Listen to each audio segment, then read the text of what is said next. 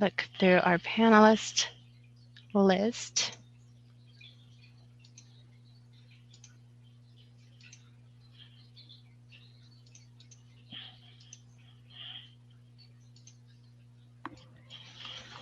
Hi, Esther. I'm here now. Sorry. Great. Okay.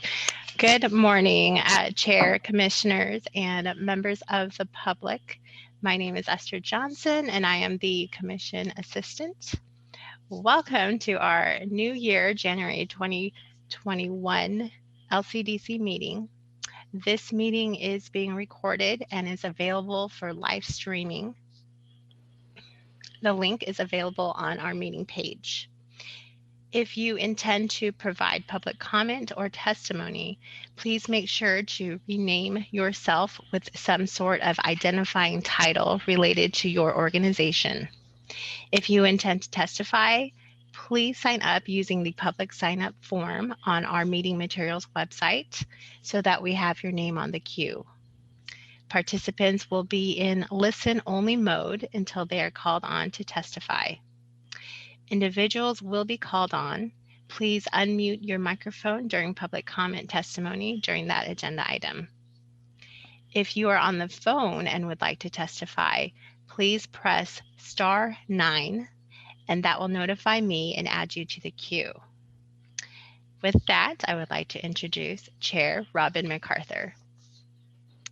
Thank you, Ms. Johnson. I appreciate the introduction. And thanks to really all DLCD staff, both on screen and off, for making all these meetings throughout 2020 as well as today work. But actually, it's because of you that they're successful. They don't just work. So a great amount of effort goes into these, and we really appreciate that at the Commission.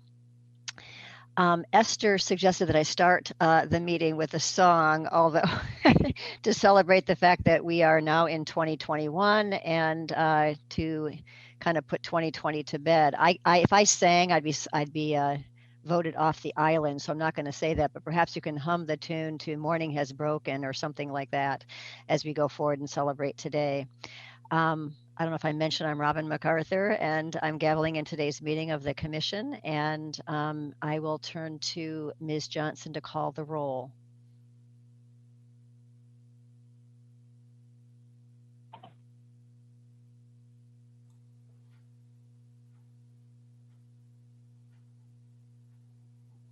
Commissioner Halova.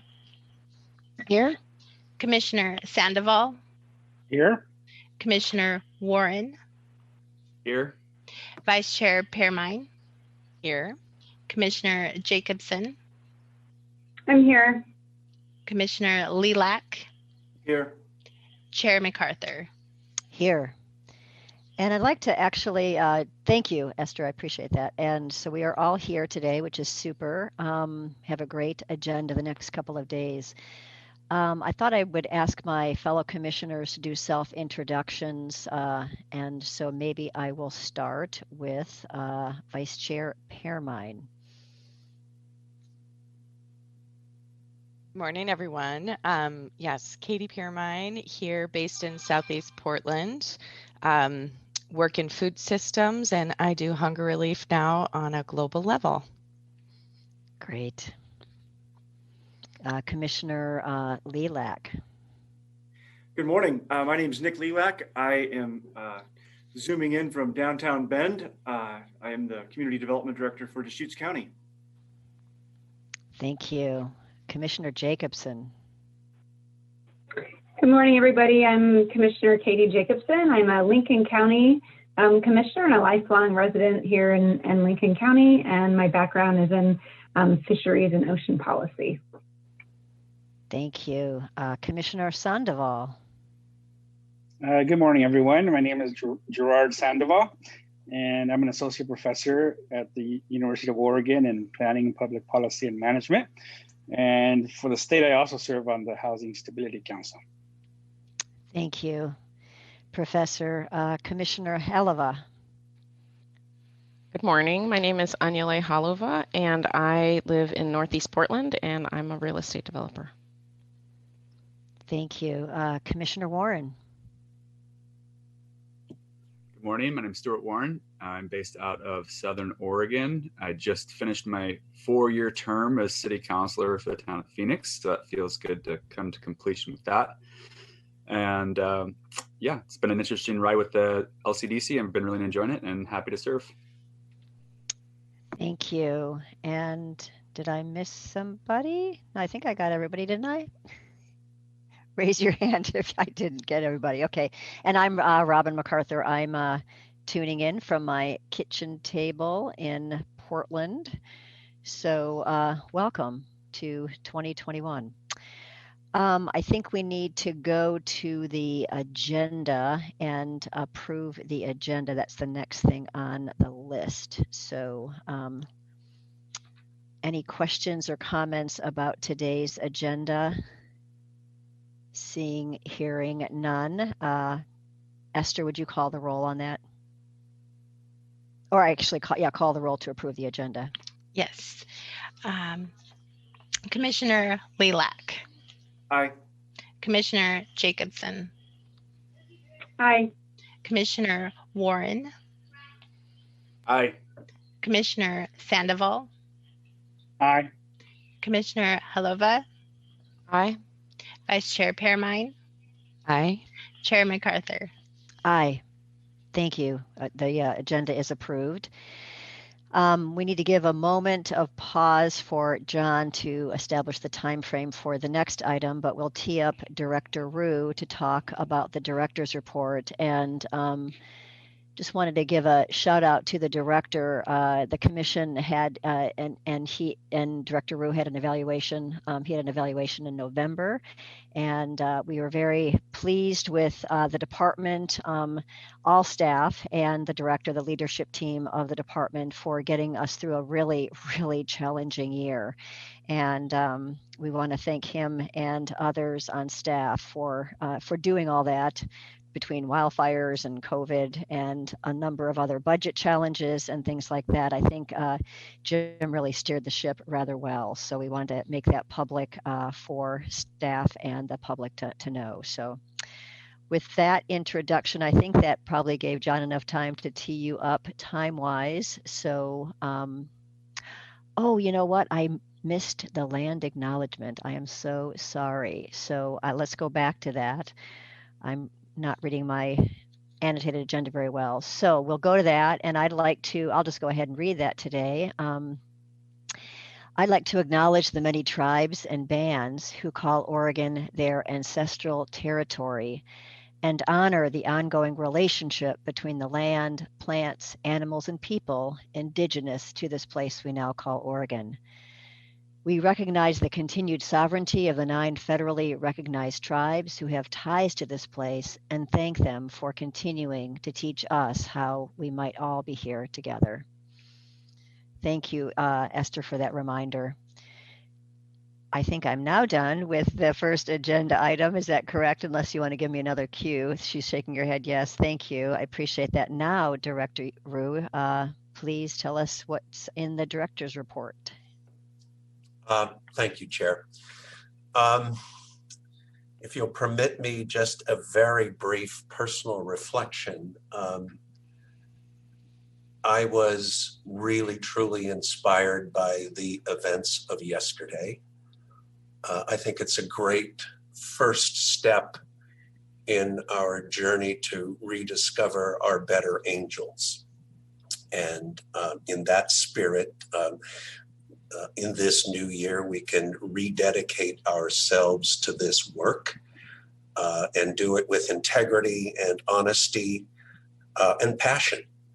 And speaking of passion, for those of you who may not have seen the recitation by Amanda Gorman, I think I'm going to start every day for the foreseeable future by looking at that tape because she's a remarkable young woman, and it was a remarkable event, and to me, truly humbling, inspiring, and something I can't forget. So thank you to her for what she has given us. with that, I'm not going to, well, first of all, the director's report is under tab 2. You all have it. I know you've read every word. Yeah, Robin, that's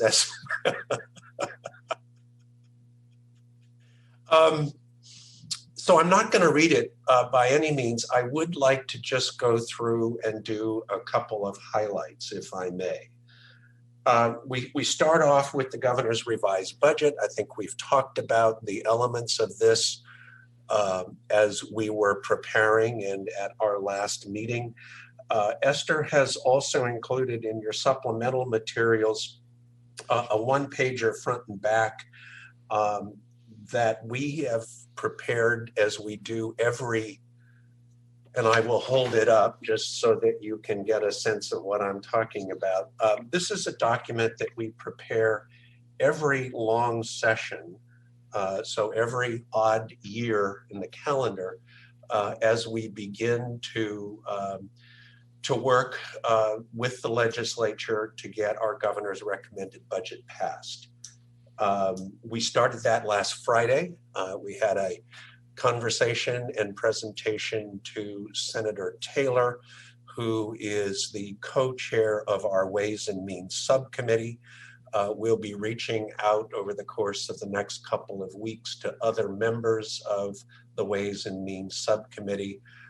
Our presentation, our formal presentation to them is scheduled to start on the 15th, so 3 weeks from Monday. And we will have 3 days of presentations, Monday the 15th, Wednesday the 17th, and then we will have the third day, which is stakeholder testimony on the following Monday, the 22nd. And then we begin the very long process. Actually, Palmer and Emma begin the very long process of working the session on a daily basis. And by the way, we are thrilled to have Emma land back with us after a job rotation with Business Oregon. For those of you who know her, she's a remarkable young woman who has more than hit the ground running, and we're just thrilled to have her back with us. So with that, just a couple of comments, and I'm not going to use the entire half hour. What I'd like to do is to either have you interrupt with questions or give me your, I'd like this to be a conversation because there's a lot of stuff going on. So on the first page under Governor's Revised Budget, just a couple of things. We have spent a fair bit of time yesterday and the day before working with the governor's office on 2 issues. One of them is the proposed breakup of the Department of Geology and Mineral Industries, DOGAMI. And we are working to bring over part of their science staff, particularly the staff that helps us and our hazards group do the basic science, which informs then the planning work that we do, particularly in coastal communities, whether it's tsunami or earthquake or landslide. And so I'm really excited about the possibility of having that science group join DLCD starting in July 1 of 2022. We work with them closely already. It just removes one of those interdepartmental barriers and really is an efficiency measure. As well as beefing up the science side of the department's capacity. So we spent some time talking about that yesterday. The other issue that we've spent a fair bit of time talking about is, frankly, a rewrite of the 19 goals to include environmental justice, climate justice, and climate. And we worked with the governor's office yesterday to come up with some options on how to proceed, but we have $800,000 in the GRB to begin that conversation. Critical to it will be to assemble an advisory committee out of primarily focusing on community-based organizations and going to marginalized, underserved communities to hear from them about how we collectively can begin to address historic inequities through the land use system. And so we can talk more about that if you wish. On the second page, item 4, our DEI committee has submitted to us, I don't know now, over a month ago, a work plan for their work, for the agency's work, both internally and how and where and when we work with community-based organizations to make sure that the work of this agency is reflective of the governor's commitment to bringing long neglected, long underserved communities directly into the conversation more correctly, as Kirsten is wont to say, we're bringing the table to them rather than simply inviting them to our table. But it continues to be a real focus of our work. There's one really sort of cool thing that has happened in the last couple of days under item 6. So I've now skipped ahead to page 4 of 16. So yesterday, we heard that the Federal Energy Regulatory Commission, FERC, denied to Jordan Cove their water quality permit. They submitted it to the Army Corps of Engineers. They had never submitted it to DEQ, Oregon's Department of Environmental Quality. They were hoping to get approval by a submission to a federal agency, and FERC denied that application. So we find ourselves, I mean, if President Biden yesterday stopped work on the Keystone Pipeline, and there may be something similar for other fossil energy projects, but there may be a way forward for Jordan Cove, but at this point, the state of Oregon has been very clear that the applicant has failed to meet the standard for requirements for the state of Oregon for them to operate. And so we're looking forward to some more clarity on whether or not that project will proceed. In the meantime, and this is the cool part, we got a phone call from the Department of Defense, and particularly the Navy, a couple of weeks ago asking if they could meet. If you've read through item 6, the Oregon Renewable Energy Assessment, the Navy is funding a project with us on some planning around renewable energy facilities close by some of what they consider critical assets. And specifically, Navy jets take off from Whidbey Island in Puget Sound and fly down to the port to Morrow County, the so-called Navy bombing range. And they practice low elevation, 100 feet off the ground, low elevation runs, simulated bombing runs, and then climb back to altitude. And they have a very real concern about some of the wind towers in Eastern Oregon, in Morrow County and Umatilla County. And so we're working with them to plot out where those wind towers will go in the future and how they may stay out of the way of the Navy fighter jets. The same is true for a proposal for wind energy off the southern Oregon coast. Those wind towers are truly huge. And the Navy does some low level flying over the ocean as well. So they came to us and they said,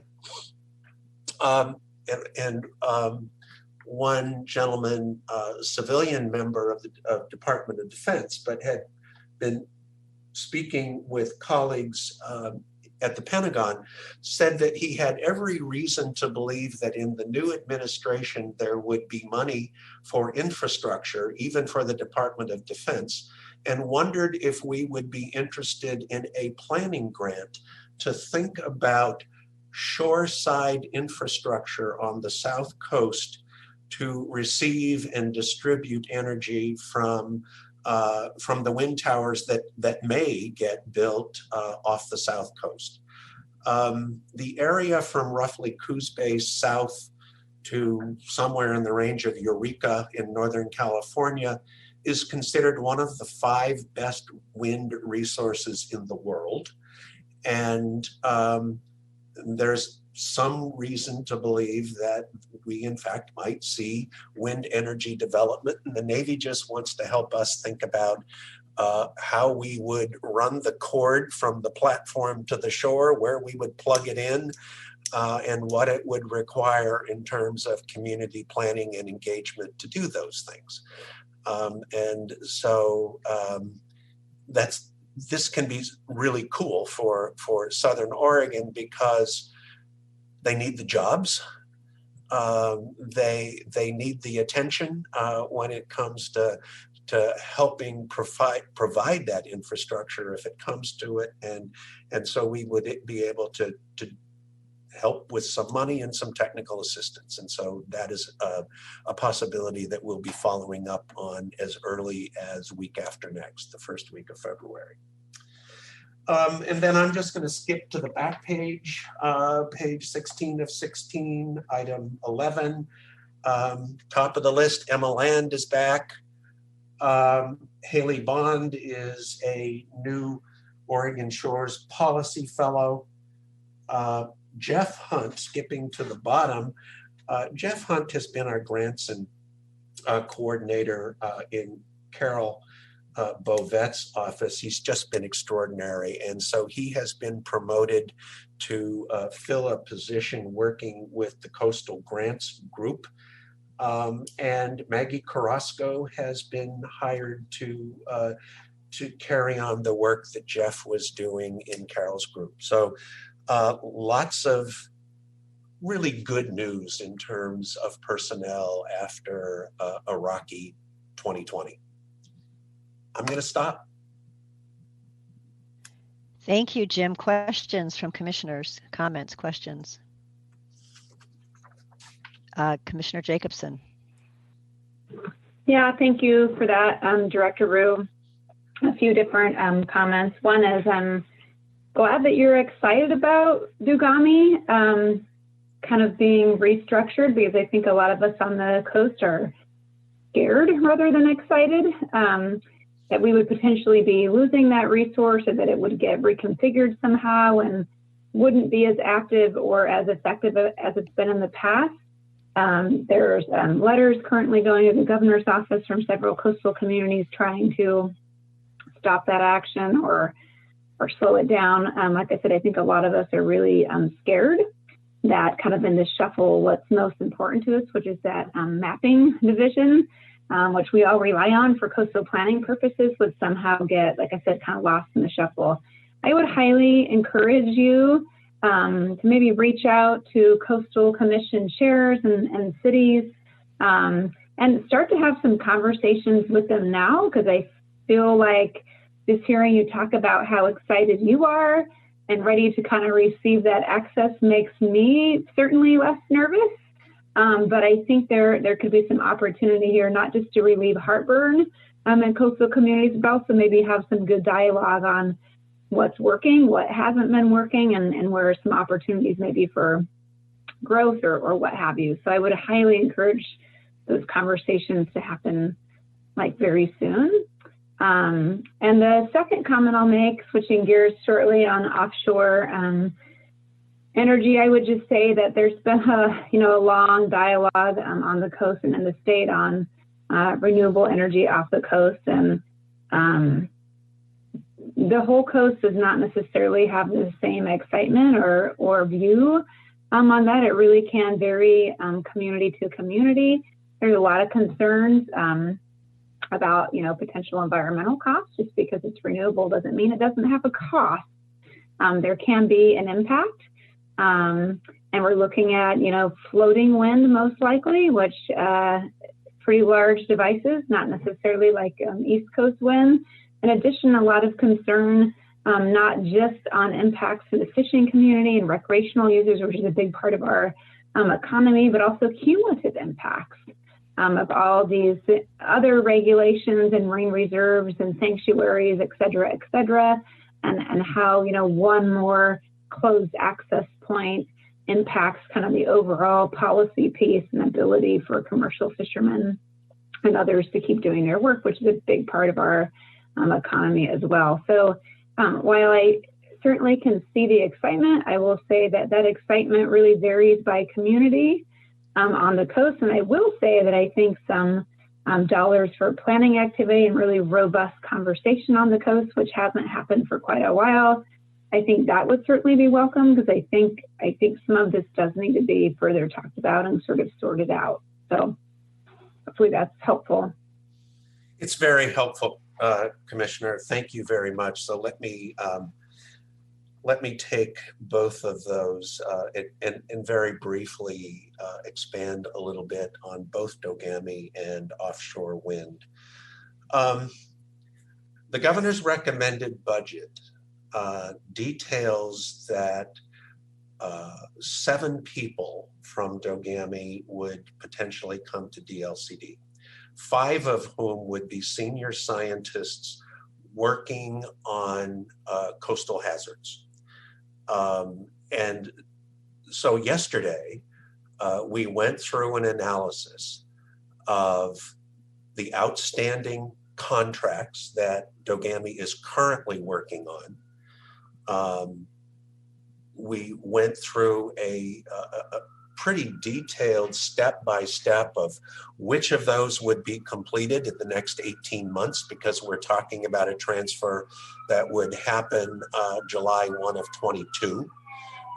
So of the 25 open contracts they have right now, all but 10 of them would be completed before the transfer. And some really critical ones on coastal hazards would continue. And there is sufficient money to make sure that we're not under-resourced in terms of money. We have looked pretty hard to make sure that we have the right people in the right place to continue the work. And so I think that we're in the process of making sure that this critical work to the coast is uninterrupted and perhaps even enhanced by this transfer. We're also having a conversation about LIDAR because LIDAR is so critical throughout the enterprise, but particularly to people on the coast. And so we're trying to figure out how we can keep that going and do so in an uninterrupted way. To your larger point, you're absolutely right. We are very aware of concerns along the coast. And candidly, we recognize that this may not happen because the voices of the Coastal Caucus are really strong and really powerful in the legislature. And so having a conversation with your fellow commissioners and frankly, there are a bunch of new legislators who I do not know. A new senator who I do not know, a couple of new state reps. And so we have a lot of work ahead of us to make sure that we've at least made those connections, if not resolved everybody's concerns. And then moving on to offshore wind, again, you're exactly right. I remember vividly conversations about wave power, wave energy. And it was not my introduction to the department, but it was early years, and very vibrant conversations up and down the coast about wave energy and what it meant. And so most of us have not forgotten that because we have much of the same staff who worked on that. Andy Lanier in particular, I want to mention, and this goes directly to your point about cumulative effects. Andy Lanier worked on assembling the first data map of the territorial sea. And it was, I think, a pretty incredible piece of work. We still have it. It has something north of 100 layers of all of those current uses of the territorial sea. And it's there and available to us to add. So I think we've made a really good attempt to address cumulative effect, but we can always improve, and I think we have the tool to help us do that. So you're quite right. Again, a very long way to go. It may never happen, but working with coastal communities to make sure that their voice is reflected in our data analytics, in our conversations, is the foundation of what we try to do. Thank you. Any follow-up questions, Commissioner Jacobson? I would just add that I too was in the wave energy discussions. I feel like, you know, if you were through those, you have a little PTSD about that process. So I understand that. I was in my role with Oregon State and Oregon Sea Grant at the time, and so was heavily involved. So, you know, I'm glad that you're aware of all of those things, and I feel like just, you know, more robust discussion to come. Thanks. Indeed. Thank you for raising that, Commissioner. Other commissioners have questions, comments for Jim? Looks like Commissioner Sandoval. Okay, thank you. So yeah, Jim, I'm really excited to hear about the updating the land use goals. And I just wanted to kind of briefly talk about a research project that I've been doing. Is I've been working with my PhD student to trace the evolution of equity in the planning field, like all the way from like pre-civil rights to civil rights till today. And one of the lessons we're learning so far is that depending on the institutional context that a planner is working in, they might define equity in a similar way, but they operationalize it very differently, you know, via their programs. And so I guess my question would be, you know, are we trying to update? Are we creating a new goal based on kind of climate justice, climate equity, or are we trying to integrate equity into all the goals? Because that's a very different thing. If we integrate equity into all the goals, I think it would be much more powerful, but it'd be a really daunting task. So I just wanted to get some clarification on that. Well, thank you, Commissioner. As always, your question goes to the heart of the matter. And as I described to staff a couple of days ago, the options that you talk about go directly to what I said appeals to my head and what appeals to my heart. So we have $800,000 in the GRB for this biennium. We have no guarantee that we'll ever get more. 2 years from now, there'll be a new governor. There'll be lots of new people in chairs that will be part of this discussion. And we have no certainty, excuse me, that we'll get more money. So the issue is, how do we use the 800,000 that we have so that we can prepare the way to continue this update of the goals? So my head says, do what you can with 800,000 because we don't know, we can't predict the future. My heart says exactly what you said, incorporating equity and climate into all of the goals is, in my opinion, the way to go. But it's a 3 to 5 year process. It's millions of dollars. And I have seen how multi-biennial projects can get derailed because we work in a political environment and it's so difficult to predict where we're going to be 6 months and 3 years and 5 years down the road. So that's exactly the conversation that we're having right now with the governor's office.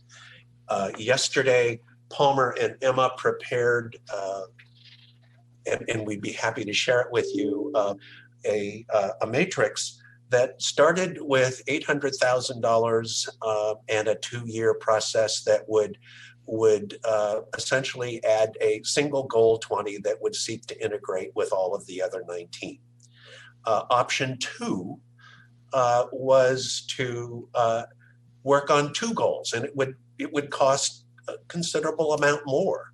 And so we would use the 800 to lay the groundwork, and then hope that we could get, $300,000 or $400,000 or $500,000 in the 23-25 budget to continue the work. But in addition to a goal 20, it would allow us to completely redo goal 1 so that we would think differently about public participation, particularly community-based organizations who've not been part of the conversation, to your point, certainly weren't 48 years ago when the land use system was first written, when SB 100 was first passed. And so that's sort of the first step. And then the following 2 options, 3 and 4, are incrementally more expansive until we get to option 4, which is like a 5-year deal and at least $2.5 to $3 million to make sure that climate and justice are part of every goal. To paraphrase Amanda Gorman, just is not necessarily justice. So we need to think really, really, really hard about that. And so again, you've caught us in the middle of this conversation. We've got to get it resolved because we have 3.5 weeks before we have to make a presentation to the legislature. Okay, that's great. So one of the things I would add is that by updating, whatever we decide to do, we would really be a national example. So it's not just about Oregon. It's really, by updating at least some of these goals, we could really be like at the cutting edge of these issues. And with the new administration coming in, it could really, be something special. I'm sorry, I'm struggling. I want to call you Gerardo because I love rolling my R's. And you've requested that you are Gerard, so I'm going to work on that, I promise. So I'll just call you Commissioner Sandoval. You're exactly right. One of the things about yesterday is that for the first time in a long time, it gave me a glimpse that there may be a way forward. There is the opportunity very clearly again to do big things. And I like big things. And so for whatever value my voice has, it's to go big or go home. Thank you, Jim and Commissioner Sandoval. Vice Chair Pearmine. Well, this was the question I was going to ask too. So thank you, Gerard, for bringing this up. And just to say, I say go big as well. And I think it's really exciting. I think one of the questions I have are what other agencies are looking at their statute, their work in the same way. And I think for us specifically, the acknowledgement of the tribes and Indigenous folks who were here first, I think that there's an opportunity also for some restorative justice and truth and reconciliation through this process. So I'd be curious if other agencies are in this space where they're reckoning with the formation of an organization that is really difficult for a lot of our Indigenous communities. So just something to think about. And I wonder, have you heard, Jim, of other agencies? Yeah, thank you, Commissioner. I'm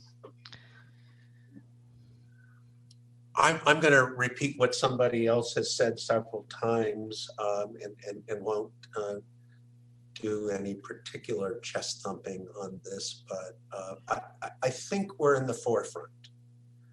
I think the degree to which we have incorporated equity considerations into our work is, you know, if we're not directly at the head of the pack, we're pretty close. And Kirsten is responsible for this. She is the one who can speak to it better than I. But as an example, yesterday we got a request from Jefferson Public Radio down in the Rogue Valley to talk about addition of Indigenous voices to the Ocean Policy Advisory Committee.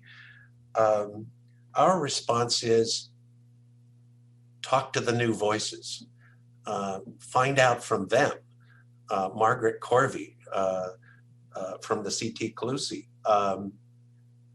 And so I think that may happen. And other agencies, DEQ is clearly in the middle of this conversation. The governor's recommended budget would finance an Office of Environmental Justice within DEQ and to do the critical data collection. You know, data is policy. And so that's, I think, going well, and Richard is providing good leadership on that. You know, OHA, I think, is doing a pretty good job, particularly as we talk about the rollout of the COVID vaccines. ODOT has made organizationally a critical adjustment, internal adjustment. They've Chris Strickler, the new director, has hired a community engagement person who is now an associate director. Her work is to focus on underserved communities and make sure that their voices are heard and that they are seen as being critical to the conversation. And you know, we're a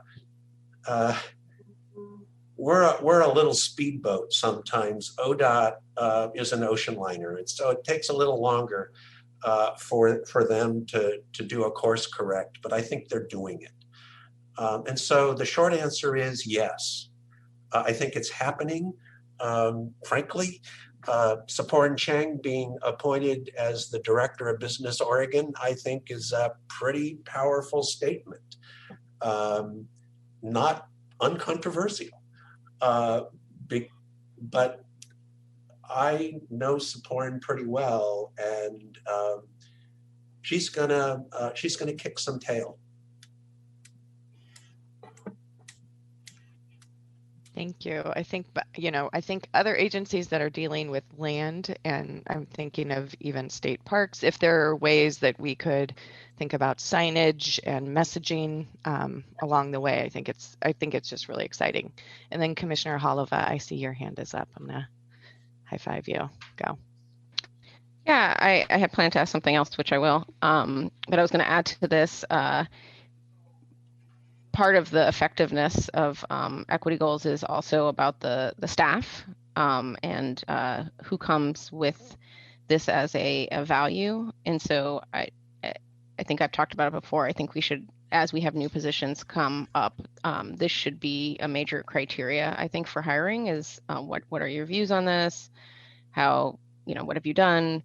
Or how do you see this being incorporated? Should be a part of the kind of interviewing process. And that way, even if we're not able to fully realize the changing of the language, the people who are hired will naturally look for these things in their work. The question I was going to ask was about Section 5, the annual performance, key performance measures. Unfortunately, I did not get to read the full report on Attachment A. So I more just had a question as I'm learning more about the department and, going through rulemaking about enforcement. And so I'm more curious when we have a goal that's not 100%, just in general, why isn't 100%? And then when the results don't make the goal, whatever the goal is that an enforcement issue or is that something else? Thank you, Commissioner.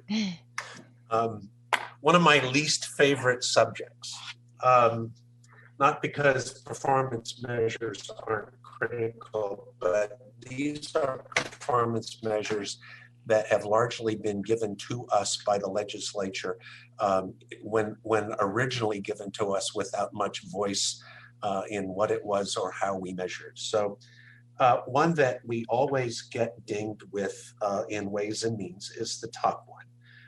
Employment land supply, 73%. Critical to an analysis of the fraction is to look at the numerator and the denominator.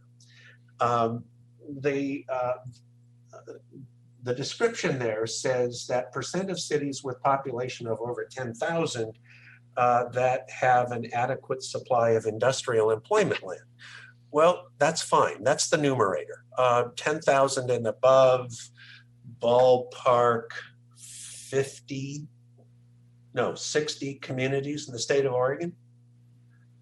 The critical thing here is the denominator, and it's 242 because that's 241 because that's all of the cities in the state of Oregon. So the vast majority of cities are under 10,000. So that's the problem that we have is when we don't have money to do periodic review, when we don't have the capacity to work with every community to make sure that their comprehensive plans are updated, it shows up as part of the decline in the percentages. And so we've worked really hard to work with the legislature to make sure that we're measuring the right thing and that it is truly reflective of the work that's getting done. Are you saying like the target is reflective of the amount of budget that's able to complete the work? It's exactly. 75, not 100, because there isn't enough money to. It's also because it's a lopsided measure to start with, because the denominator is not reflective of the communities that are in fact required to do the work. Okay. Any other questions, Commissioner Heleva? Yeah, I'm going over time. Apologies. No, I'm just trying to understand these metrics. Thank you.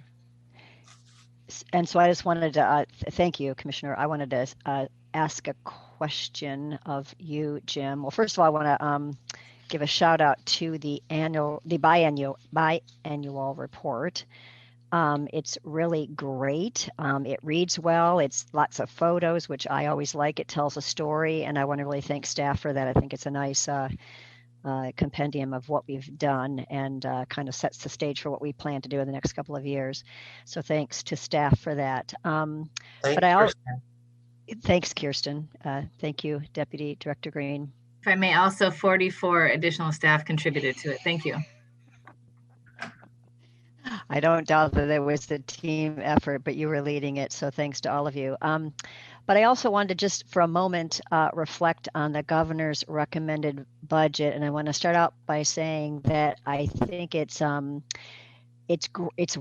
great, and we haven't seen this kind of support necessarily in the past. Obviously, the governor has had competing interests for her time and energy, but I would just say that it most likely is a demonstration, a reflection of her commitment to the department and the work of the agency. But also, I think it's because we've had a really good track record over the past year. There's been a lot of issues that have trickled up to her on the housing front. And I think the housing group has done just a beautiful job of the rulemaking on that effort. So I think it just reflects a job well done. And I want to make that comment. Because I don't think we'd probably have continued resources placed into the department if that hadn't happened.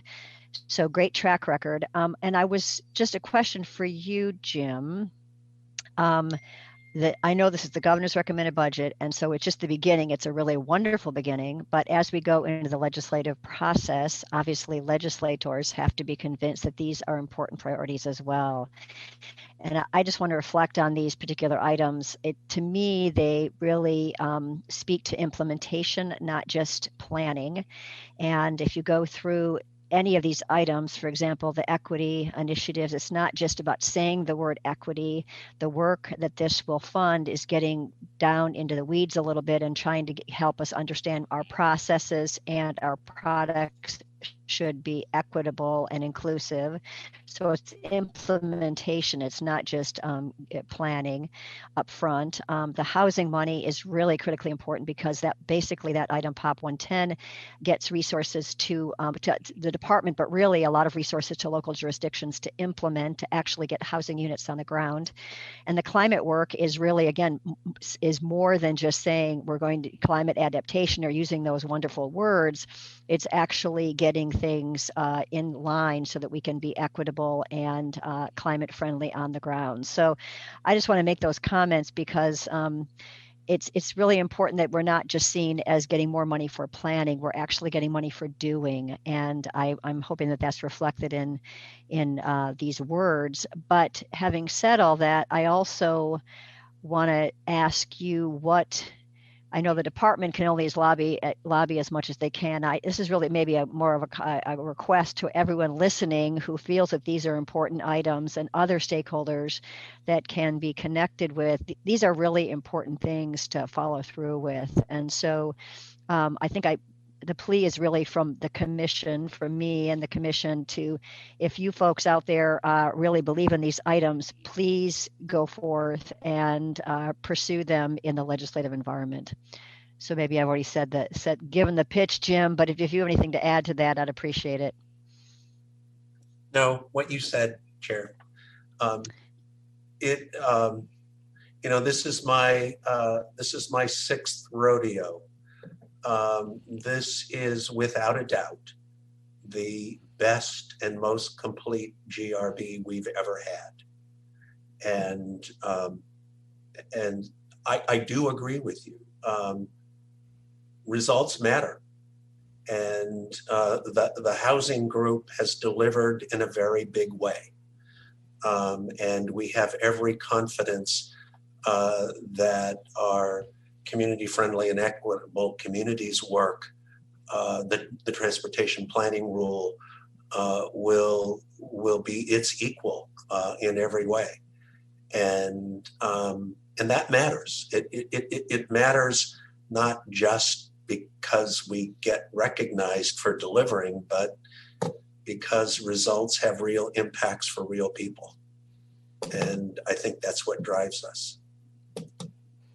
So yeah, we're going in full bore saying thank you, Governor, for everything you've done for us, recognizing that we have some headwinds, but we're fully committed to finishing the task. Great, thank you. And if I don't see any other comments from commissioners, I will. Commissioner Lilac has his hand up. Oh, thank you, Commissioner Lilac. Chair, thank you, Chair MacArthur. I had several questions. Some have already been addressed, but I'll kind of do these rapid fire because I know we're over time. First, I just want to say, whatever I can do to help with the recruitment for the Citizen Involvement Advisory Committee, I see that recruitment's going out next month. Please let me know with county planning directors, OAPA.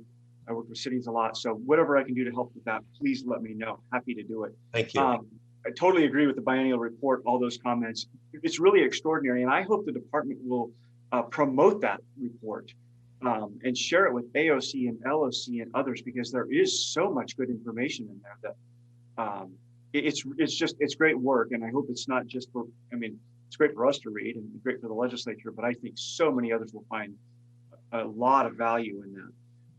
I really appreciate Commissioner Halaba's comments about the employment land, and I was thinking about the performance measures as well. And these performance measures seem like they're really fantastic 1990s era performance measures. they really could and should and need to be updated to reflect where we're at today and going forward. I mean, just think about what's happened and what we've experienced in the last year. I mean, employment land is going to fundamentally change going forward. Anybody that's working at home today or remotely working even part-time, that's going to have an effect on some needed employment land. So in any event, just my comment is that those performance measures should be updated, and employment lands is just one example. I did have the question. I think you answered it. You can tell actually I do read every word, Jim. Director Rue, I do. Twice. And I always have.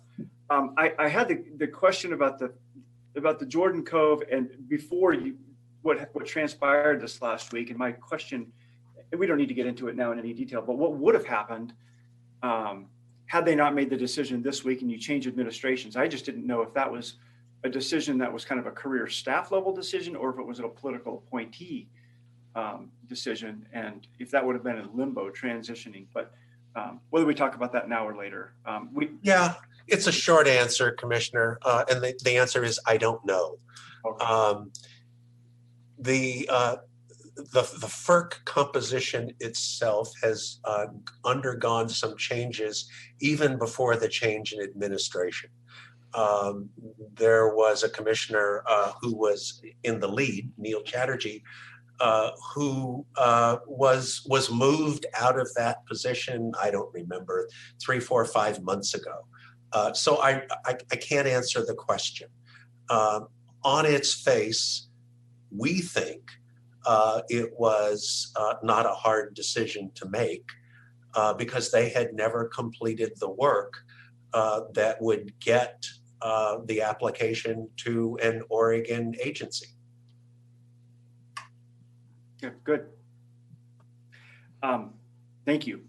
Just the other two I had, one, and maybe we'll get to this here shortly, is just with the governor's budget. I did see, and maybe it was a supplemental material about the Willamette Valley position being eliminated that's currently vacant, and just a question about the Eastern Oregon position, and if that's full or recruitment, or if that's included, or what might happen with that, just given that we've got a lot of counties out here and a lot of land. So. Yep, both have been restored in the GRB. Great. Great. I'm sorry, Director Root, Chairman. That's not true. Thank you. Yeah. If I may, shall I, Jim? Okay, yes. Thank you, Chairman. Eastern, but not Willamette. That's correct. Thank you. And just my last question was going back to what Commissioner Sandoval started to talk about in the whole conversation about updating the statewide planning goals.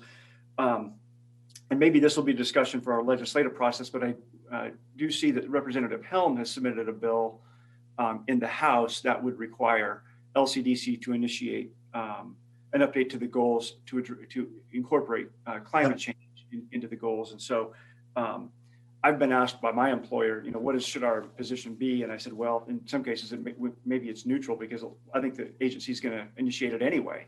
Yeah. At some point, but in any event, that's a separate, maybe we can talk more about that. Yeah, later. just very quickly, what we have is clearly a fiscal bill We are working, Palmer and Emma are working very closely with the co-sponsors of 2488, which is the House bill that you're referring to.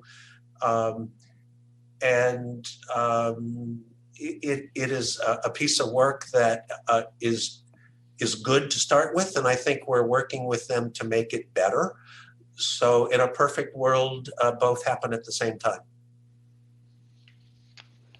Thank you. Great, thank you. Appreciate everyone's comments. Thanks, Jim, for a great report and conversation. We did, in fact, make it a conversation, as you could tell. So I'd like to move on to agenda item number 3, and that is the government to government report. And just by way of introduction, this is done annually, as you can tell by the description in your packet. And normally we include this in the director's report as an item, and I think it's in there as well. But in our renewed commitment to inclusivity and expanding and equity, we felt it was really important to pull this item out and invite our government tribal members and representatives to come in and highlight a couple of points for us. So I'm really thrilled that this is a separate item and that those folks that were invited were willing to come today and articulate what their thoughts are about the issues that are raised in the report. But at this point, I'll turn it over to Deputy Director Green to give the introduction and introduce our speakers on this. Thank you so much, Chair MacArthur. Kirsten Green, Deputy Director. If I could, Chair MacArthur, just a couple of logistical points on the Director's report for Commissioners. Before we completely pivot, I wanted to just thank Dr. Sandoval again, Commissioner Sandoval, for his comments on the goal review process. And Commissioner Sandoval, would love to follow up with you on your research. I know that at our last commission meeting, you volunteered, expressed interest in that goal review process. I don't think Emma Land was on that back with us yet from Business Oregon, but I just wanted to resurface your interest in that and give you thanks. Probably all the commissioners are interested in the goal review process, but you were the first to express your deep interest in that. Under tab 12 is where you'll find the handout that Jim held up, which is the session 1-pager. So on your electronic materials that Esther has sent, it's also posted to the web. Under tab 12 is at attachment A, which is the detail on the governor's recommended budget by numbers, and then also a kind of a snapshot of the highlights of the biannual report on the back side. So we like that 1-pager. We'll probably add a little bit to it because I noticed some white space on it, and we have more to share, so we might expand it a bit, but that's there for your information. So thanks again, Chair MacArthur, for introducing this agenda item. As you know, I'm relatively new to DLCD for a couple of years and certainly new to the role of tribal liaison, but it is a great honor and responsibility to serve in this role, at least temporarily. We had some staff turnover.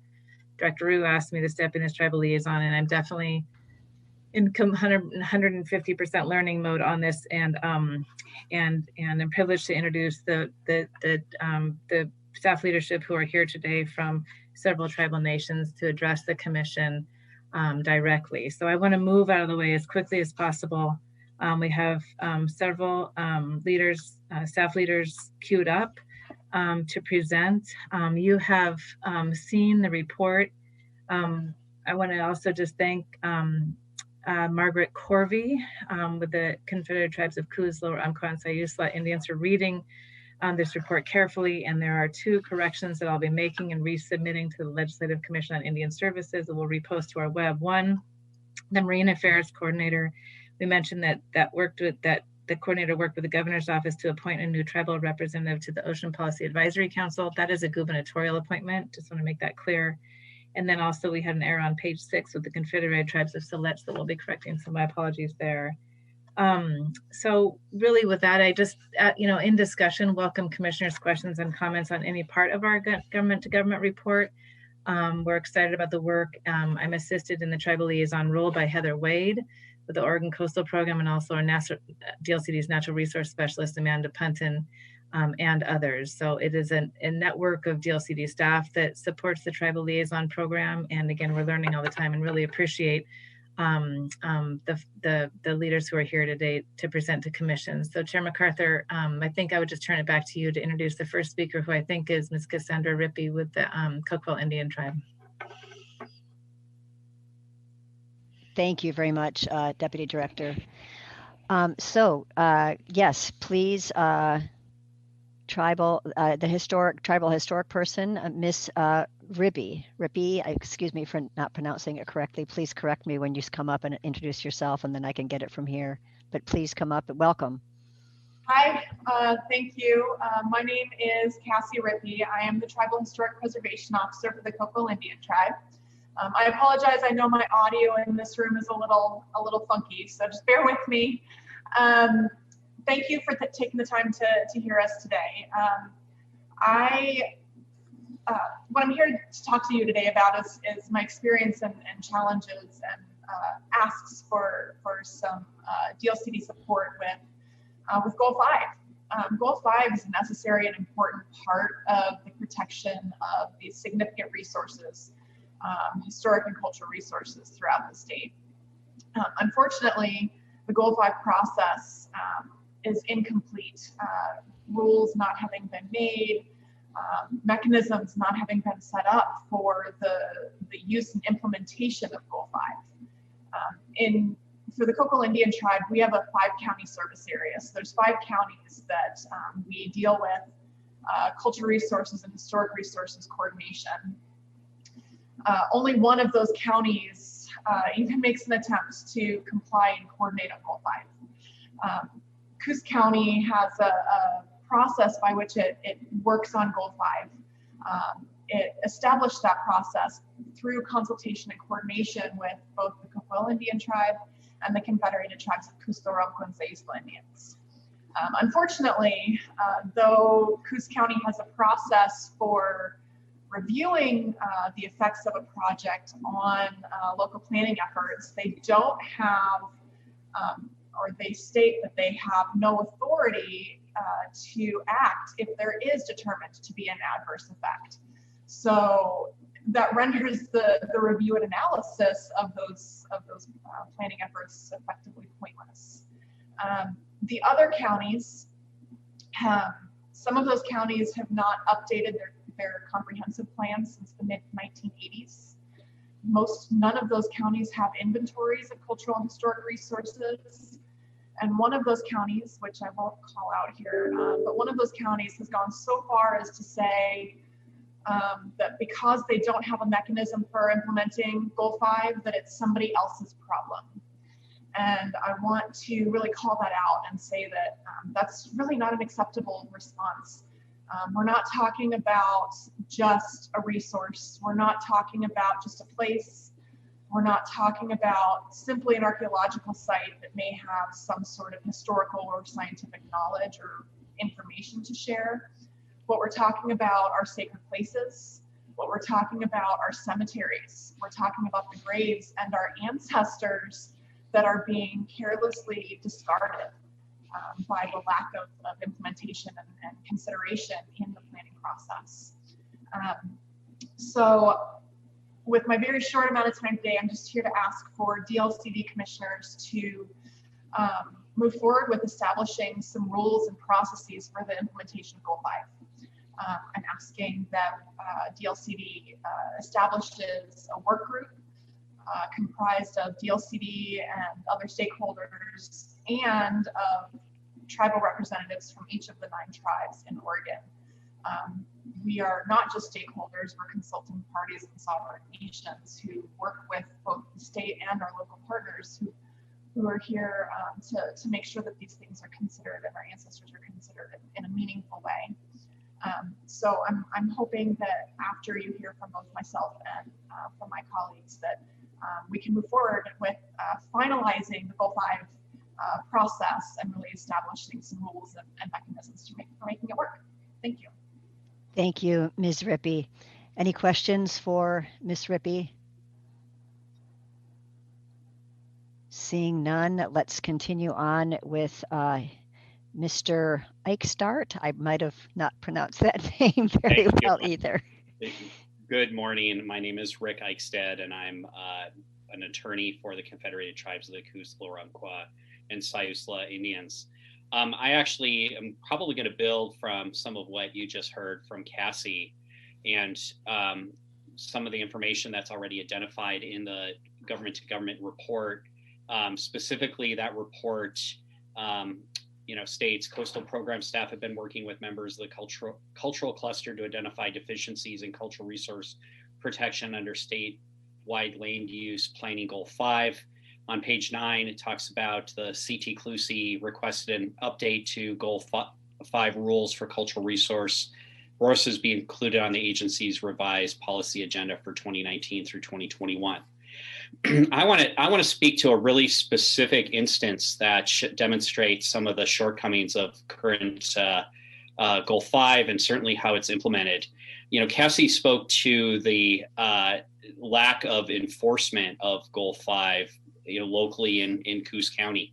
There is one mechanism that Coos County and some of the local jurisdictions use to actually enforce goal 5, and that's policy 18 of the Coos Bay Estuary Management Plan, which requires identification and then subsequent development of protection measures for cultural resources. As was alluded to earlier by one of the commissioners, there's a lot of controversy in our community in regards to Jordan Cove, and the tribe is involved in 2 proceedings before the Land Use Board of Appeals. And in both those cases, we are challenging a finding that by the city of Coos Bay and by Coos County, where essentially they're stating because cultural resources are not on their outdated inventory, they have no duty to protect them. And in the record of that matter, the tribe it's sharing cultural resource information is something the tribe doesn't take lightly, but we provided information to both jurisdictions about cultural resources, and notwithstanding, they issued findings that said, because they're not on the inventory, policy 18, which is their implementation of goal 5, at least in the estuary, does not apply. So we would really appreciate, as Cassie mentioned, a group to look at this. And I think one of the matters that needs to be looked at is a duty to develop inventories, to update inventories, and I think more importantly to consider information that's presented by tribes or the SHPO. In at least one of those cases, some of those were SHPO inventoried sites that were not on their inventory, and I think other provisions of Oregon law defer to tribes in defining sites of archaeological significance. ORS 358 905 1B subsection B defers to tribes to define those sites. So there seems to be this disconnect between goal 5 and state law, at least how it's implemented. And certainly because the site's not on some arbitrary inventory that has not been updated for years does not mean it shouldn't be updated. We would also ask that when information is shared, if the rules are updated, that there's a strong duty of confidentiality. In instances, we've had local jurisdictions include maps in publicly available information of cultural resource sites, which unfortunately is an invitation to bad actors to loot sites. So there needs to be a clear indication or call for local jurisdictions to protect that information and to appropriately handle that information. So I think with that, I will turn it over to my colleagues. Thank you very much. Any questions for Mr. Eichstad? Yes, Commissioner Lilac. Thank you. One question I have just right out of the gate is it possible in Coos County or other counties there for a private entity to initiate a legislative amendment to update that county's Goal 5 inventory. So I recognize there's a big expense to creating it, creating the findings and maybe the easy analysis and whatever else is necessary. But has that avenue been explored as one option to formally present it to those applicable counties? I am not aware of that angle. We have not explored that angle, and frankly, part of our response to LUBA has been, while Goal 5 calls for the development of an inventory, we don't read Goal 5 as limiting protection of cultural resources, particularly when looking at the totality of Oregon law and even local policy 18 as limiting it to the inventory. What we're afraid of, and we'll know by February, is, what will LUBA decide? Does it have to be on inventory or does it not? But regardless, we think there needs to be some clarification. But again, to your point, we have not explored that angle. Thank you. Deputy Director Green. Thank you, Chair MacArthur.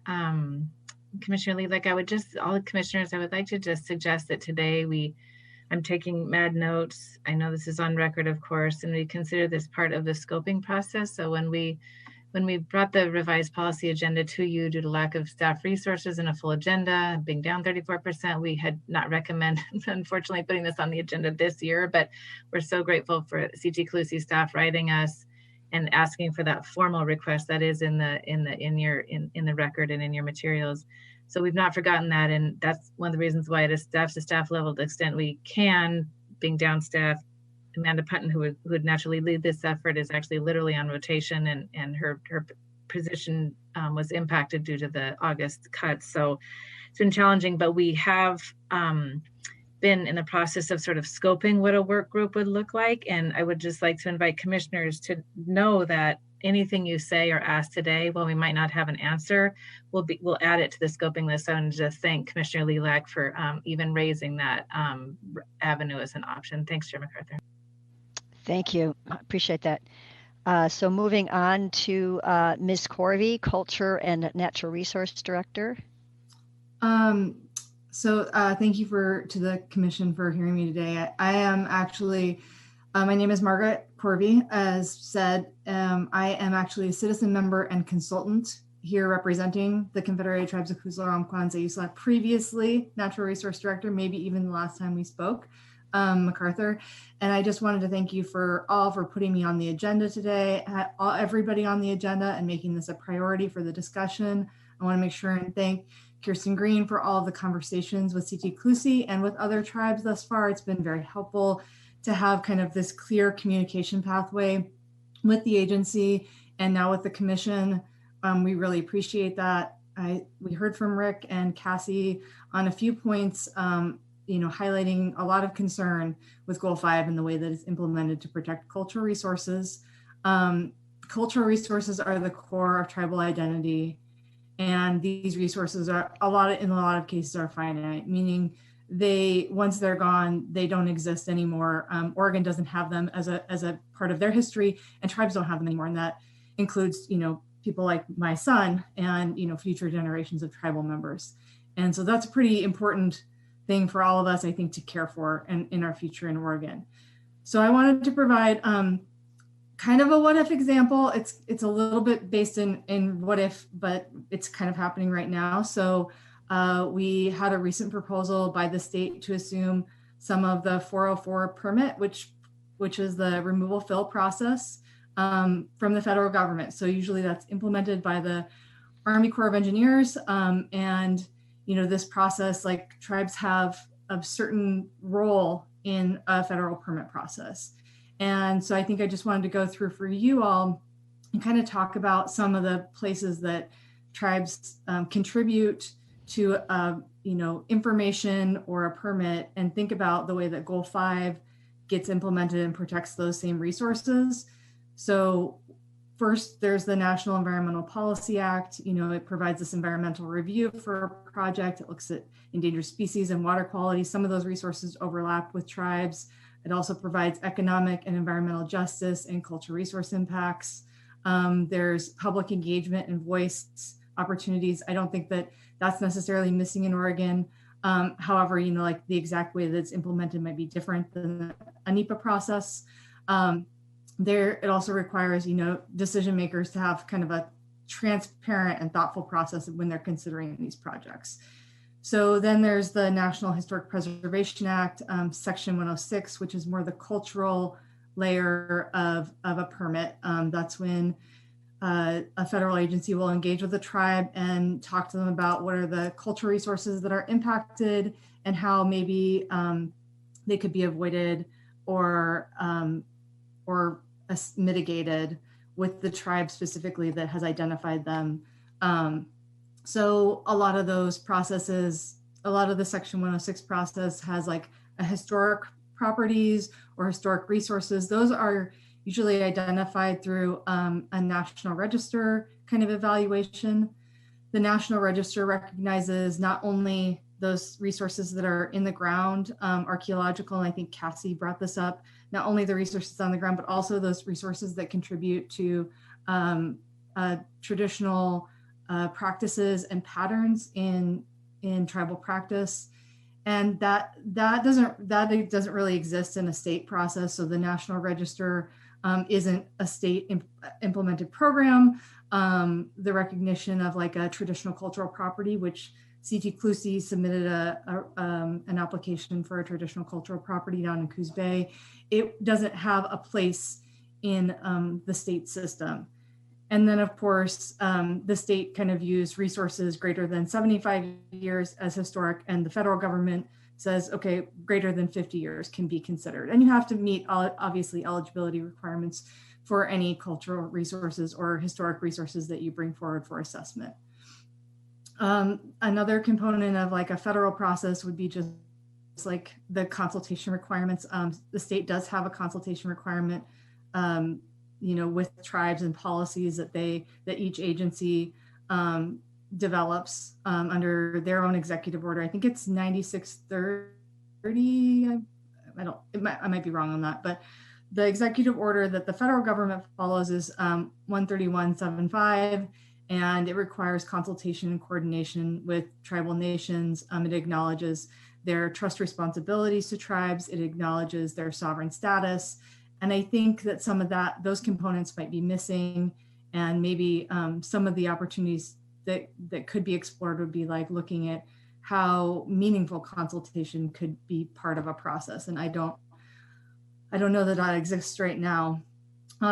Rick talked a little bit about confidentiality.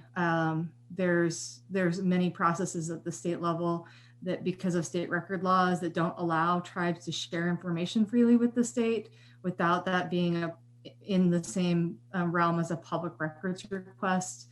The federal government has lots of privilege options for tribes and consultation to share information with tribes. And so I think, you know, the tribes maybe want to see a process that works and is thoughtfully reviewed, is kind of inclusive, clear, consistent, flexible, I think is important too. We don't want something that's static. Again, we want something that can be changed over time, whether that be inventories or whether that be something like permits aren't just rubber stamped, you know, again and again and again, when there might be new information on resources that have been identified. And so I think I just kind of laid out a lot of technical in the weeds stuff, but what I wanted to propose is that there might be some solutions to all of this, but I don't know if we even know all of the gaps right now. So I think we've identified today some of the gaps. You've heard from the Coquille Indian tribe and the Confederated Tribes of CT Clusie. I think there was a request to maybe engage with other tribes on this, and I think that that's very important. And I'm excited about the Legislative Commission on Indian Services being here today. So I'm gonna maybe pass off the mic unless there's questions to them. And thank you very much. Thank you very much, Ms. Corvey. You've helped us understand more in more specifics what some of the issues are in the places of contact. So any questions for Ms. Corvey? Seeing none, And getting no text from Ms. Taylor to tell me that there's somebody with a hand up. Thank you. We'll go on then to Ms. Scott, Cultural Resources Protection Specialist for CT CLUSI. Welcome. Thank you. Again, my name is Stacy Scott. I'm the Tribal Historic Preservation Officer and the archaeologist for the Confederated Tribes of Coos, Soronco, and Sayuslo Indians. With being, working for the tribes for nearly 8 years now, I'm very familiar with some of the Goal 5 inadequacies.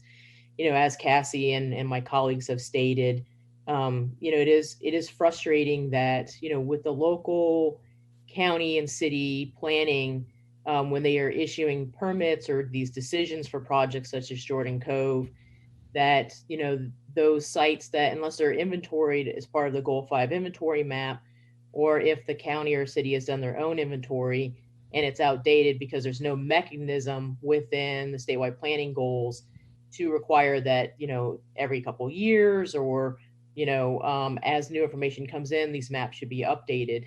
And, I work very closely with Coos County, with Jill Rolfe down there. And, talking to her, there was a conversation that her and I had about trying to update it. She wasn't really sure how to do that because, again, within their policy 18, there's really no mechanism stating how that's done.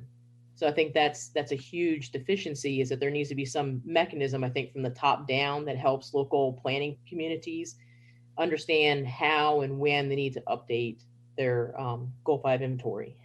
Also, the inconsistencies that were mentioned previously between state and federal laws. If we're talking about a 404 assumption, I feel like we really need to tighten those up to be more consistent. Otherwise, we lose, from the tribal perspective, a lot of the protections that are afforded under the federal regulations, such as the 50-year mark that Margaret mentioned, the difference of 25 years.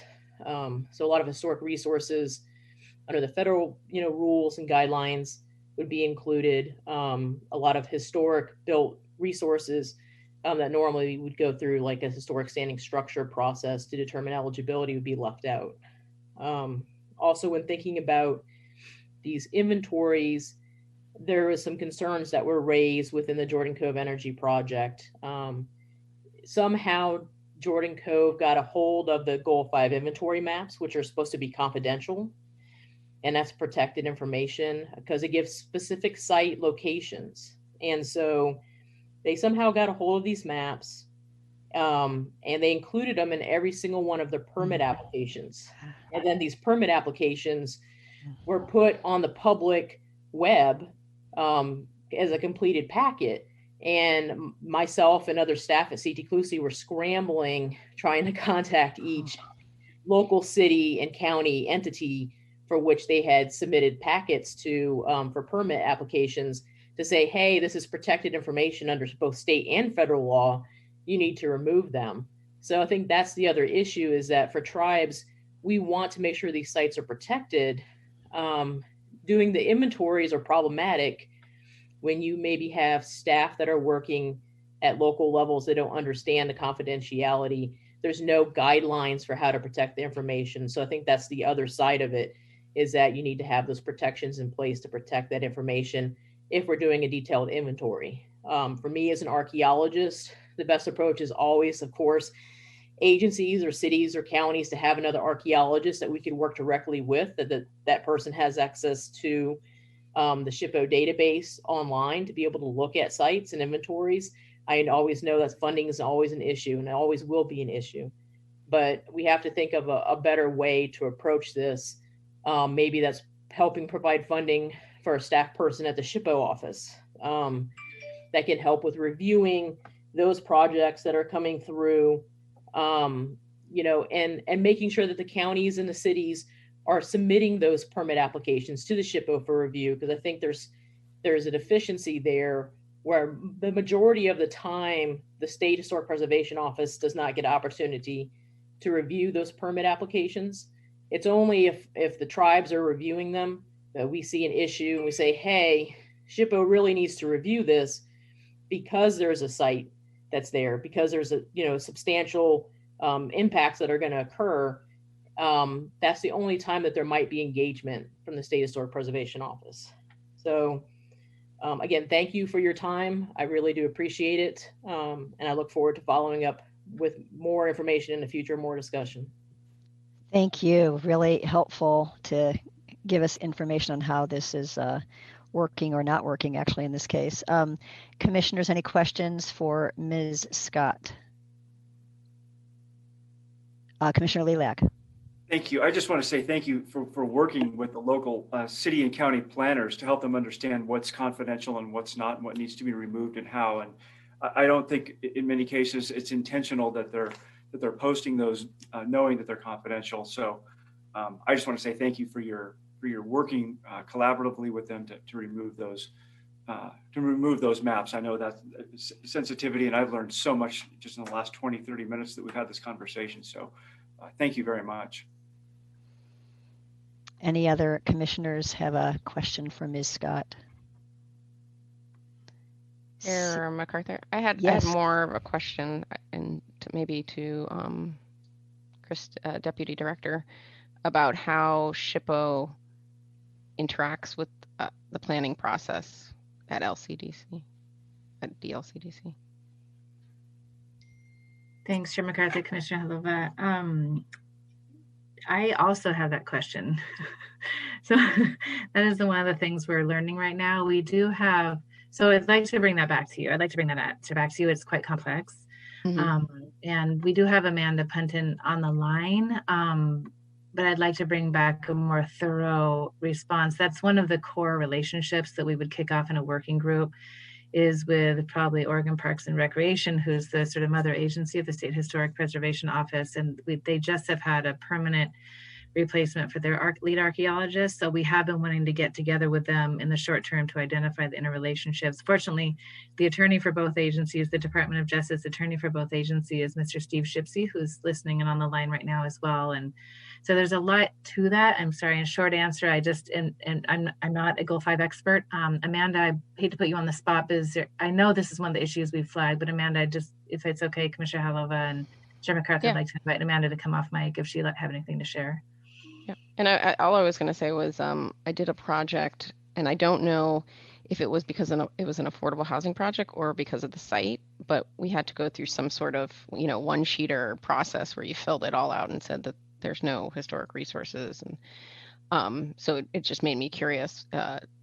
What is kind of like the piece of paper that one has to fill out during permitting that might relate to them having somebody having to do work or verify that these resources don't exist. And I never had to do that before. So I'm thinking it had to do something with the relation of affordable housing requirements, because it was getting state funding. So it makes me wonder if that could be a step in the process. Right. Thank you. I wonder if it was state or federal funding, but thank you, Commissioner Halova. Well, we get a quick answer from Amanda, and then I kind of want to summarize, because I think this is a very important topic, and I wanted to kind of circle back to you in a moment, Kirsten, to get kind of a summary of next steps. I hear interest on the part of the commission in pursuing this, and special thanks to our guests that have articulated the issues, but I want to make sure that we have a chance to really scope it and have a more formal conversation that talk about specific issues within that scope. So Amanda, if you want to comment to respond to the question that was raised for you.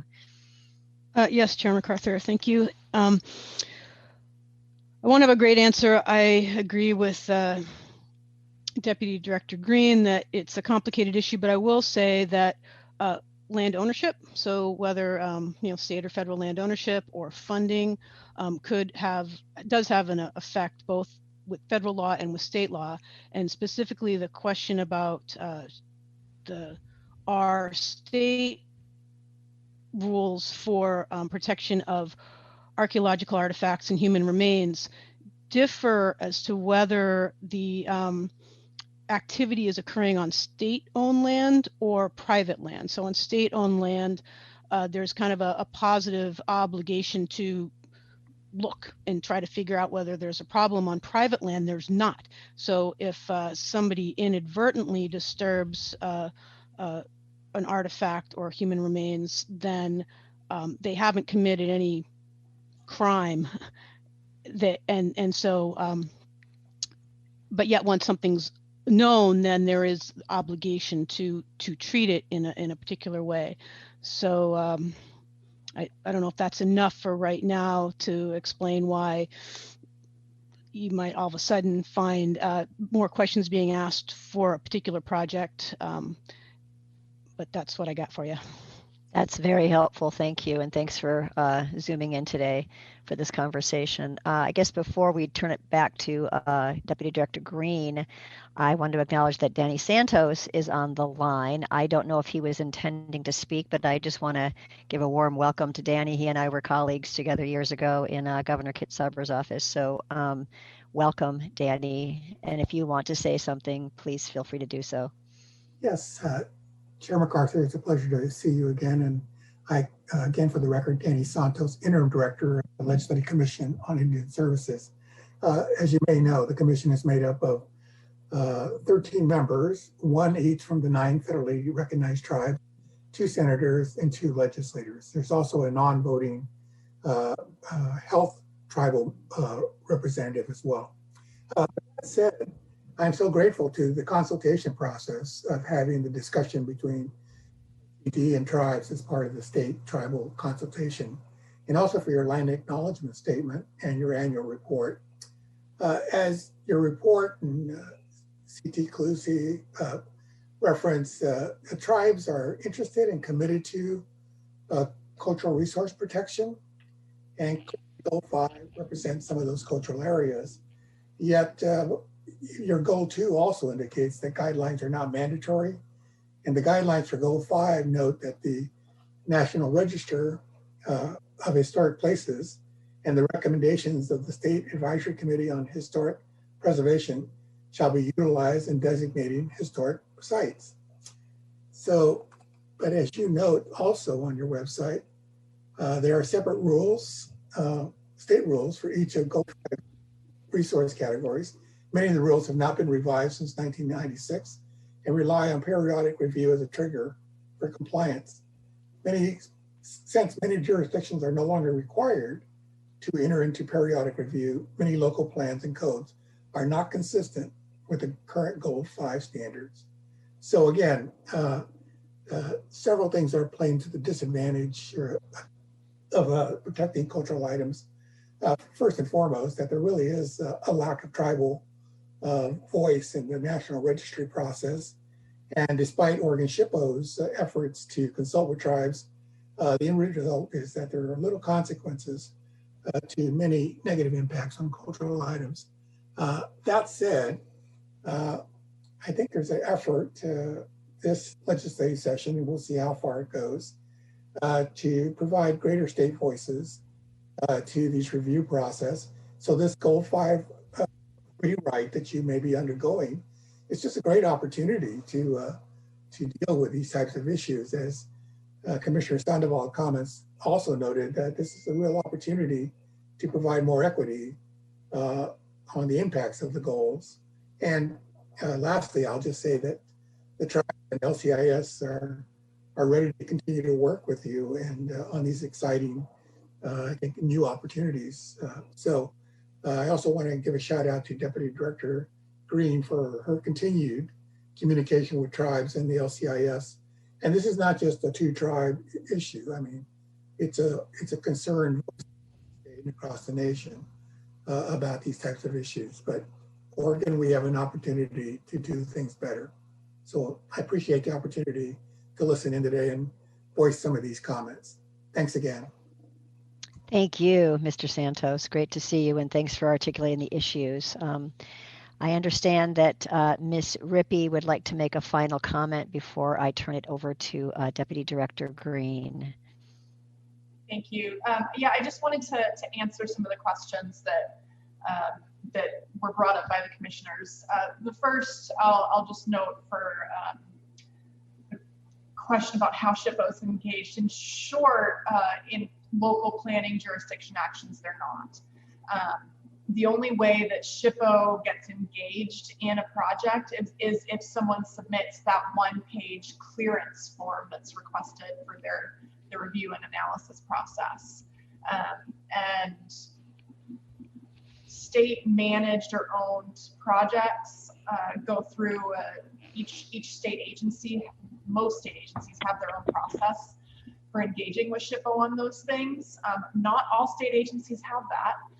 And furthermore, many actions that were previously owned or managed by state agencies have been turned over to local planning jurisdictions. I'll use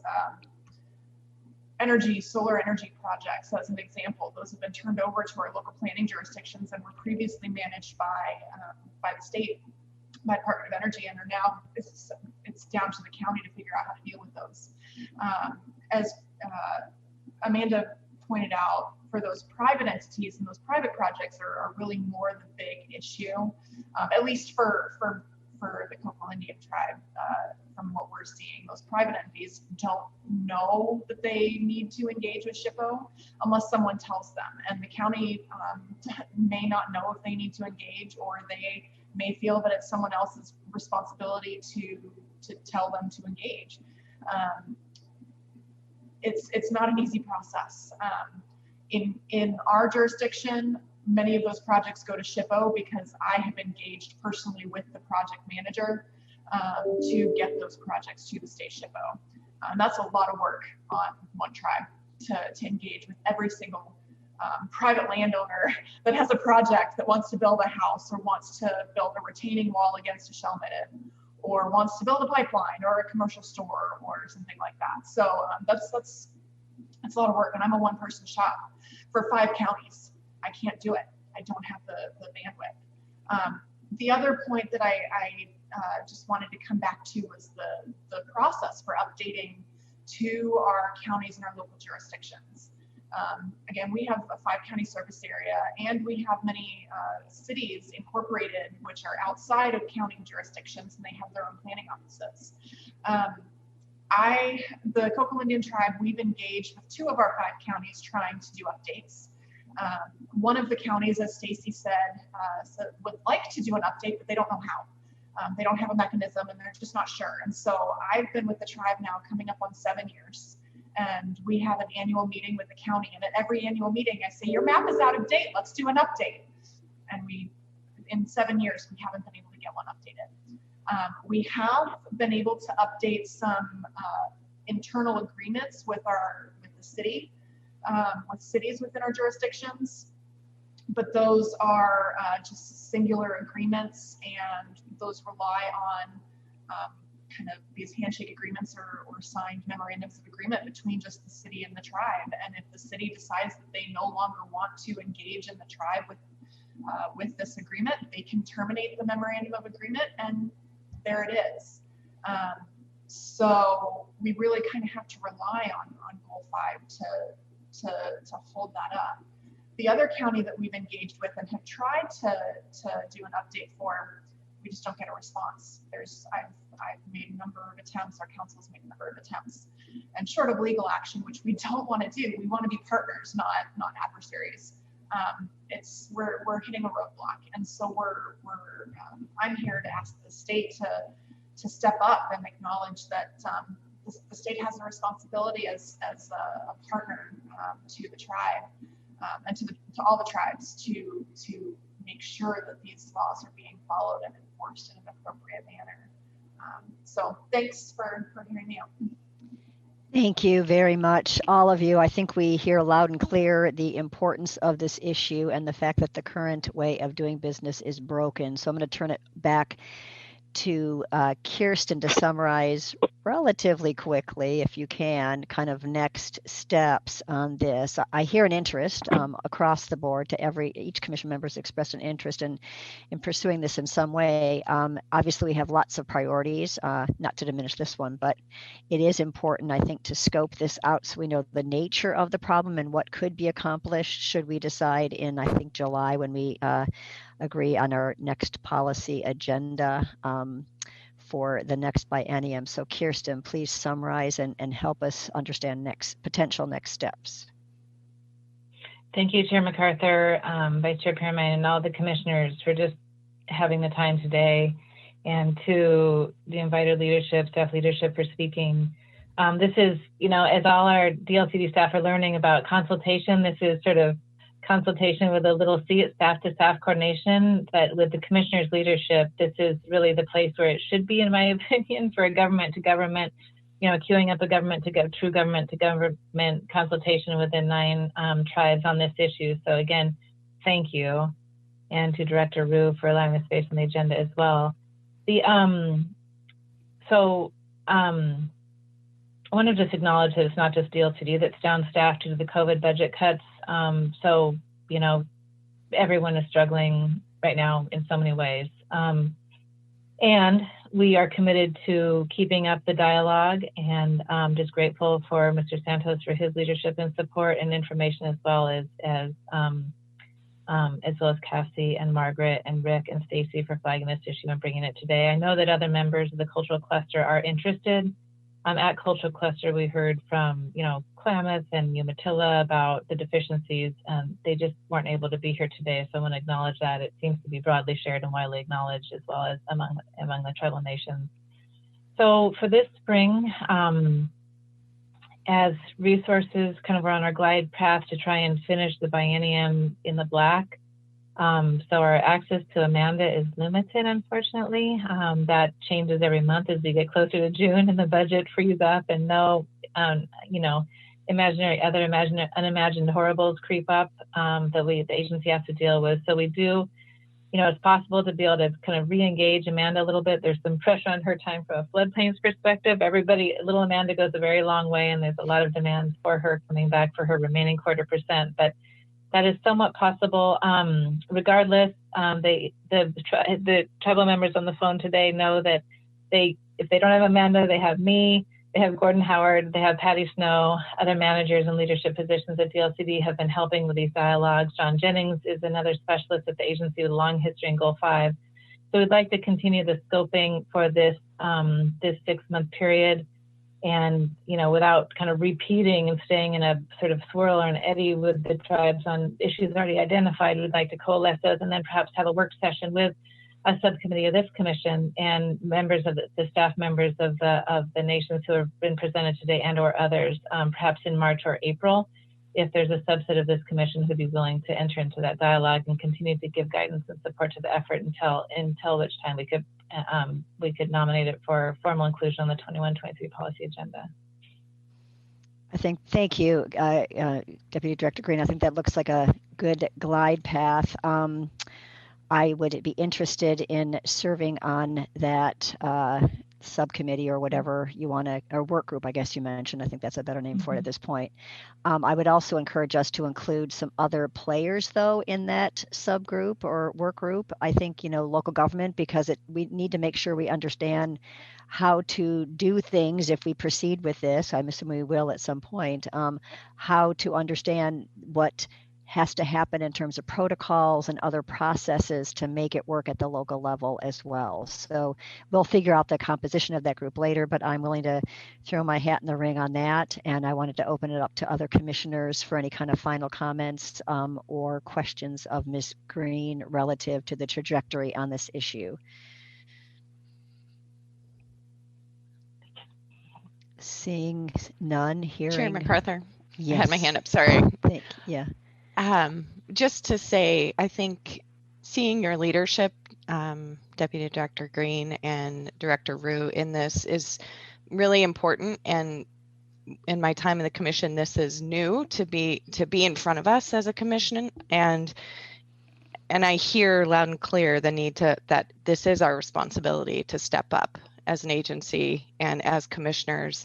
And I agree and feel just really compelled that we pull this to the top of our work. And so, Chair MacArthur, I would love to be a part of the conversation as well. And I would just, we've done a little bit of training as a commission, and I think I'm not sure about all staff, what kind of training we have had related to understanding the complexity of these issues. And I would just say that, I so appreciate the time that everyone has taken with us today. And every time this conversation has to come forward, it's a moment of pain, you know, to just recognize that that is true when we're not honoring the requirements that we have. So that's all I have. Thank you. Commissioner Sandoval.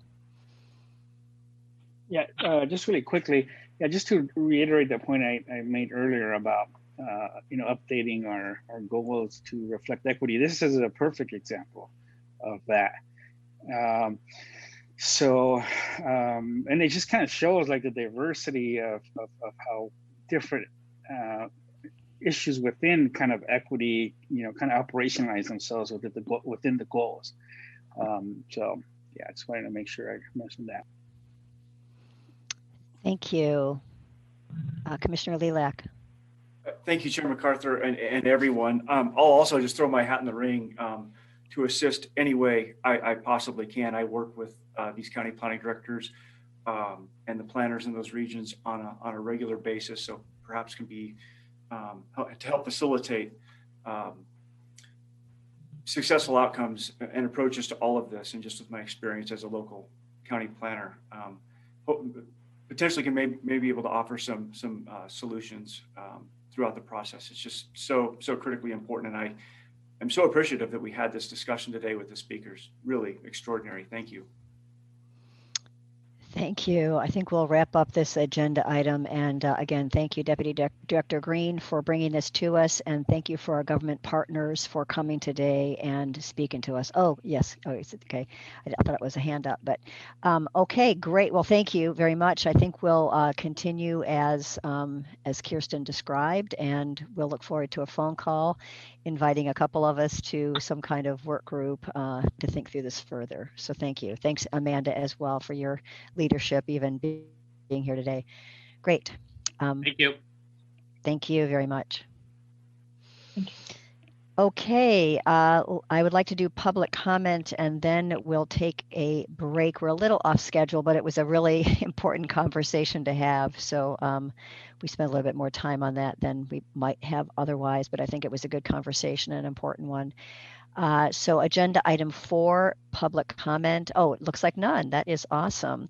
So I don't know if people have an interest in continuing on with the commission business, agenda item 5, which I think will be about a maybe half an hour item, or would you prefer a break now? Any hands up for a break now? Yes, I see a hands up for a break. So let's take a 10-minute break if that is okay with you, which would bring us back, let's say at I guess 10:35. How's that? So a little bit more than 10 minutes. See you all at 10:35. Thank you.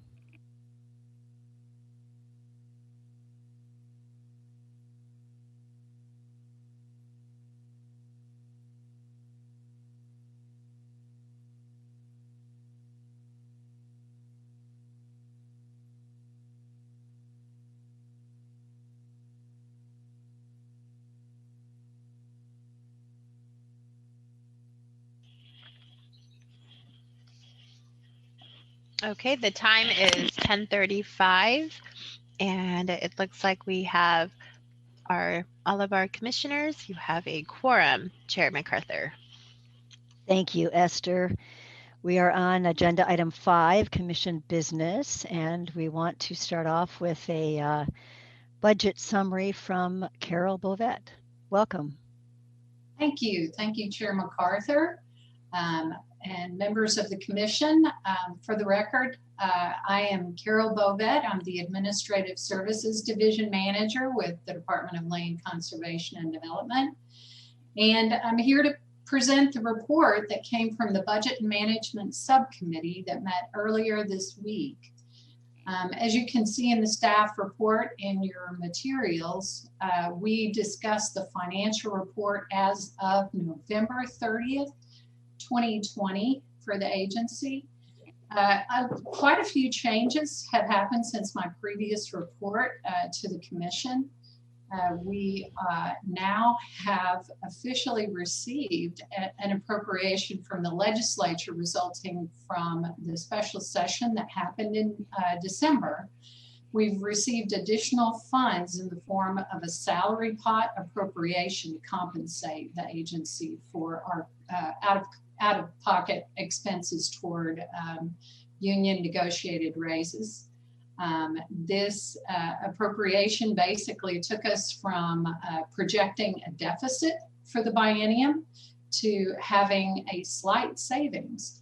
And so we are definitely in a more comfortable territory as we go to the last 6 months of our biennial spend plan.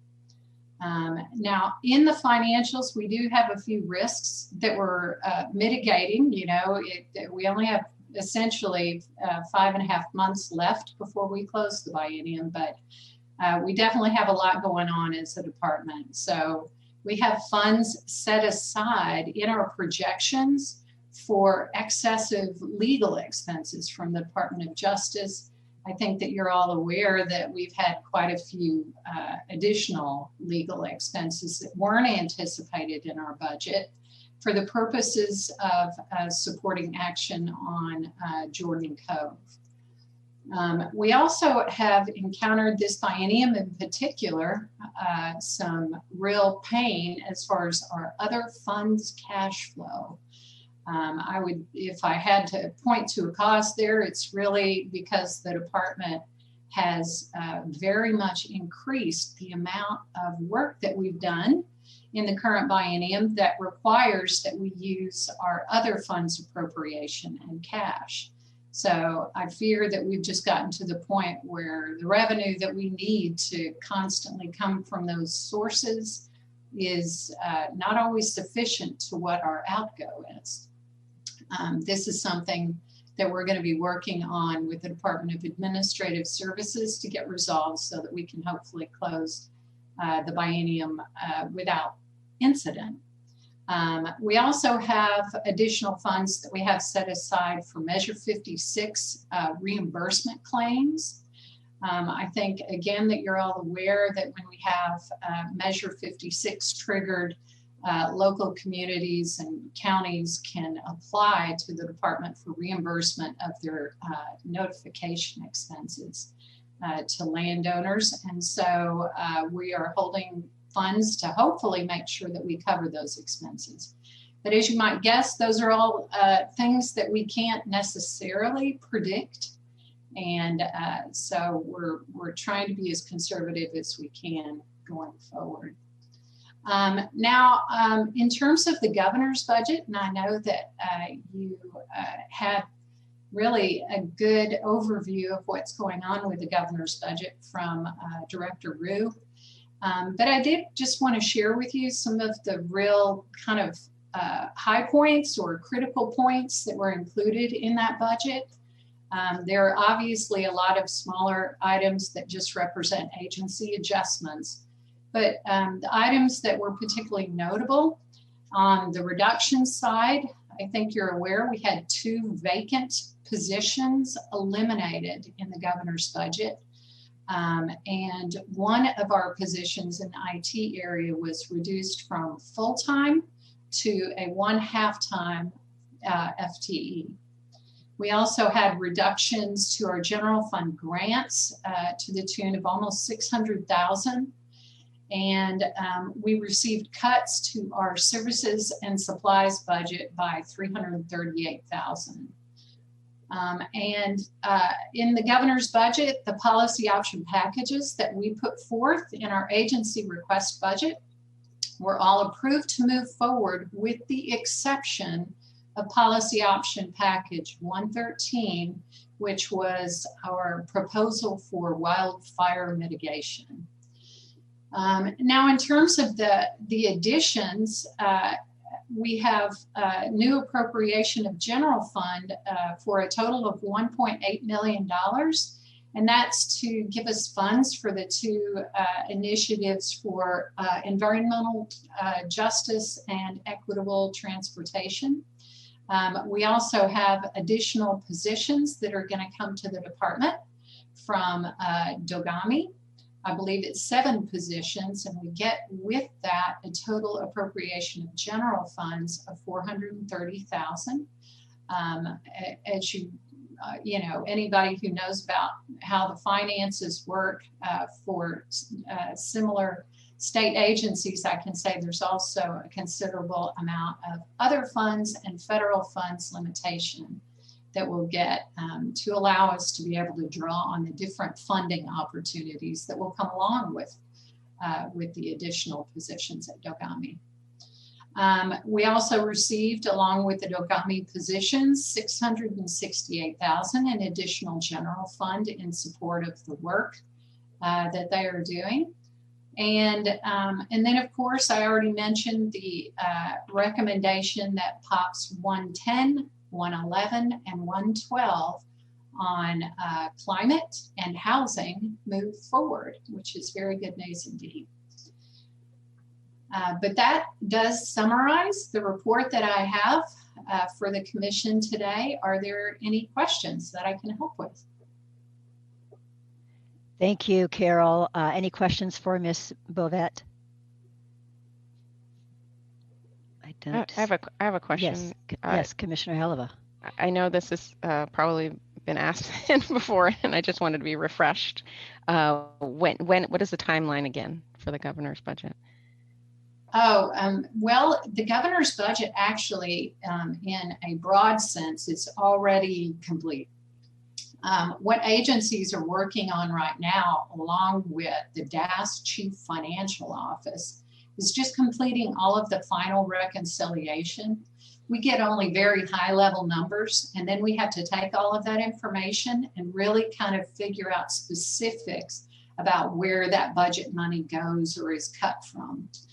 I hear from the Department of Administrative Services that we have completed that reconciliation to their satisfaction.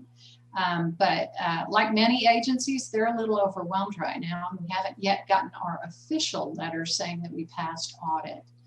But what I anticipate as far as the documents, the governor's budget document that, you know, is going to be available on our website for the public and certainly the commission and anybody else to review. Will probably be right around the end of January, maybe the beginning of February, because of those delays on the audit. And Commissioner, you may have been asking, tell me if this was your question, you may have been asking about the process going forward in the legislature. So very quickly, starting on the third Monday of February, the 15th, we will begin our presentation to our Ways and Means Subcommittee, which is the Natural Resources Subcommittee.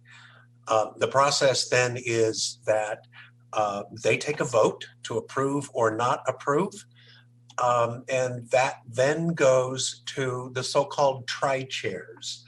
There are two senators, Johnson and Steiner Hayward, and one state rep, Rayfield, who will then begin to work all of the agency budgets and make a presentation to the full Ways and Means Committee, which starts to meet sometimes in May-ish or June.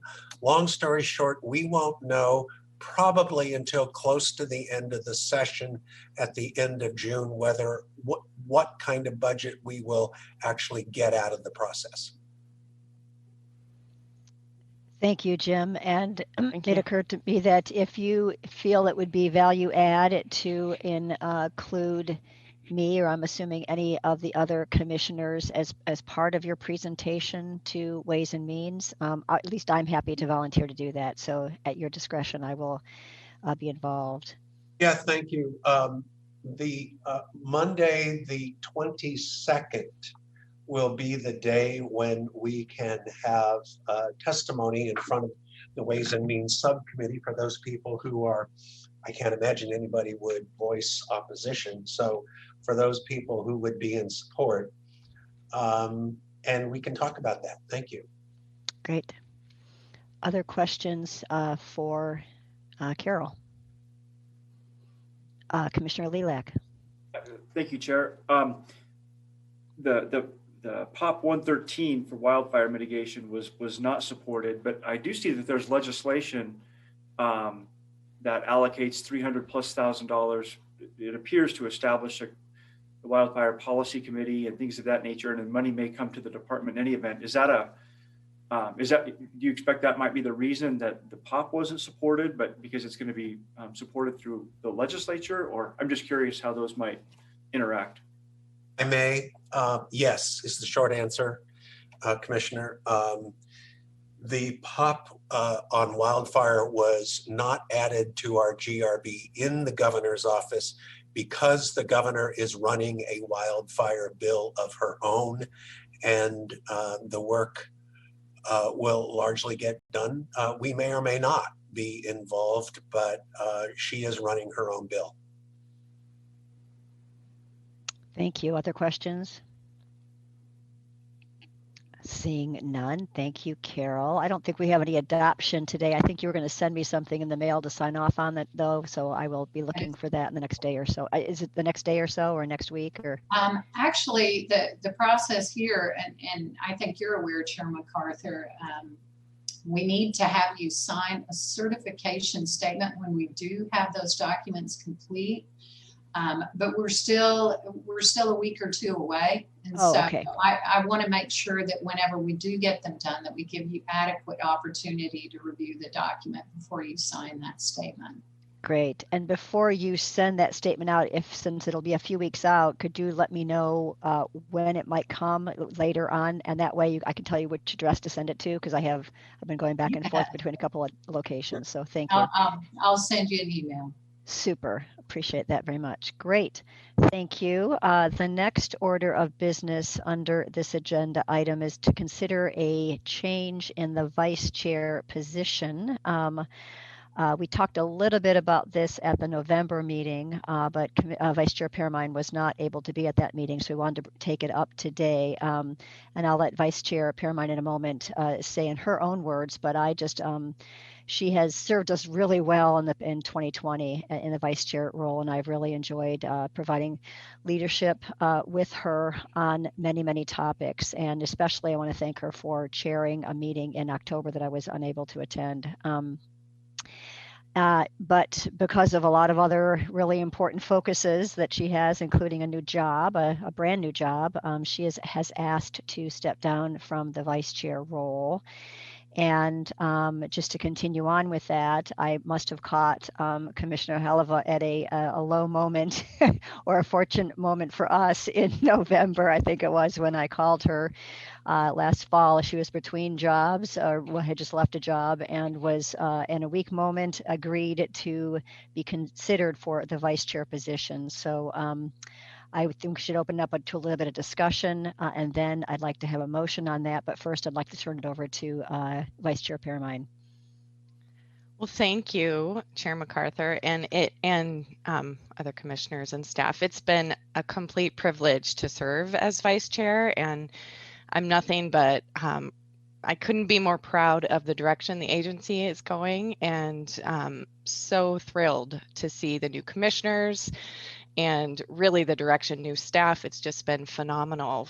As Chair MacArthur mentioned, I do have a new job that is global in nature and never ending problems to be solving related to global hunger. And then on a personal note, just this year's turn of events and just feeling a deeper calling to do racial justice work here in Oregon. So in various forums, I will be volunteering with my time in doing my part in seeing systemic racism. And so I can see the agency is headed in this direction already, and commissioners as well. And so grateful for the opportunity to be on your commission, and thank you for the chance to step away. And with Commissioner Haleva's leadership, watching the work that you've done, specifically with housing, but really for the state in various roles, the commission is very lucky to have you as vice chair. So thank you. Thank you, Commissioner. Commissioner Haleva, thoughts, trepidations? All of the above. I just wanted to say that I'm honored for the opportunity actually to take this position. And I wanted to thank Commissioner Permine specifically when I came into the department, especially as a person of color coming into a new situation. I feel like, I don't feel like, I know that Commissioner Permine has been what I would consider a true ally in that regard. And there's been many times when she's pulled me aside and asked me, how am I doing? What did you feel about that?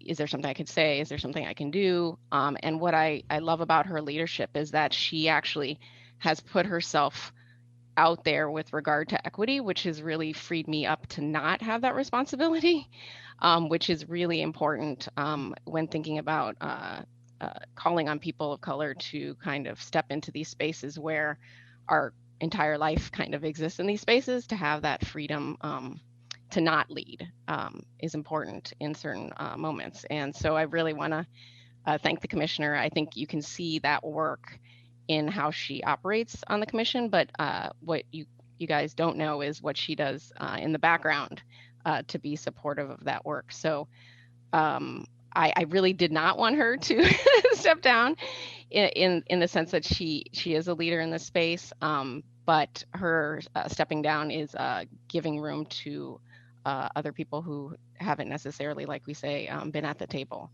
And so there's so much more I could say about that, I think on a personal level, but I think we've been very fortunate to have her in that role and on our commission. So thank you. Thank you. I would echo everything you've said in terms of what role Vice Chair Permine currently plays and will play in the future, both in this setting as well as in other venues. I'm really excited about that. Do other commissioners have any comments before we entertain a motion? If I make a comment, Chair, that'd be great. Yes, please do, Commissioner Warren. I just want to express my appreciation for Vice Chair Permine and the leadership she's established. I think that her tone has set kind of the future tone for this commission, and something that I was not prepared for in a good way. And so I just want to thank her for that leadership and welcome our new chair as well. Thank you. Seeing no other hands up necessarily for discussion, I would like to have a motion. This is Commissioner Jacobson. I will make a motion that we have Commissioner Halova as our vice chair. I could second it, Commissioner Sandoval. I think you have to say it differently. I was too quick. I'll say it differently if it's okay. Pursuant to ORS 197 decibel 035 paren 1, I move that commission select Commissioner Annalee Halova as vice chairperson for a term of. Do we have a? So what is the legal way to answer that? 4 would work. What would work? 4, the number 4. Oh, for a term of 4 years. Okay. Okay. I didn't know it had previously been talked about with Commissioner Halova, so I didn't want to be overly presumptuous. Thank you. So thank you, Commissioner Jacobson. I think Commissioner Sandoval, were you going to second that, or was that Commissioner Warren? Yes, I'll second that. Thank you, Commissioner. We have a motion and a second. Ms. Johnson, would you call the roll? Commissioner Warren. You're on. Oh, yeah. Commissioner Jacobson. Aye. Commissioner Lilac. Aye. Commissioner Permine. Aye. Commissioner Halova. I didn't know I could vote on this. Oh, I'm sorry. Yes. I'm sorry. Commissioner Sandoval. Aye. Chair MacArthur. Aye. The motion passes. Thank you all. Special thanks again to Katie. You've been really terrific, and I'm glad you're going to remain on the commission for at least the next little while for the remainder of your term and hopefully for the next one, but we'll see what you decide about that. But thank you very much for your leadership, and welcome new Vice Chair Halova. Great. Okay, so thank you. The final thing I wanted to talk about, just maybe just briefly, is committee sort of assignments. Esther, are you able to put that matrix on the screen for us? I printed it out and it didn't print out very well, so I'm having trouble reading it. And as Esther is putting that up there, I wanted to mention that Commissioner Warren is contemplating perhaps moving out of state. I think that I can say that publicly, and so, but is not certain about his long-term plans, but is investigating some other options in his life. So he and I have spoken about the idea of him not necessarily being the official second liaison to the climate and equitable communities work. But because if he does move, then he would have to be off the commission and there wouldn't be that continuity. Although I understand, Commissioner Warren, that you talked to Kirsten or email Kirsten and have an interest in at least listening into those meetings. There's a meeting, I believe, on Monday. So if that is still correct and you are willing to at least listen into those meetings and provide some guidance to Nick and the team on that for the next little while, I think that would be useful, knowing that you may or may not be sort of in sort of a leadership role relative to that committee going forward. So if that's acceptable to you, I think I see your head shaking, going up and down. So thank you for doing that. And also, I have talked to Commissioner Lilac and Deputy Director Green about the idea of feel free to bring me into conversations where you think it is useful. I cannot attend virtually the meeting next Monday, but I will make a commitment to putting future meetings of this RAC on my calendar, and I'm happy to be of assistance to Commissioner Lilac and being another set of eyes and ears to relate to the full commission. And I think that between those two things, I'm hopeful that we will provide enough support both to the staff and the RAC members, but also create a clear link, eyes and ears link between that RAC and the full commission. So I think that's the way we're going to solve that potential problem there. The only other thing thank you, Esther, for putting that on the screen. The only thing I wanted to mention, we have a budget and management committee, and now I'm forgetting Vice Chair Haleva. Did you say the other day you're willing to be a member of that or not? I didn't. Yes. Okay. Yes. Yeah, I thought you said yes. I didn't want to put words in your mouth. So we'll put an X in that space. I guess it maybe already is there. And I don't think, this is just a refresher, I don't think we have to make any other changes on this for the time being, but partly putting it on the screen is to recognize that all of you, for the extra commitment, you don't just show up at these meetings, you're very involved in other subcommittees and RACs, and it's very much appreciated that it's sort of a full-time job, if you will, on some of these activities. So thanks for your commitment to everything land use that you do. I think with that, unless commissioners have any other topics they want to bring up, we'll move on to the next agenda item. Seeing no hands up.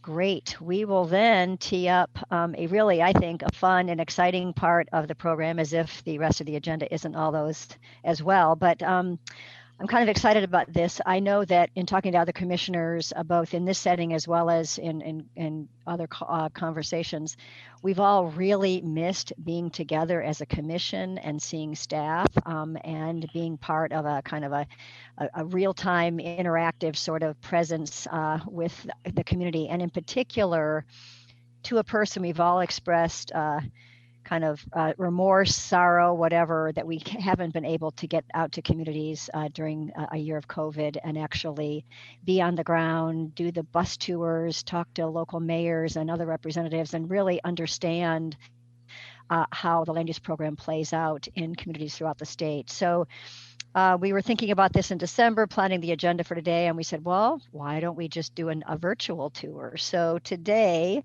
is our virtual tour organized by our wonderful representative in the Southern Willamette Valley, Patrick Wingard, and Gordon Howard also is part of that. We are bringing the community to us, or we actually are coming to your community, let's put it that way, to hear your thoughts and issues and comments. So with that, I will turn it over to Patrick.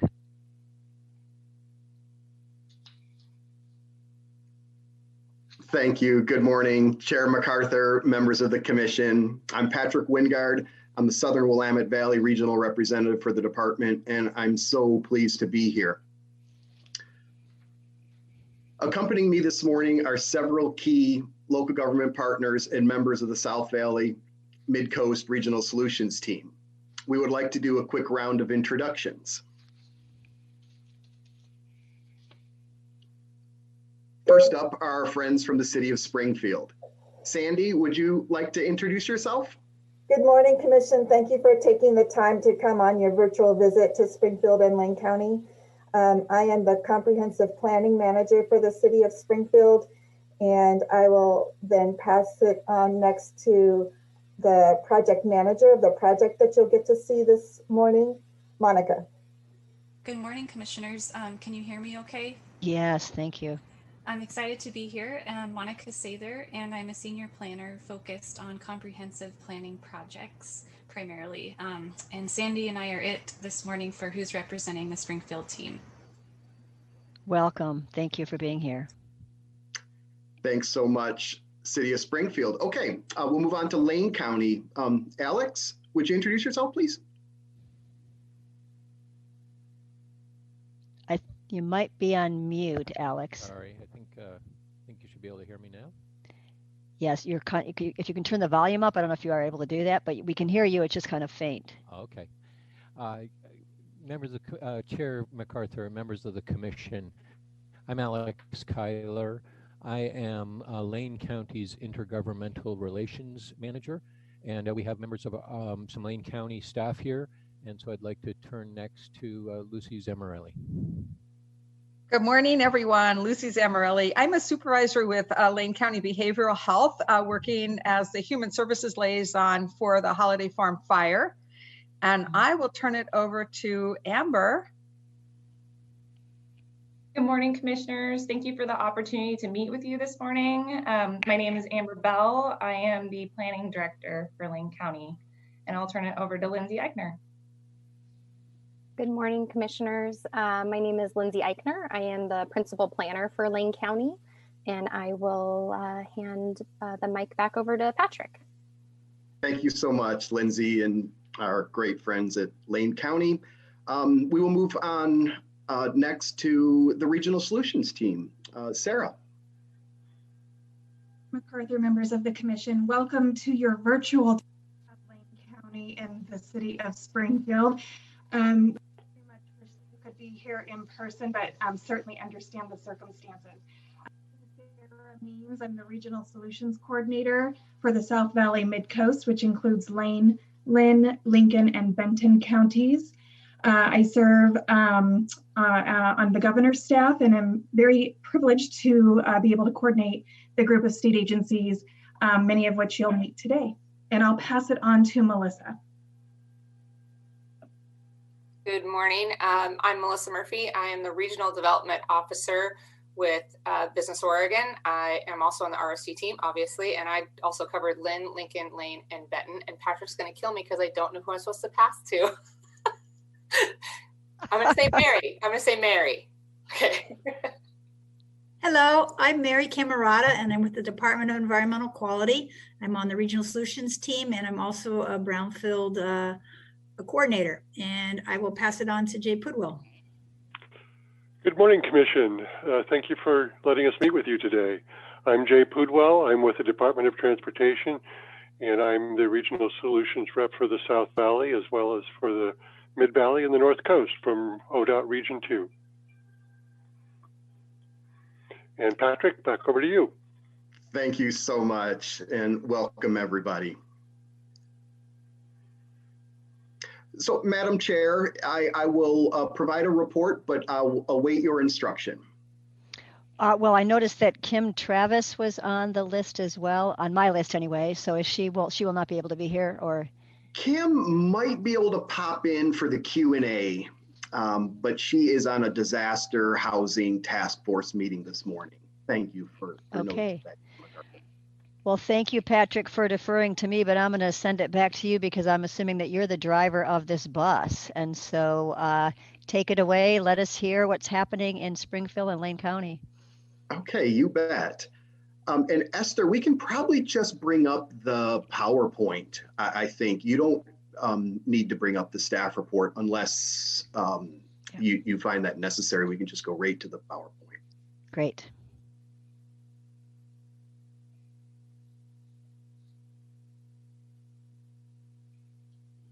And I'm waiting for it to come up.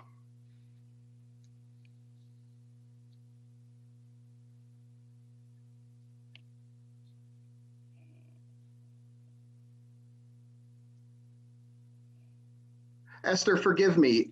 Are you expecting me to bring up the PowerPoint on my end, or are you going to have it from your computer? Esther, you're on mute. I'm happy to pull up your PowerPoint, but if you have access to it, I would refer you. Okay, will do.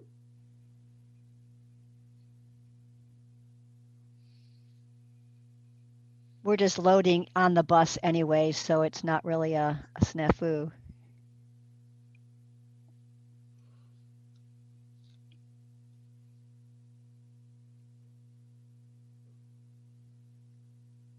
Okay, I can see the public facing version. It's not showing.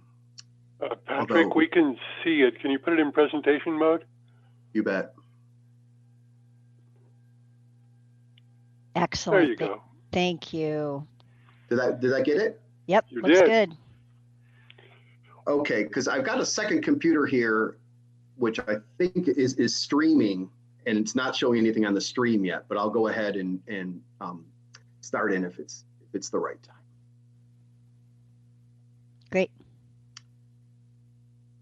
Well, good morning, Chair MacArthur, members of the commission. Again, I'm Patrick Wingard, the department's Southern Willamette Valley Regional Representative.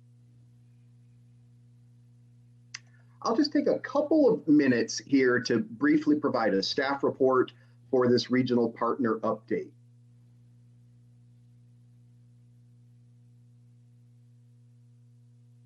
And bear with me while I work this on one computer screen.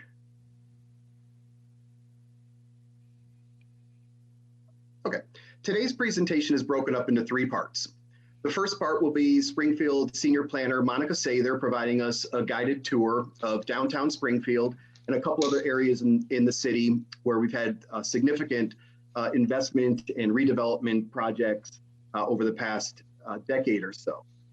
The second part of the presentation will focus in on the city of Springfield's local wetland and riparian corridor inventories and assessment project. This innovative project is being done under statewide planning goal 5, natural resources, scenic and historic areas and open spaces, and received a $41,500 technical assistance grant from the department. We have reserved about 5 minutes following the City of Springfield presentation for a Q&A session with the commission.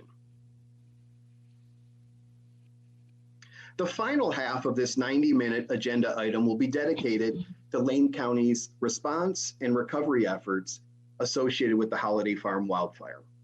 County officials and Regional Solutions team members will speak to the magnitude of this catastrophic wildfire event and collaboration that has occurred across all sectors to respond to this wildfire.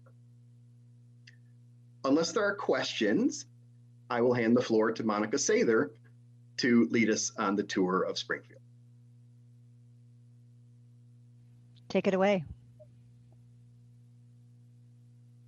Monica, you're up. Thank you, Patrick.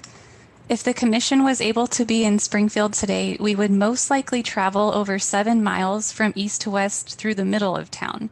And I thought I'd start with saying the middle of town, because one thing that stuck out to me while on I-5 on a bus years ago was that if the only view of cities people had was from I-5, they might think that every city was the same, with fast food restaurants, gas stations, and retail chains sprinkled along the interstate. From west to east throughout Springfield, going through the middle, you would see a wonderful offering of dining experiences from Ethiopia to Mexico to Thailand, and to a throwback to classic American fare even.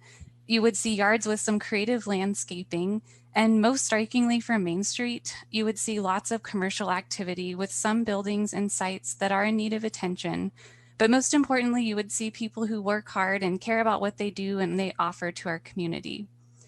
In our busier commercial areas, such as the Gateway neighborhood in Northwest Springfield and along most of the 7-mile stretch of Main Street, we're really focusing on how to help people feel safe getting to where they need to go with all types of travel. Not visible from Main Street are some of our key services and fun spots. Springfield is unique in that it is our metro region's primary destination for great healthcare, with both Peace Health Riverbend's Regional Medical Center, which was built in 2008, and also the newly renovated McKenzie-Willamette Medical Center, which both call Springfield home. I wish there was space and enough time to showcase our many murals through town, which tell a lot about our history and even more of our modern story as well. One special area that sits right between Eugene and Springfield's downtown is Springfield's Glenwood area, with redevelopment that's underway. And you can see in the top right a hotel image, or excuse me, the top left image of one of those hotel projects. And also a really cool image in the bottom right. The bottom right photo of Glenwood is a before-after comparison, which speaks to my point about wanting to make exploring our city more enjoyable and comfortable for everyone. The Willamette River also runs along Glenwood and is planned as a key focal point of the Glenwood area someday. I thought that Springfield, I just love that it's surrounded by natural areas and that someone can also easily get to so many parks and recreational activities all through town, even near downtown. Next slide, please. Thank you. One reason I really hope to work for Springfield one day was because of its downtown. I won't speak to all of the images on the screen here for recent projects in downtown. And when I say recent, I mean in public sector years. But some of these projects include the Wildish Community Theater, which was built in 2006, and a local nonprofit just dedicated to Springfield partnered with the city on to redevelop this. Then in 2007, St. Vincent de Paul's Royal Building was complete, which provides ground floor commercial uses and above ground apartments that are available to households that earn 50% of our area's median income. We also have other types of homes in and near downtown, such as the Washburn Historic District, and also lofts above some of our other restaurants on Main Street, which are market rate apartments. I have even heard that college students like living there because it's close to the bus station too. That same year, Lane Transit District Springfield Station also came.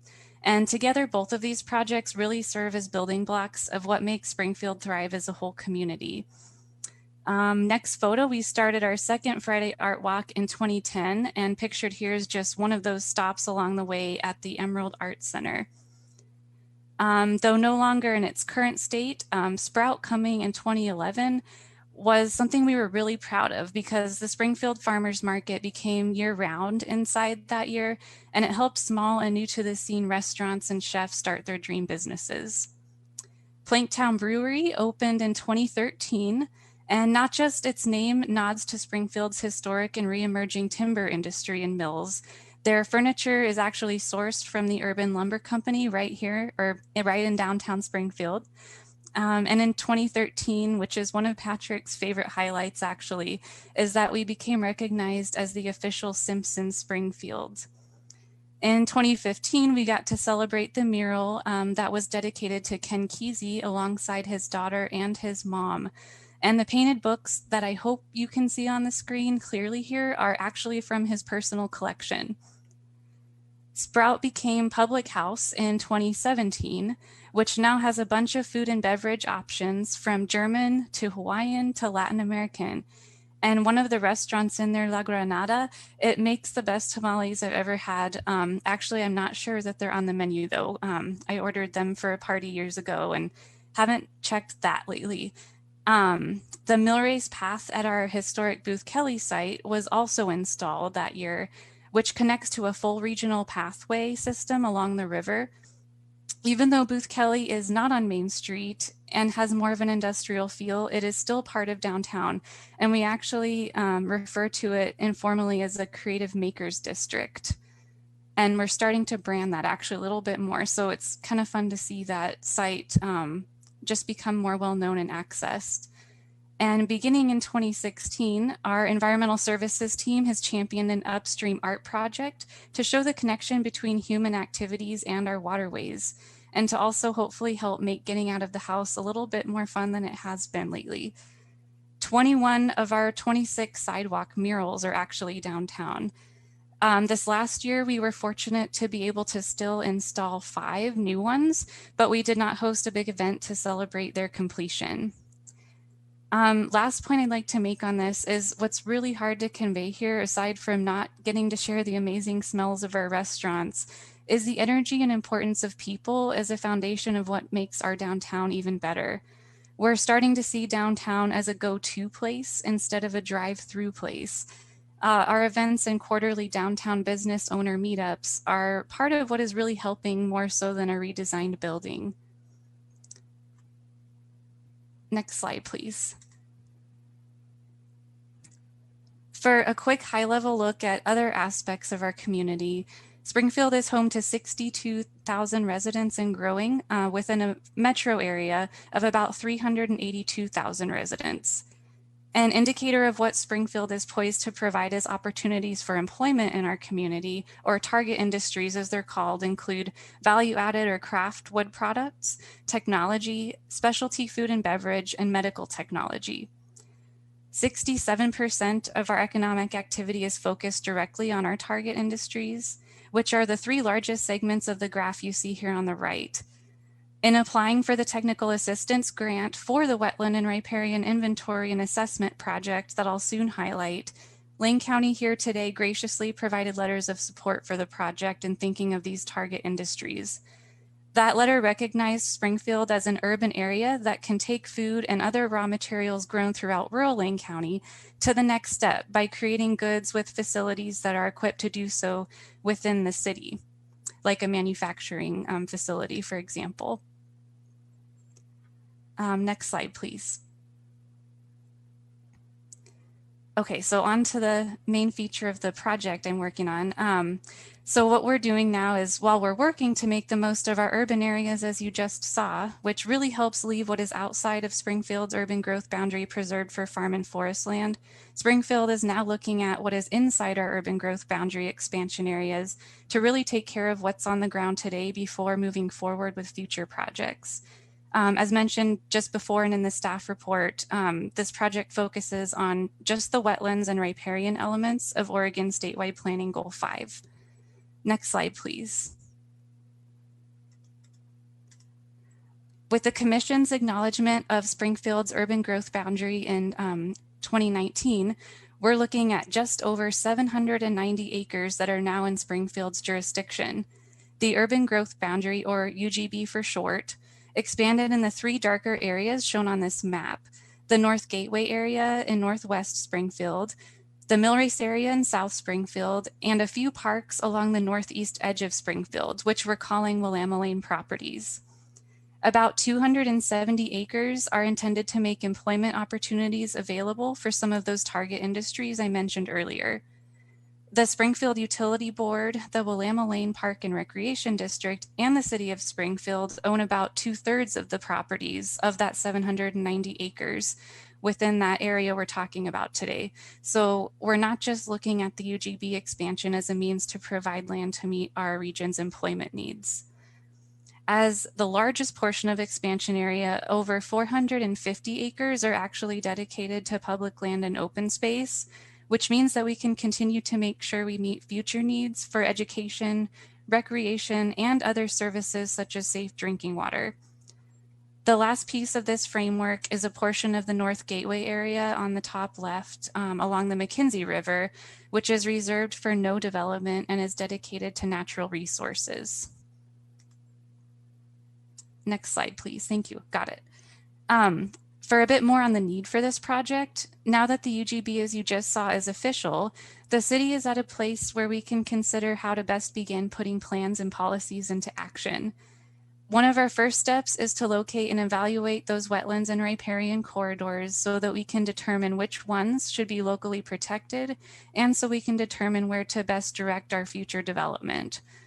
This project really exemplifies the need to balance the statewide planning goals that look to make sure Oregon is a great place to be with both conservation and development, which can sometimes be thought to be at odds with each other or even have an inherent tension at times.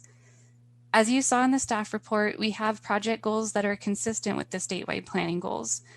The project goals emphasize importance of thoughtfully planned land use patterns that respect natural resources and that provide other opportunities like employment. In addressing them, we're making sure to get the natural resources aspect right, given that they're critical assets we can't get back if we ignore them. The bottom photo here really showcases how the project goals relate to and can even boost one another. So as you can see, there's a waterway below the bridge, which is the mill race.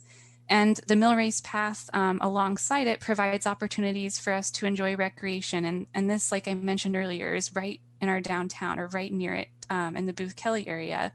And you can see the train tracks even running along behind all of this near the Booth Kelly area's lumber mills. Our comprehensive plan sets the stage for our work in the UGB expansion areas, including this project, by including policies that focus on the restoration and management of the mill race waterway and surrounding area in order to enhance public access to it. Another policy in our comp plan requires completion of a local wetlands inventory. So what we're able to determine from this project will really support project work at other agencies too. Willamette, our Park and Recreation District, is actually in the middle of doing some great work on a master plan for one of the properties in the mill race expansion area. Again, that's co-owned by the city, Willamette, and the Springfield Utility Board. And Willamette will want to hear from the community soon about what they like best about the property, but also will be interested to hear about what changes the community would like to see done to it. So the considerations Willamette hears, they really must recognize the realities of needing to limit or prevent impacts to the wetlands and riparian corridors we're finding during this inventory project. Willamette's looking to finish that master plan this year and will be able to use the inventory work we're doing today for their habitat management plans and to possibly secure funding from other agencies. Last point I'll make on this slide here is another way that knowledge is power is really in helping others who want to explore what they can do with their property by understanding where those wetlands and riparian areas are. So if someone wants to pursue development, the city requires that site plans show if and how wetlands or waterways are impacted and the distance between them and any construction. Next slide, please. So other themes that come to mind for this project are better together, and instead of less is more as a commonly used phrase, more is more in this case. More to us not only means resources by way of funds to support the work, but also means knowledge, experience, and good coordination. First and foremost, Springfield thanks DLCD for making this project possible with its award of the Technical Assistance Grant Funds. We also wouldn't be able to accomplish this project without the Department of State Lands, or DSL, the Springfield Utility Board, or SUB for short, and Willamette, both SUB and Willamette as Springfield partners, formerly known as Team Springfield, Lane County, who's here today, and the Lane Council of Governments, also known as LCOG. On the screen is just a portion of who we see as critical to making this project a success. We partnered with LCOG to submit the grant application, and they're providing really substantial expertise to this project. They wish they could have been here today. Along with the city, SUB also contributed cash funds to secure the environmental consultants for this project as our consultant team. Aside from DSL's typical role in reviewing the local wetlands inventory piece of the project, LCOG, DSL, and the city have formed a really interesting partnership and new approach to assessing wetlands that I'll describe later on. And of course, we have the Springfield community and many other residents and interests, watershed councils and tribal nations, the Confederated Tribes of the Grand Ronde and Confederated Tribes of Siletz in particular. They're at the center of this diagram because we as agencies are ultimately here to serve them, and because key tasks of this project really rely on their knowledge. Next slide, please. Much has been accomplished since we kicked things off in early 2020. We were able to get a request for proposals out in March right before COVID moved us into a remote working environment. And after several interviews and many reference checks, we were excited to bring on Summit West Environmental and TerraScience as our environmental consultants. They officially began work in June, and we're excited to be able to access all but one property in those 790 acres that were of interest to visit. These inventories do not require property access, so we feel very fortunate that all of this field work could happen to make the inventory results as accurate as possible. With the draft report ready in the fall last year, we're now able to share the results of the inventory in that draft report with property owners, the community, and other stakeholders. We will wrap up this second task by submitting the report to DSL once it is finalized based on the public review comments. And also in the work for task 3 is the project team, which will be LCOG, the city, and the county at that point, looking to clearly define how we can take the results of the inventory to make informed decisions about how to best protect the resources found. There are a couple of options with that, and we'll be seeking input and direction from others on that preferred option. Ultimately, it will be the Springfield City Council and Lane County Board of Commissioners who will determine that course of action we'll take with those policies.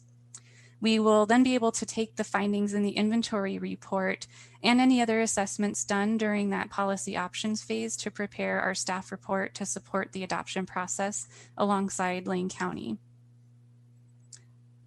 Some aspects of this project have required adaptation to address COVID precautions. The stage of sharing the draft inventory results that we're in the middle of now is an example of that. Just as we were excited for the commission to come down to town last year, we originally scoped and were excited to hold in-person events to talk about this project with the community. To get stakeholders' review in a setting that does not allow for face-to-face interaction and immediate feedback really meant that we had to get creative on how to let people know the results are ready and to get their feedback in a way that is convenient for them. Sharing the report on a project webpage really emerged as an option to provide a one-stop location, but there's a lot to digest in the 400+ pages, even if you know what to look for. So to make the information clearer and easier to access, we developed a couple tools. We created a story map and a survey because we thought about what someone would expect to see if they walked into a room at an in-person open house. For example, at an in-person event, you might see information stations around the room with maps and a way to write and leave comments. So our story map, it takes the PDF maps in the report and really brings them to life. With an interactive story map, someone can zoom into a spot and can even click around the screen to see what the results mean. In realizing that many people will come to this with interest in how certain properties are affected, they can also type in a search in that map for specific places, like entering an address as someone would on Google. There's a direct link to the survey at the end of the story map too, so we can keep momentum for feedback going, and instead of making someone go back to the project webpage and potentially lose interest and then not take the survey. Adapting really made us think about what would also need to be seen during this new way of operating and by whom. We really focused on the property owners in the UGB expansion areas and surrounding neighborhoods.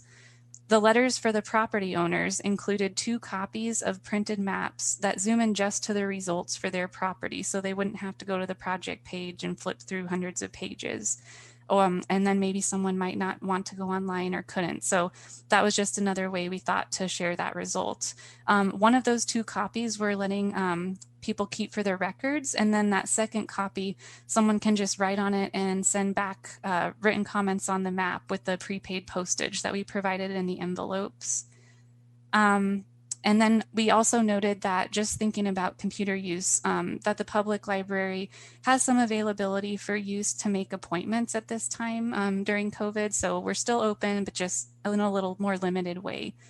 And before finalizing comments, people also have an opportunity to have a virtual meeting with the environmental consultants and the rest of the project team, just to learn more and ask questions about those results. We're in the middle of that now and are inviting conversations and feedback for 3 weeks, which means people will be able to provide comments until February 8th.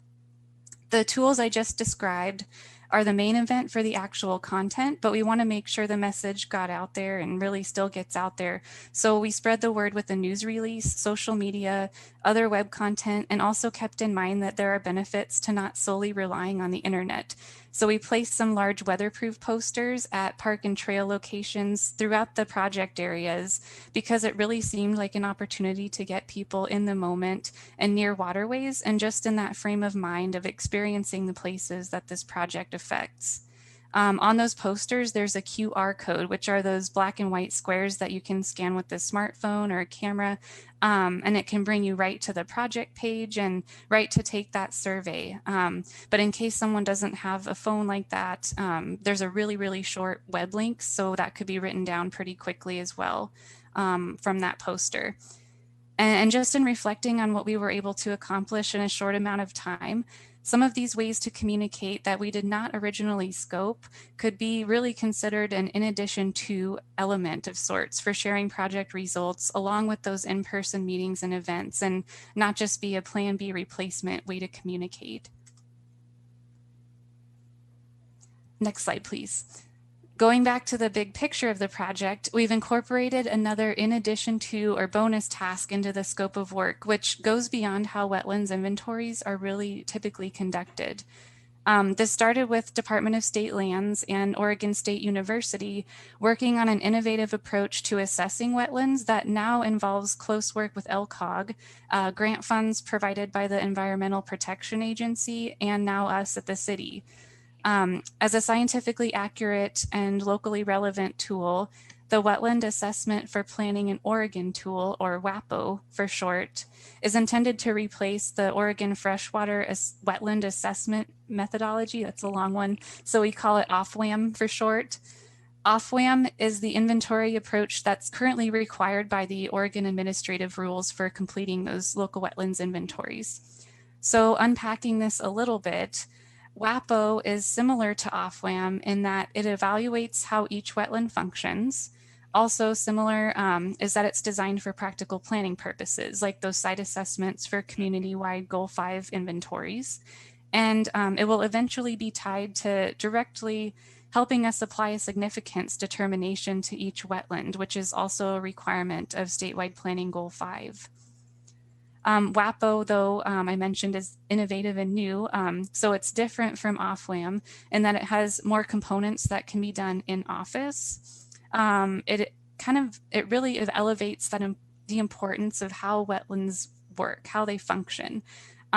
So they absorb water, and we get that through lots of formulas and marking things on assessment forms in the field, but it takes that a step further and it translates wetlands to really be framed as the value they provide. So not just function, but what does this mean?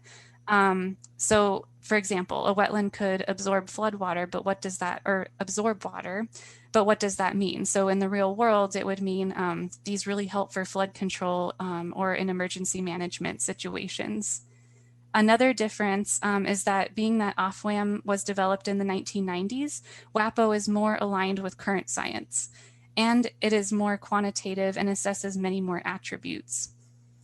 Because WAPO is not yet out there for public use, Springfield's consultants and LCOG are just in the beta testing world at this point. And so we're assessing the tools and putting them into practice at 4 different wetland sites in our project areas. And we're going to be able to compare those results with what the OFWAM results would tell us to see if WAPO really makes sense in reality, or to see what might it tell us that OFWAM wasn't able to. In working through this project, we've constantly been thinking about what else we could do to add to our knowledge, and have even been aware of what could be better along the way So we might be back with another project proposal for working with DLCD just to continue to ensure that Springfield is the best it can be in providing services to the public. With that, we're happy to answer any questions and are really interested to hear your thoughts. Thank you so much for your time. Thank you, Monica. This has been terrific. Your slides were great. I really did feel like I was part of the community and part of your living room. So thank you for that. I'm really extra impressed with the creativity that City of Springfield has brought to how to engage the public during this time, how to engage stakeholders in the public during this time. So, and I really like your point, because I was kind of making notes as you were speaking to that. I'm really excited about the idea of expanding that box of engagement tools that will be used in non-COVID times as well, to engage communities that haven't been able to be involved before, actually going to their homes through a video connection or a virtual connection. So I really applaud that effort, and maybe sometime in the future the Commission should have a discussion about your tools and others that are happening, other things that have happened during COVID that are really positive relative to those that engagement toolbox. Perhaps the Citizen Involvement Advisory Committee can organize a panel or something for maybe the September meeting. So that's just kind of a one thought. Anyway, thank you. And I want to open up to questions from fellow commissioners. Yes, Commissioner Pearmine.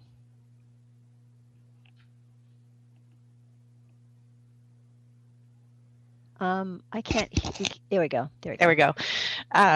Yep, just so impressed with how thorough and thoughtful and nimble you were for citizen or community involvement.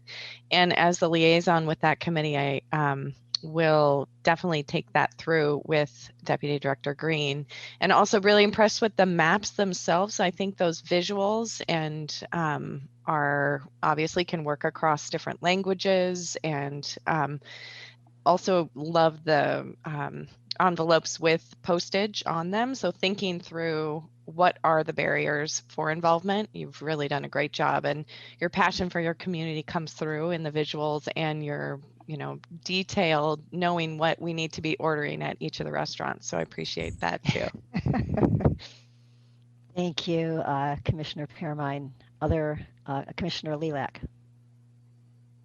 Thank you. And first, I'll just echo what both of you just said, so it keeps my comments maybe a bit more brief, because I was going to make some of the same comments. And I would be remiss if I didn't say that my first planning job as an intern was with the City of Springfield in the late 1990s. So I'm so sorry that we're not there. I'm not there to see this all in person.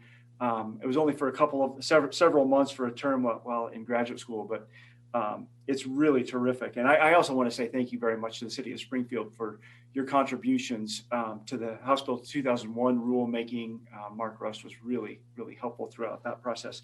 My two questions: one is, as you're looking at these new areas that are now in your urban growth boundary, and it's helpful that we have Lane County here as well. Were these areas previously, I've got two questions, were these areas previously protected in Lane County's Goal 5 program? And if so, maybe what's changed with their Goal 5 protections and compared to what you're doing?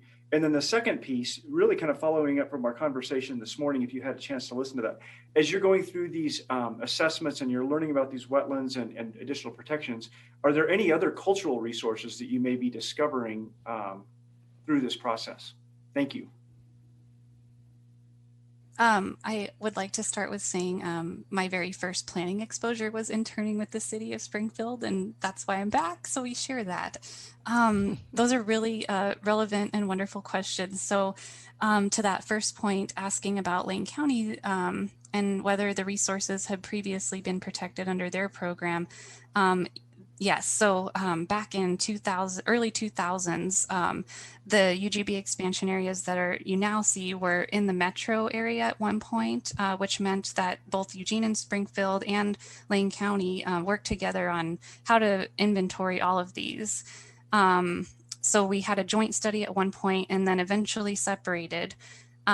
So after that time, the areas we're looking at today had all been identified by area. I don't have a site in mind, but by area, and the county applied, I don't know if this is going to be too technical, the safe harbor protection options versus looking at each resource one by one to go through and weigh those options of economic needs or energy needs, environmental needs, and social.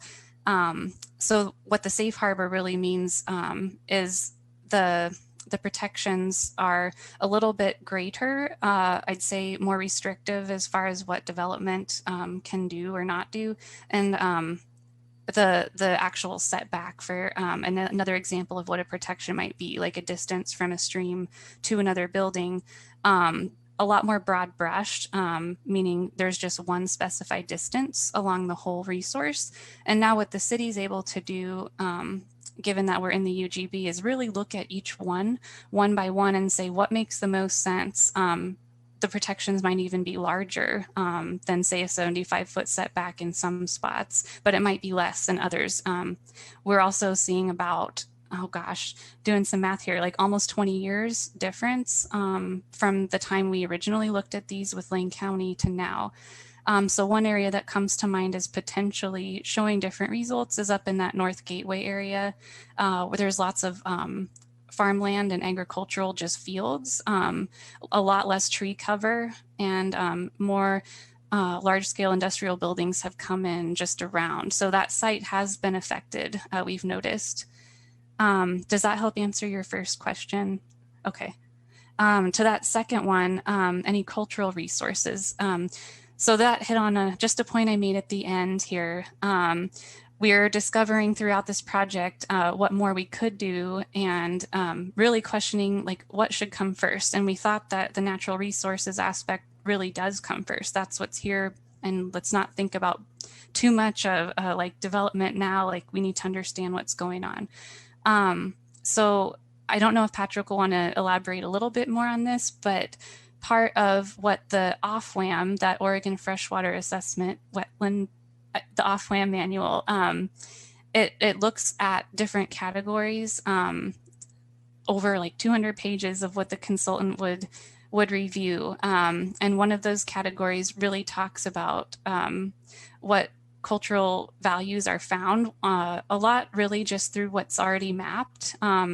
Any old archaeological sites or resources, whether or not formally defined, what actually on the ground today does the community see as a resource? So that manual lets the consultant really ask us those questions and requires them to go through certain things.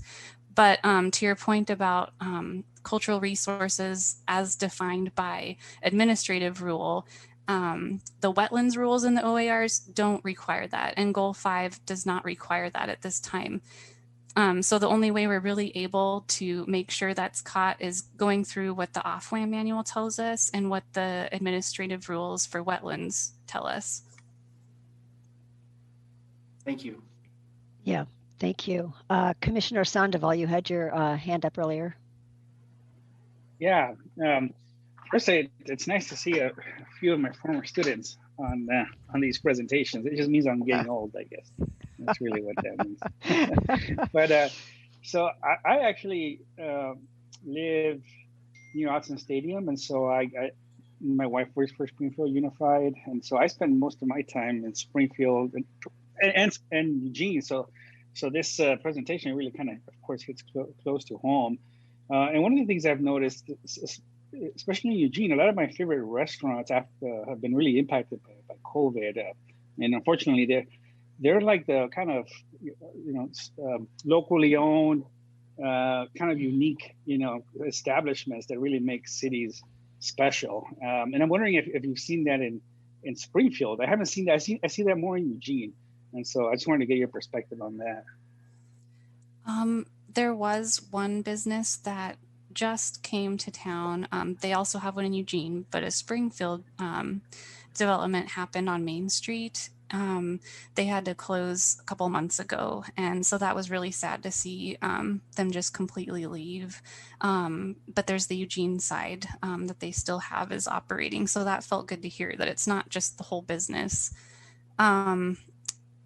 I will say that at least a lot of the businesses have takeout, and they were really good at making that work for a lot of people. And there were some outdoor dining opportunities that are now covered in tents, but yeah, seeing that one business in particular go, that was hard.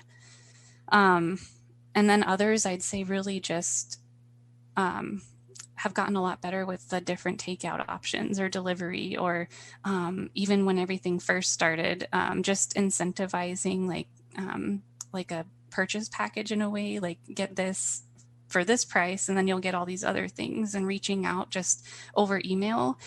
So we helped spread the word that way. And some got really creative too on realizing families need help. And so repackaging their menu items from not just a la carte, one at a time kind of thing, but made weekly meal plans or weekly packages people could purchase. So that was good. But yeah, we've seen a lot less activity, of course. And then one leave in particular that comes to mind. Great. Yeah, I just would, all the other redevelopment that I've seen in downtown Springfield has been really great, actually. And but yeah, I haven't noticed a lot of businesses going out of business in that area. So I guess I was wondering more if the city was directly involved in that somehow, because it seems like something good is happening there. Okay, that's another good.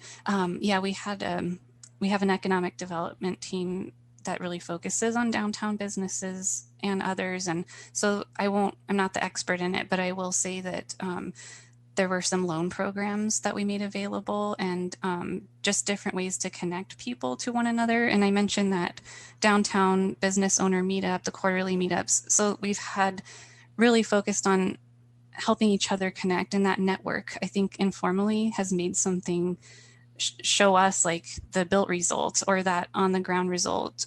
Maybe people are more resilient just thinking about we can help each other, and we can now contact the city, and it's not a scary thing. We're here to help each other. So I think there's that financial side, but also the personal side. Thank you. Deputy Director Green, you wanted to say something? All right, just a quick on the CIAC, I appreciate Commissioner Piermine's note about that. And I had the same thought. I had sent Patrick a quick email to say we've got to make sure these folks are nominated for the ACE Award for the CIAC this year. So thanks for all your work and coming and presenting that to Commission. It's clearly outstanding. And then also appreciate Commissioner Lelak's references to cultural resource, but also Monica, your reference to the two tribes you are in consultation with. So I presume that if even though it's not required by Goal 5, that they're providing that cultural resource perspective as part of the greater project team and their sovereign nation status. That's exactly the rub of what's required and what's best practice. And I can see that you're right at that interface currently. Thank you. Yes, Commissioner Jacobson.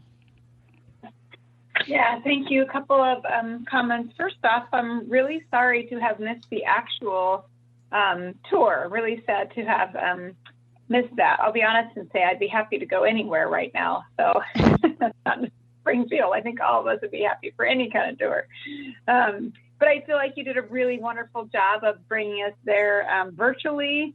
I really felt as if I were there, and thanks for all the restaurant recommendations and that kind of stuff that helped me feel like I was there.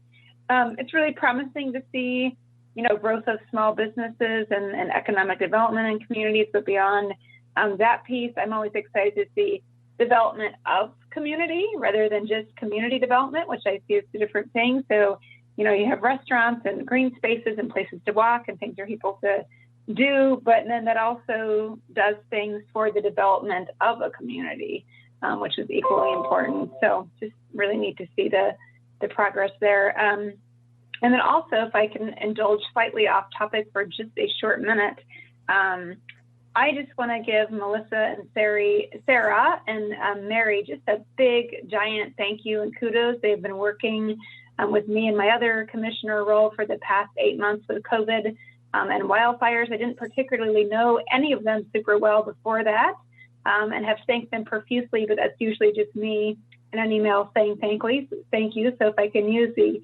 DLCD meeting as a public forum to say thank you to all 3 of you and the people working with you and behind you for all the help you have given to all the communities in your regions to help recover from COVID and also from wildfires. You've just been a really important part of that for us and have just provided excellent customer service kind of day or night. I think there's been a few phone calls with me on tears even through this time, and you've graciously dealt with that. So just a big thank you, since I have you at a public forum and can do that with an audience. Thank you, Commissioner. This is a wonderful way to celebrate the Southern Willamette Valley team and all the individuals who have really stepped up in very challenging times. So that was perfect that you did that. Thank you. Other questions at this point for Monica? Commissioner Haliva. Yes, thank you. I did Vice Chair Haliva. Excuse me. Thank you. Ooh, this is really loud for some reason. Thank you for your presentation. And it's not related necessarily to the work you've been doing, but the tour. I was just curious. Springfield has stayed in my mind for a project that was in the planning stages a long time ago, which was the cross-laminated timber parking garage project. And I happened to notice on your pie chart the wood manufacturing was a big component of economic development in your community. So I didn't know, kind of not a little bit off topic, but I was just curious if that project was still happening or. The last I heard, that they passed the test on making sure it would withstand earthquakes, but I'm seeing Sarah nod. I don't know if Sarah, if you can speak to that a little bit more, but we did prioritize with council Glenwood area, but not that site in particular for that at this time. We had another exciting project come along, athletics focused, and there's also, just council prioritizes every year, but it's still on the list. I just don't have a timeline. Yeah. Sarah, was there anything I might have missed that you're aware of? No, I don't think so. Thanks, Monica. I think you're correct in all of that based on what I'm aware of. Wood manufacturing, though, is definitely still very much a priority in the city of Springfield. Melissa can probably even speak more to that than I can at this point. But it's very exciting to see. And there continues to be conversations around cross-laminated timber, but also other innovations in that space. Nice. Thank you. That was more out of curiosity. And that had a lot of, for the rest of the folks, that had a lot of recognition, I would say on the national level for its innovation. So coming out of Oregon, that's pretty special. Would you like a follow-up staff contact by chance? No, I'm good. I know I'll cross it again. That's the first thing that comes to my mind. Thank you. Thank you. Kirsten, did you have your hand up for a second? Oh, okay. It's just reaching for the screen or something instead. Any kind of final questions for Monica? I want to make sure we have time for the rest of the speakers. So final questions. Seeing none, thank you. Really great presentation. It's really fun. Thanks for making our day fun and welcoming us to your community. Thank you all. It was a pleasure. Patrick? Thank you very much. Madam Chair, members of the commission, if you're ready to move on, we will move into the Lane County portion of the agenda item. Great.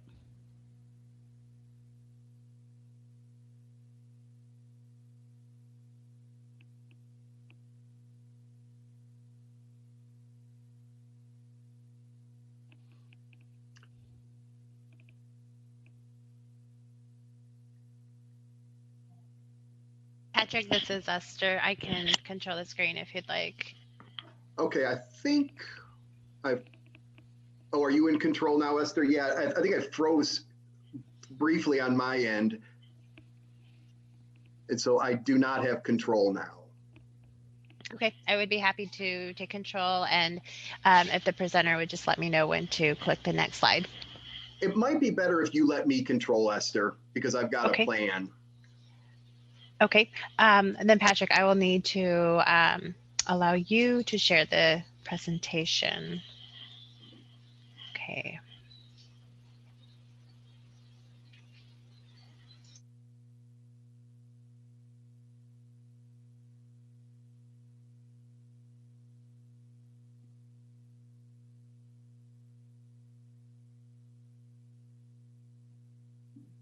Okay, did that do it? Patrick, if you want to put it on presentation mode, Patrick, we can still see the next slide and the preview. Okay. Thank you. There. Yeah.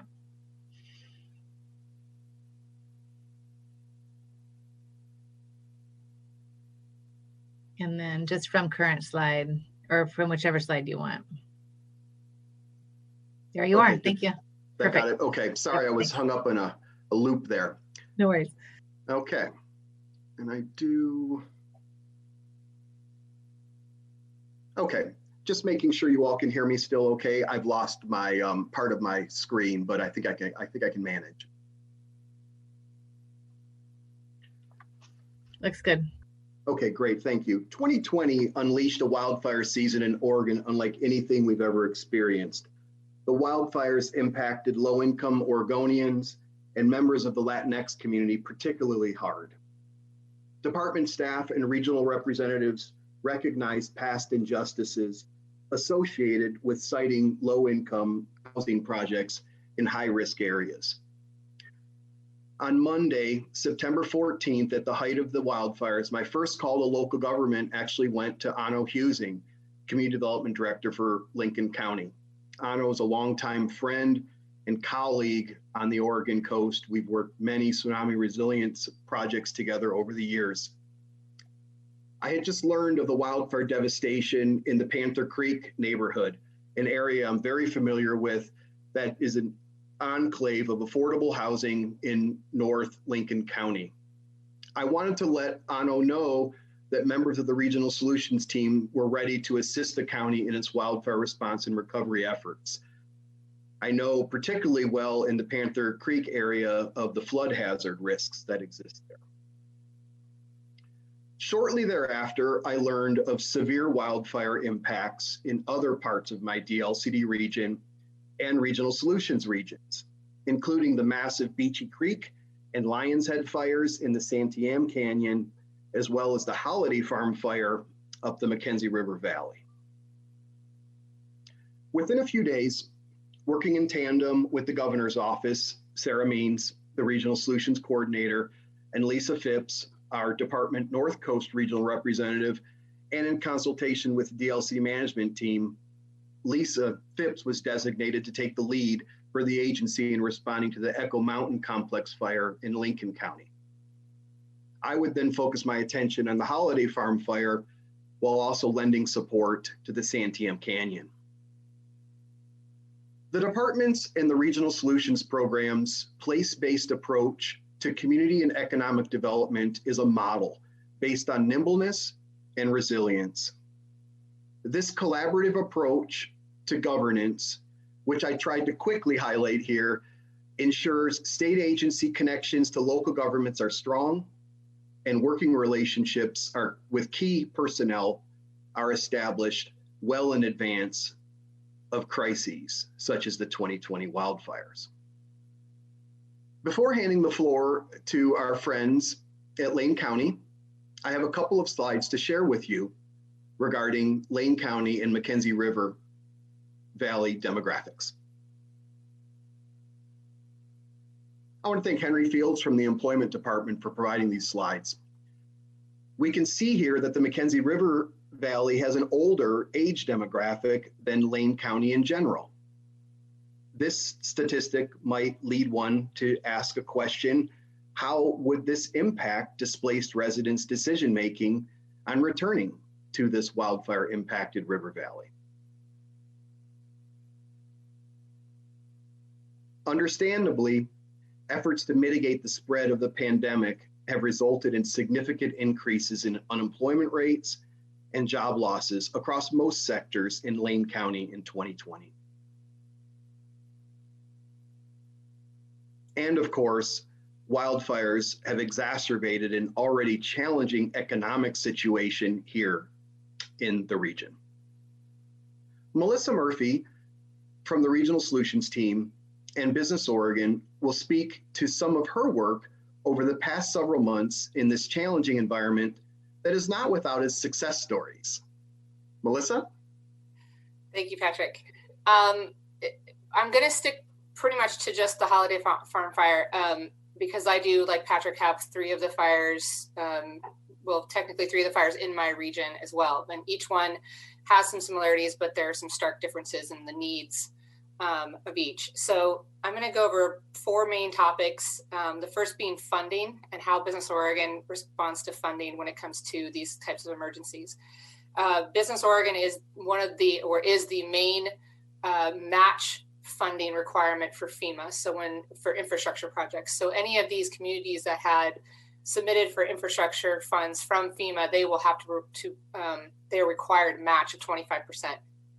Business Oregon can supply that grant for those match funds up into a point of what we have available. So we are working through that now with OEM and FEMA. We've also been able to provide some interim financing to get some of these projects moving forward quicker. In the Holiday Farm fire area, we haven't done that, and I'll explain that in a minute. But in some other fire areas, we've been able to do that in Panther Creek and in Santiam. And what we hope is that FEMA will cover those funds. We're setting them up as loans, so FEMA will cover them. And if they don't, then our agency will forgive those loans. But we knew that there were some immediate needs that we're not going to, to get these systems back up and running, and to wait for FEMA to come through could take years. So we work with our other partners, DLCD, DEQ, USDA, to help get some of these things done quicker and work with OEM for FEMA. Then the most recent thing that we're doing is we have $2 million from the Emergency Board to work on capacity grants for the fire impacted areas. And so I'm working with Lane County and Lincoln County right now on the scope of work for those capacity grants. Basically, it is to either hire or pay for an individual to do fire-related work, coordination, data gathering, or it can be used for some sort of planning, implementation, those types of things. So what we heard the most was that these small rural areas and these counties were already strapped with COVID and didn't have the capacity to really be taking this on. Lane County especially, who has really stepped up and been like the main coordinator for this fire area, the communities in the McKenzie corridor did not have the capacity to take this on themselves. So hopefully this grant will help move some of these things forward. There are no business grants yet. We have not received any money from Emergency Board or had anything delegated specifically to fire-related business impacts. So we'll wait and see what happens in this year. Some of the big challenges that we have in these areas are new infrastructure for the Blue River area and from McKenzie. There were no existing systems. There were a lot of septics, a lot of wells, but the community prior to the fire had been talking about wanting to implement some of these systems, this wastewater system especially, and expanding those systems. That there's a lot to that. Can it be done? What needs to happen to make that happen? So the RST is really focusing on that right now. We're hoping to be able to supply some capacity, some technical assistance to be able to help look at that. But there are some other things for businesses, especially, meeting new regulations or to be able to rebuild. And these are things that they were grandfathered into some things or built prior to updating of new regulations, whether they be environmental, riparian zones changed, building codes changed, and now these businesses have to meet these new regulations and new guidelines, and it's becoming, some of it can be a barrier. The return of residents, as Patrick said, we don't know how many people will return to these areas, so it's very hard to plan out infrastructure when you don't know how many users you're going to have and how many ratepayers you're going to have. It's really hard to create a new system when you don't know that, and you don't know how many new could be able to come onto the system to pay for it. So that's a major issue. And And as I said, capacity to coordinate and implement is a major challenge right now. Some of the big difficulties in measuring the economic impacts, there were no local business registries at the county level or at the city level. It's across Oregon. This is not just Lane County. We realized really quick with COVID that we did not know how many businesses we had in these towns.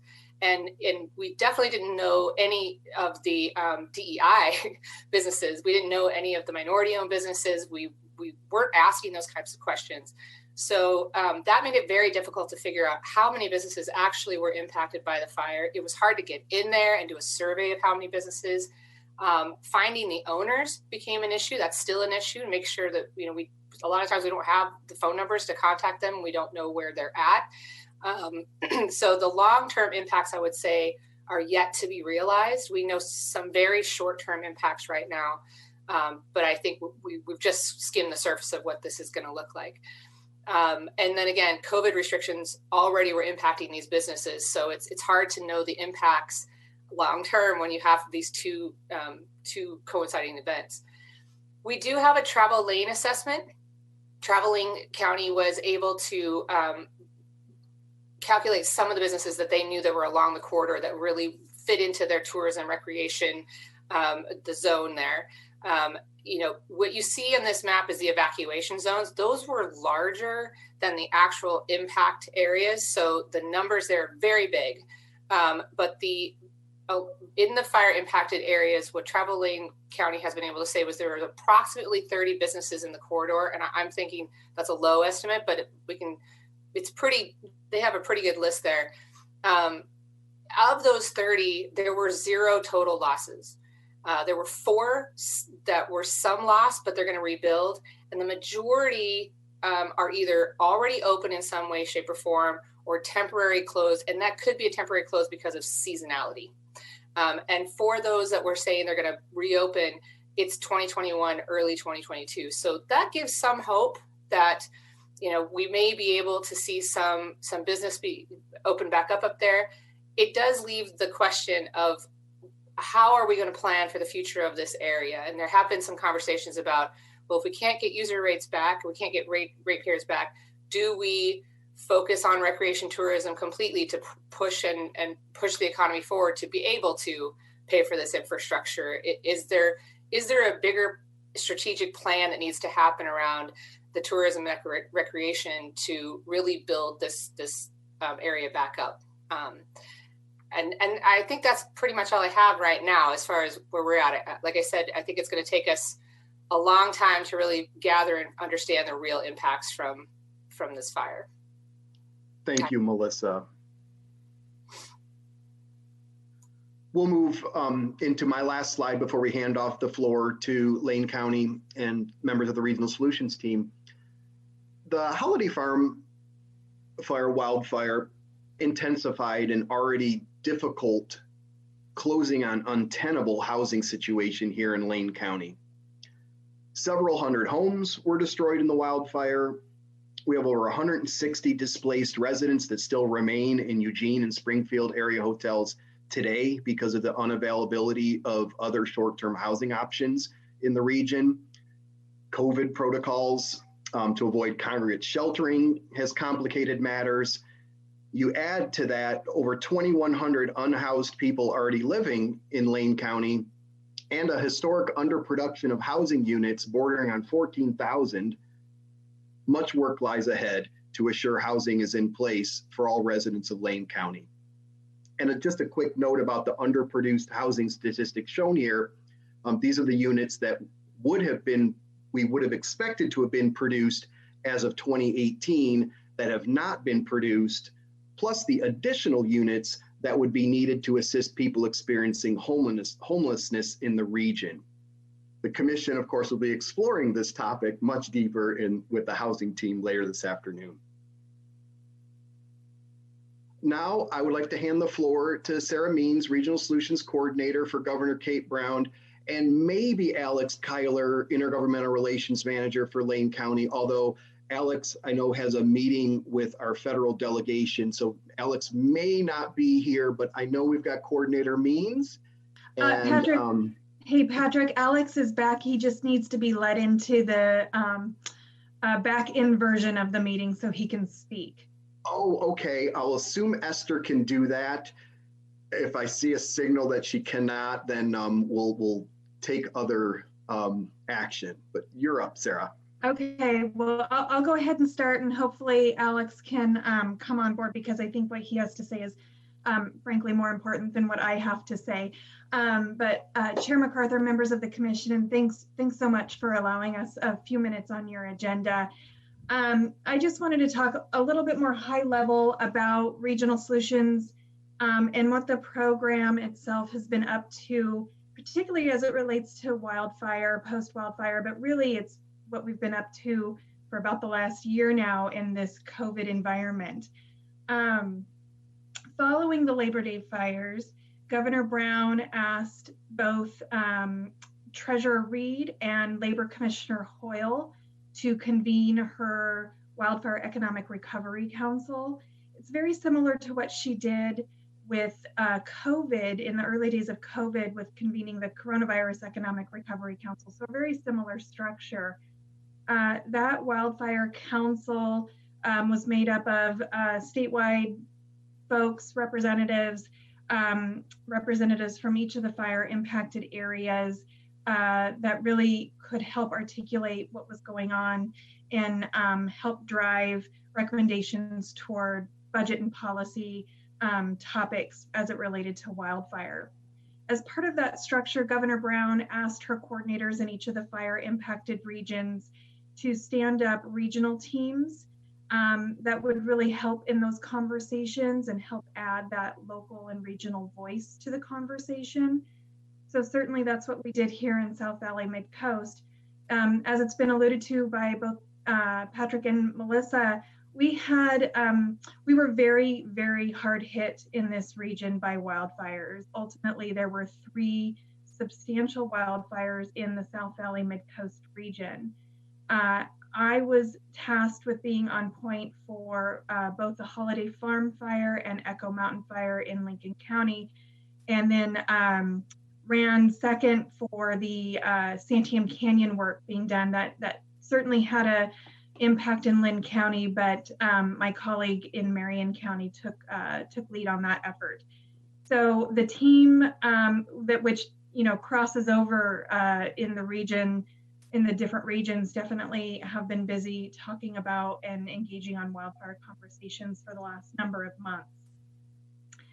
I would say in many ways, the work that we've done over the past year as it relates to COVID and wildfires has felt like a pivot from our normal day jobs.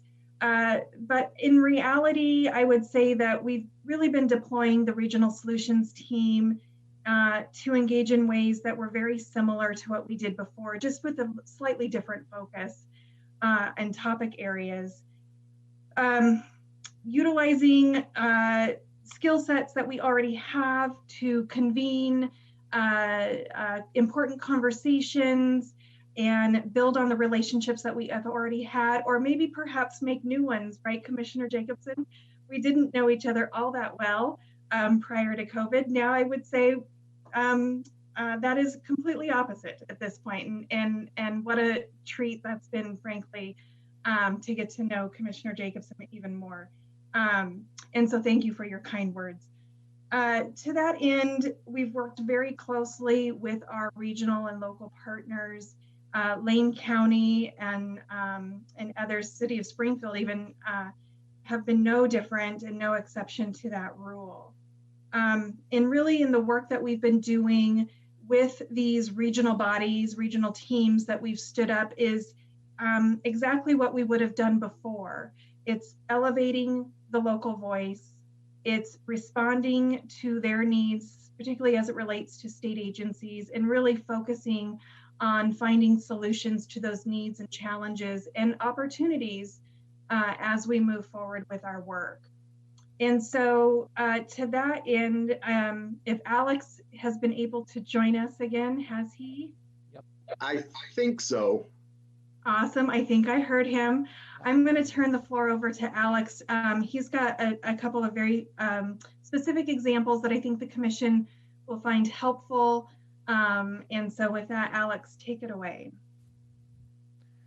Okay, thank you. And Chair MacArthur and members of the commission, again, I'm Alex Kyler. I'm Lane County's Intergovernmental Relations Manager.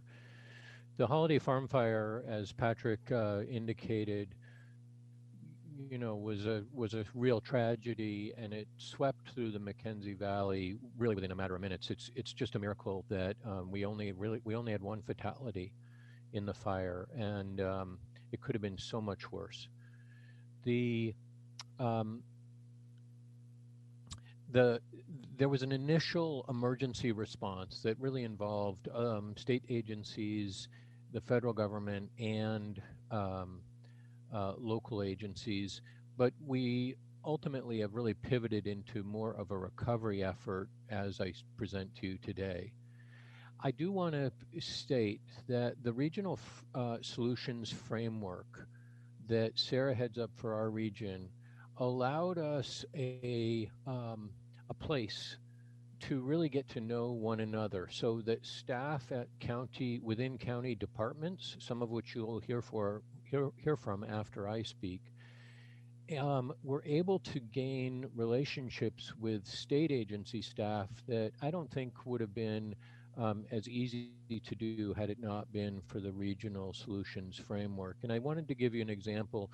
You folks approved an emergency rulemaking that had to do with essentially ensuring that housing would be easier to stand up after the fire.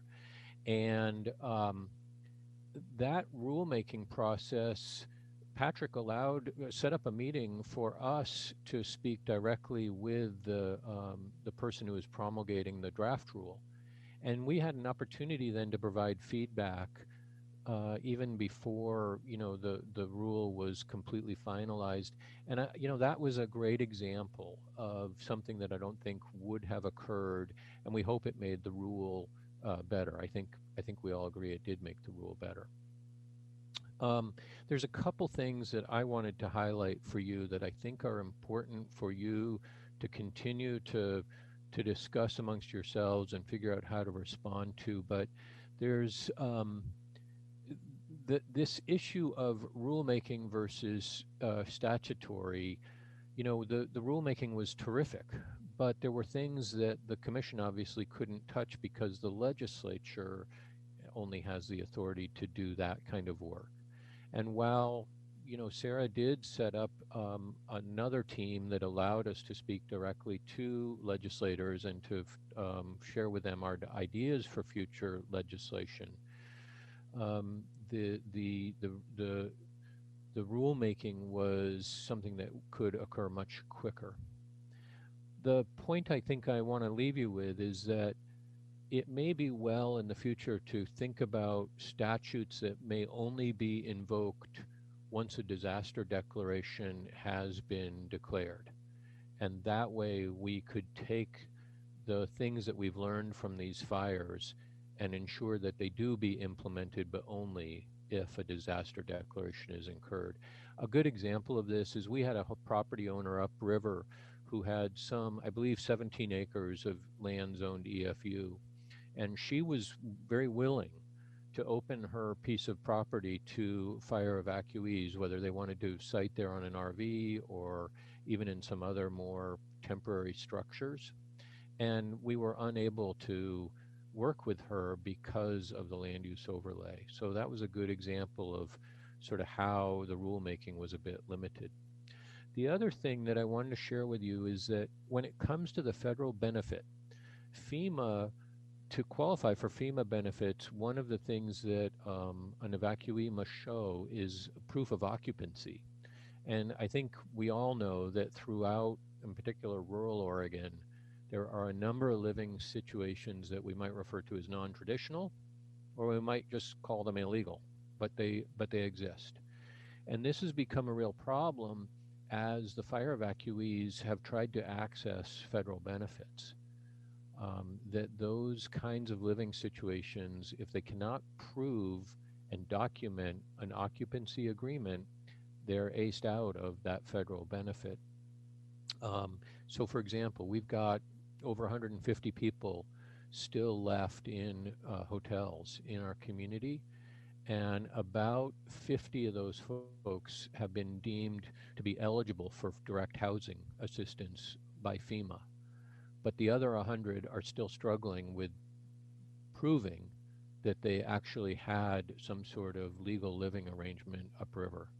And so that burden of those 100 that we will still need to house remains with either the state legislature or the state agency funding assistance, or with Lane County. And so that's just a good example, I think, of, and I don't know if I have a solution for you. I wish I did, but I just wanted to sort of showcase that dynamic that we're experiencing. So again, that's the extent of my comments, and I just really appreciate you opening up this opportunity to learn more about our experience with the wildfire.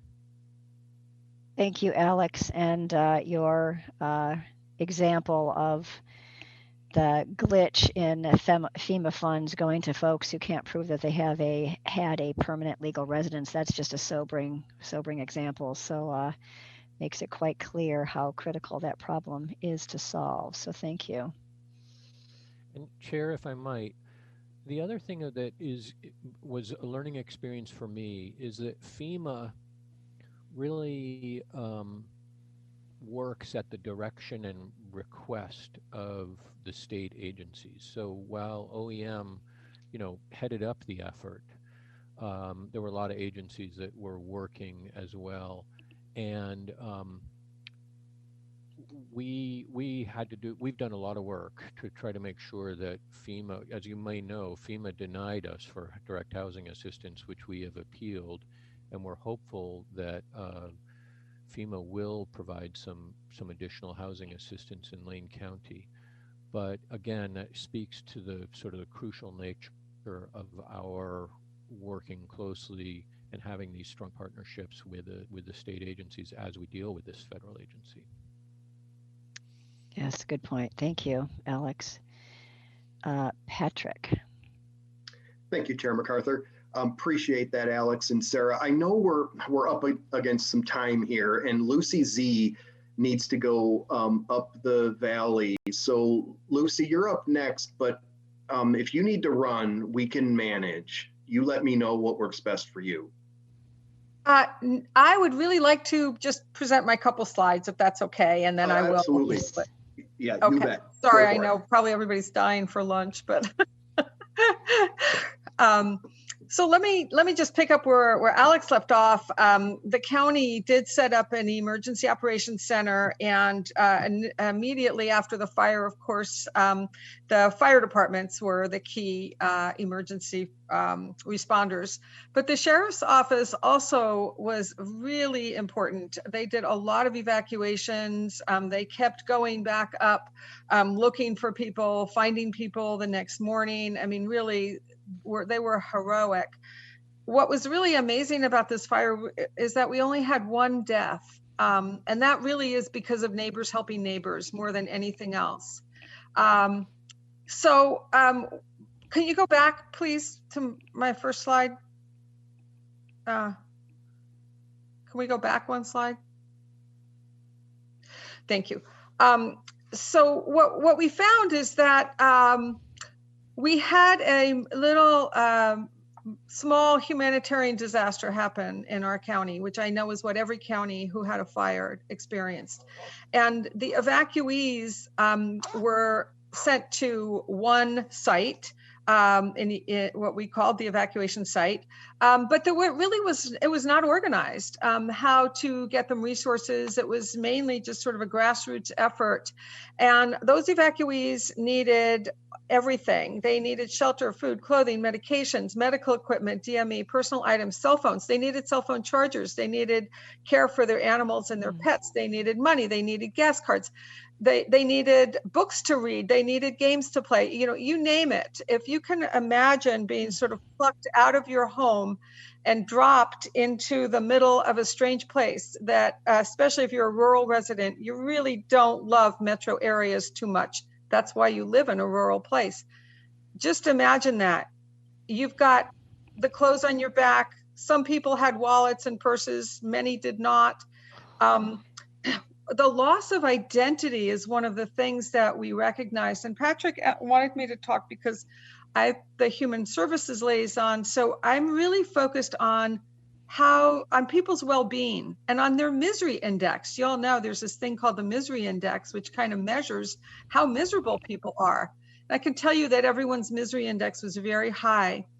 And initial reactions, stress and trauma and grief, yes, but that made way to anger and to blaming, which has made way to despair. Fear permeates everyone who had to evacuate, even people who did not lose their homes. And wildfires are very arbitrary. A home would burn right next to a home that didn't burn. And so there was just a real sense of disbelief. It took a long time for any of us to even understand what had happened here. And the results of all of this from a human perspective resulted in things that we might not think about, but we had a lot of conflict in our hotels where people were evacuated to. We had a lot of substance use, a lot of drinking, a lot of marijuana use, a lot of tobacco use. People who aren't used to those things are suddenly plunged door to door with somebody who's very intimate with those things. That's kind of an issue. We saw quite a lot of crime. People's cars were broken into. We saw a lot of mental health issues. We saw people's rooms getting broken into. We also saw a fair amount of violence, quite a bit of domestic violence, some community violence. We also saw a lot of isolation. All of this, of course, is happening while people are not even aware of whether or not their homes have burnt or haven't burnt. People who were evacuated, who then were able to return home. So the magnitude of this incident in our community, I don't think can be underestimated. And the effect that it's going to have on the Mackenzie Valley communities, that's going to last a long time. Okay, now we can go to the next slide. Thank you. So very quickly, 3 fire relief centers were established, and they were mostly established by the Mackenzie Community Development Corporation, which had received some funding. We did immediately have United Way set up funding for donations, for monetary donations. We also got tons and tons and tons, literally tons of clothing, most of which really wasn't able to be used because people don't have houses, so they don't have any place to put things. And I know now we're looking at materials management and what to do with all that clothing, but we did have a fire relief center in Vida, which is on the western side of the valley, one in Blue River, which was pretty much completely burnt, and then one up in Rainbow. And those 3 centers have been just absolute magnets for the community. Then the county did set up a multi-agency resource center with FEMA. That was great. We've got lots of people signed up, got lots of people information. But you know, as it turns out, what people really need when they're in distress is they need connection with other people. We were very lucky to have a health clinic in Blue River. So the Blue River Health Clinic had recently become a part of the Orchid Health clinic system. And so that clinic has a place in the community. The providers are trusted in the community. They were able to move into a little quilt shop in Mackenzie Bridge, which they've been able to operate out of. We were able to help them to get a mobile clinic, which they are now working out of. A health clinic is one of the most important things for planners to plan when they are working with rural communities, because rural communities are able to exist because of healthcare, especially for older adults and for people with disabilities where it's hard for them to travel an hour to get into a metro area. But what happens with a health clinic is that it provides not only physical health, but also behavioral health, psychological health. We have been able to get Whitebird, which is one of our local behavioral health clinics, connected into the valley. They are sending people up to the quilt shop to see people. They're also working out of the fire relief centers. We also had some Green Cross counseling. We initially had all of our local metro areas sending counselors to the hotels to help people. Because of COVID, we had created the Lane County Community Resilience Toolkit, and this is the easy to find link to that toolkit. It has actually, I think, 9 toolkits, and we immediately added a wildfire toolkit that has tons of information for people around resources in the community. So, you know, COVID-19 complicated things, but it also sort of had a bit of a benefit. So I just wanted to really share with you the real human toll of a wildfire, of a disaster like this.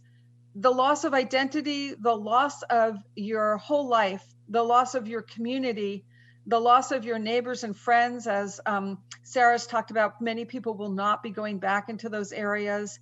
And then the really insufficient assistance. Most people were underinsured on their houses. They will not be able to rebuild. FEMA's top benefit is around $35,000. That people will not have the money to rebuild. And in addition, what was a beautiful, you know, temperate, lush forest is now pretty much brown and gray and black, clear cut because of salvage logging. So the whole area has completely transformed in a way that both is an empty slate, perhaps, for new projects, for rebuilding, but also a complete loss of what was an amazing recreational area and an amazing residential area. We don't know how that's all going to come back together again, but we did get a little video that Patrick's going to be able to play for us. We hope. Thanks so much, Lucy.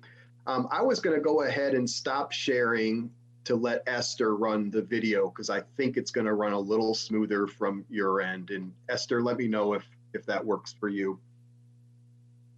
Lucy, thanks again for providing that human element to the disaster.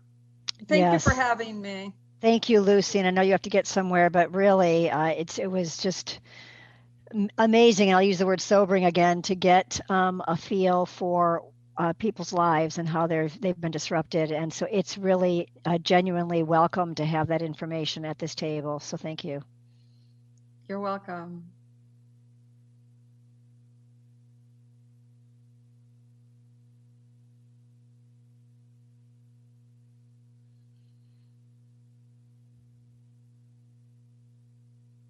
Okay, I just wanted to verify that you can see the screen.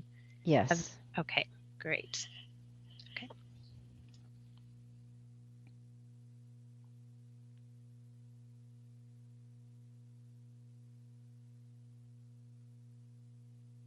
I hope some sound will come on.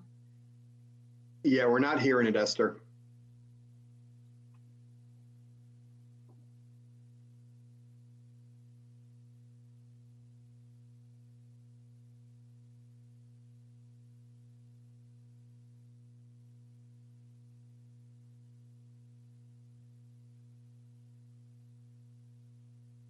Do you want me to try it on my end?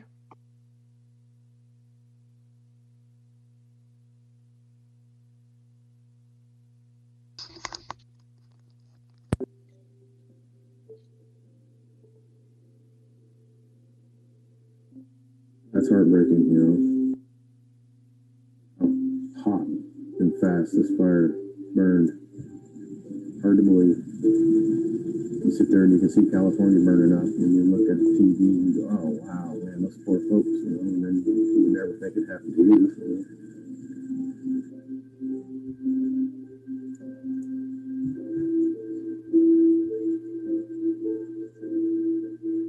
I've lived in Nimrod on this piece of property for 19 years,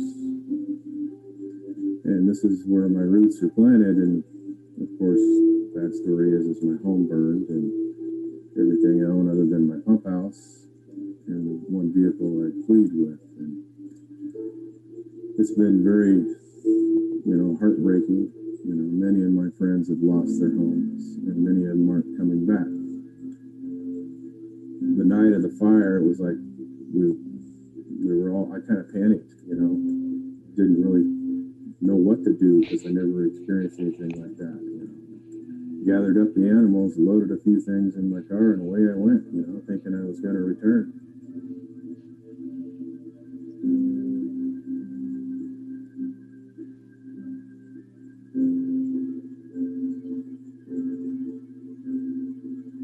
And as we were going to pull out to head to town, a trailer pulls into Vita Cafe's parking lot, and his wheels came on fire and rolled towards the Vita Market. And I think it was at that point that the full reality of what was happening was finally setting in.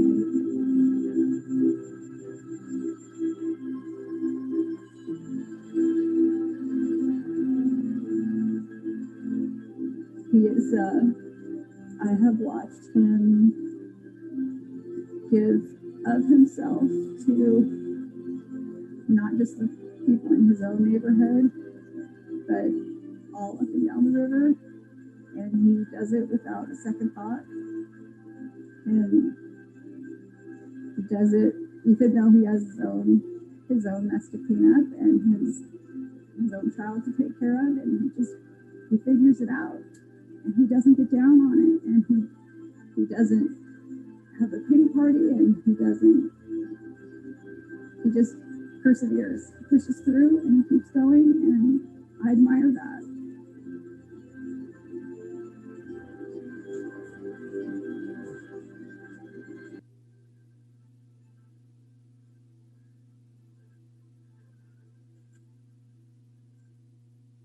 Get through this, we'll turn these ashes into beauty one day.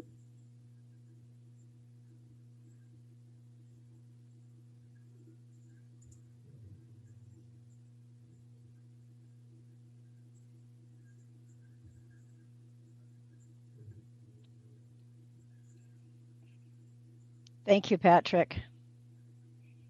Thank you, Madam Chair, and Lucy Z. Thank you so much. I know we didn't get the audio. I encourage everybody to go ahead and check that out on YouTube. It is catch all the audio. But I think we got the point. Appreciate you, Lucy. Appreciate everything you do. Thanks, everyone. Thank you. So Patrick, where are we? Well, we've just got a couple more slides. We'll go through them quickly. They're about 3 minutes each. And so we've got about 10 minutes left in the presentation. Does that work for you, Chair MacArthur, members of the commission? I know we're over time. Yes, it does. I think we want to make sure we get the full presentation. And I know that Vice Chair Halava has her hand up. Should I ask it now or later? Yes, please do. Yeah. Oh, I think this presentation has highlighted kind of this intersectionality on issues. I've thought about the loss of jobs and I've thought about the loss of housing, but I honestly fully haven't comprehended the idea that you don't have a place to go to work or a place to call home. And so I was just more curious whether what do you see as the projected outcome in the county? Are people going to just remain in place and be homeless without a job or home? Or are they going to migrate to other cities? I'm just curious about those thoughts about what people actually are going to do on the ground. Alex, perhaps you could try to answer that question.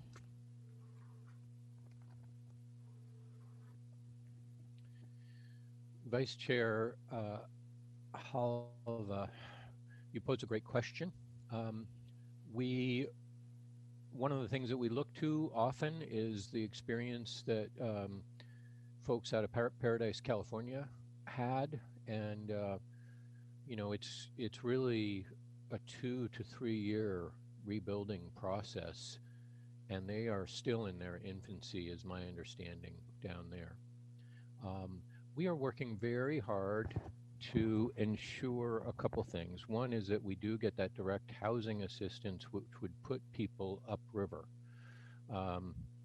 We did get a number of letters of support from people echoing much of what you heard in Lucy's presentation and the importance of actually putting people back into the community to make the rebuilding process that much easier.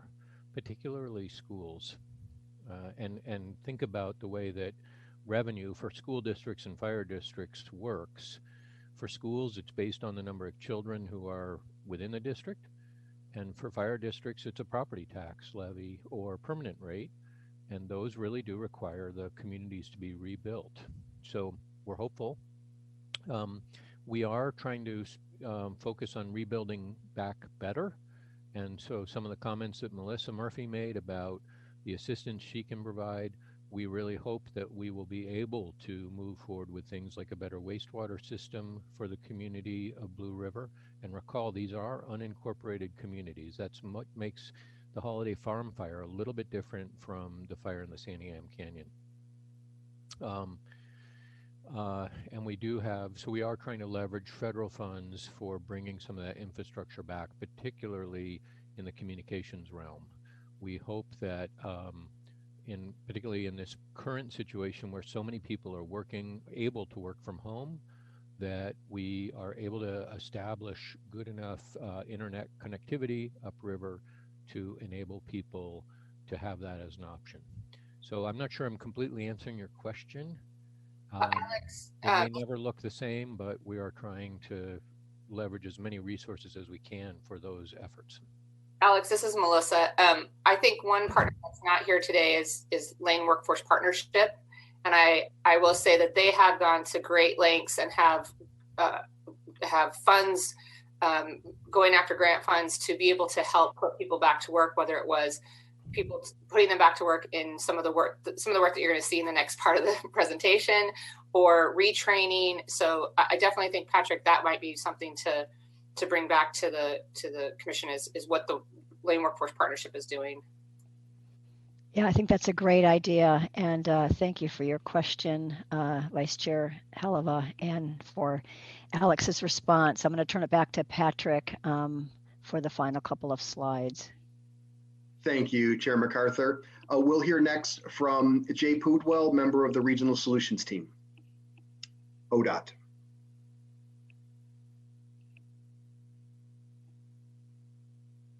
Yes, this is Jay Pudwell. Could we put it in presentation mode, please?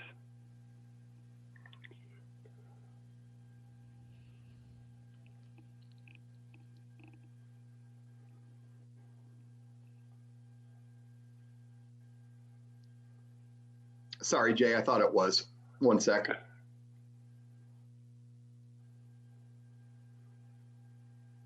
Thank you. I just wanted to big it up so people could actually see the pictures. Hang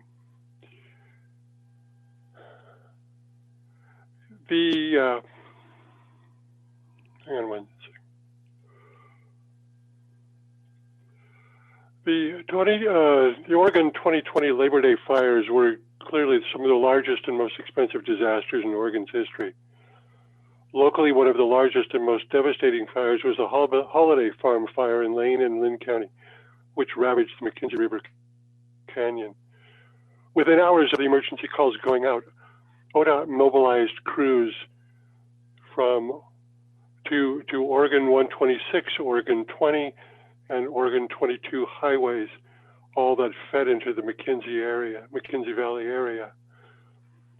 ODOT also mobilized crews to other disasters brewing simultaneously in 6 other counties. ODOT crews closed highways, assisted emergency responders, and set about the dangerous work of clearing hazard trees impacting the highways.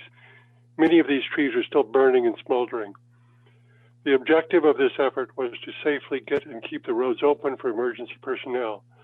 ODOT coordinated crews from ODOT, Lane County contractors, and power companies to enable safe travel for firefighters, sheriff's deputies, emergency medical teams, utility workers, and other essential personnel.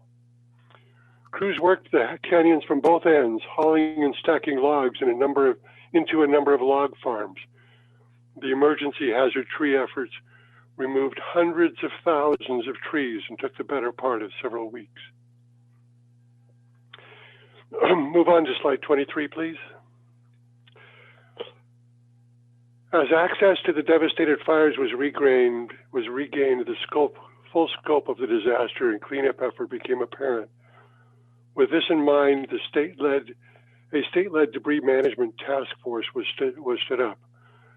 ODOT, with our partners in OEM and DEQ, to bring together state expertise for managing the cleanup and recovery efforts in a state-managed but locally coordinated way with the 8 affected Oregon counties.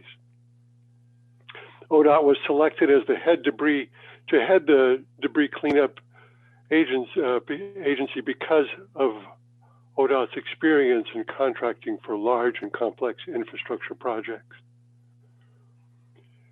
Debris cleanup is a 2-step process. Step 1, once the fires were out and the extent of the damage was fully realized and access to the areas was available, the Debris Management Task Force worked with federal partners at the EPA to first remove hazardous materials from 2,285 statewide properties in October and November. This was a huge undertaking.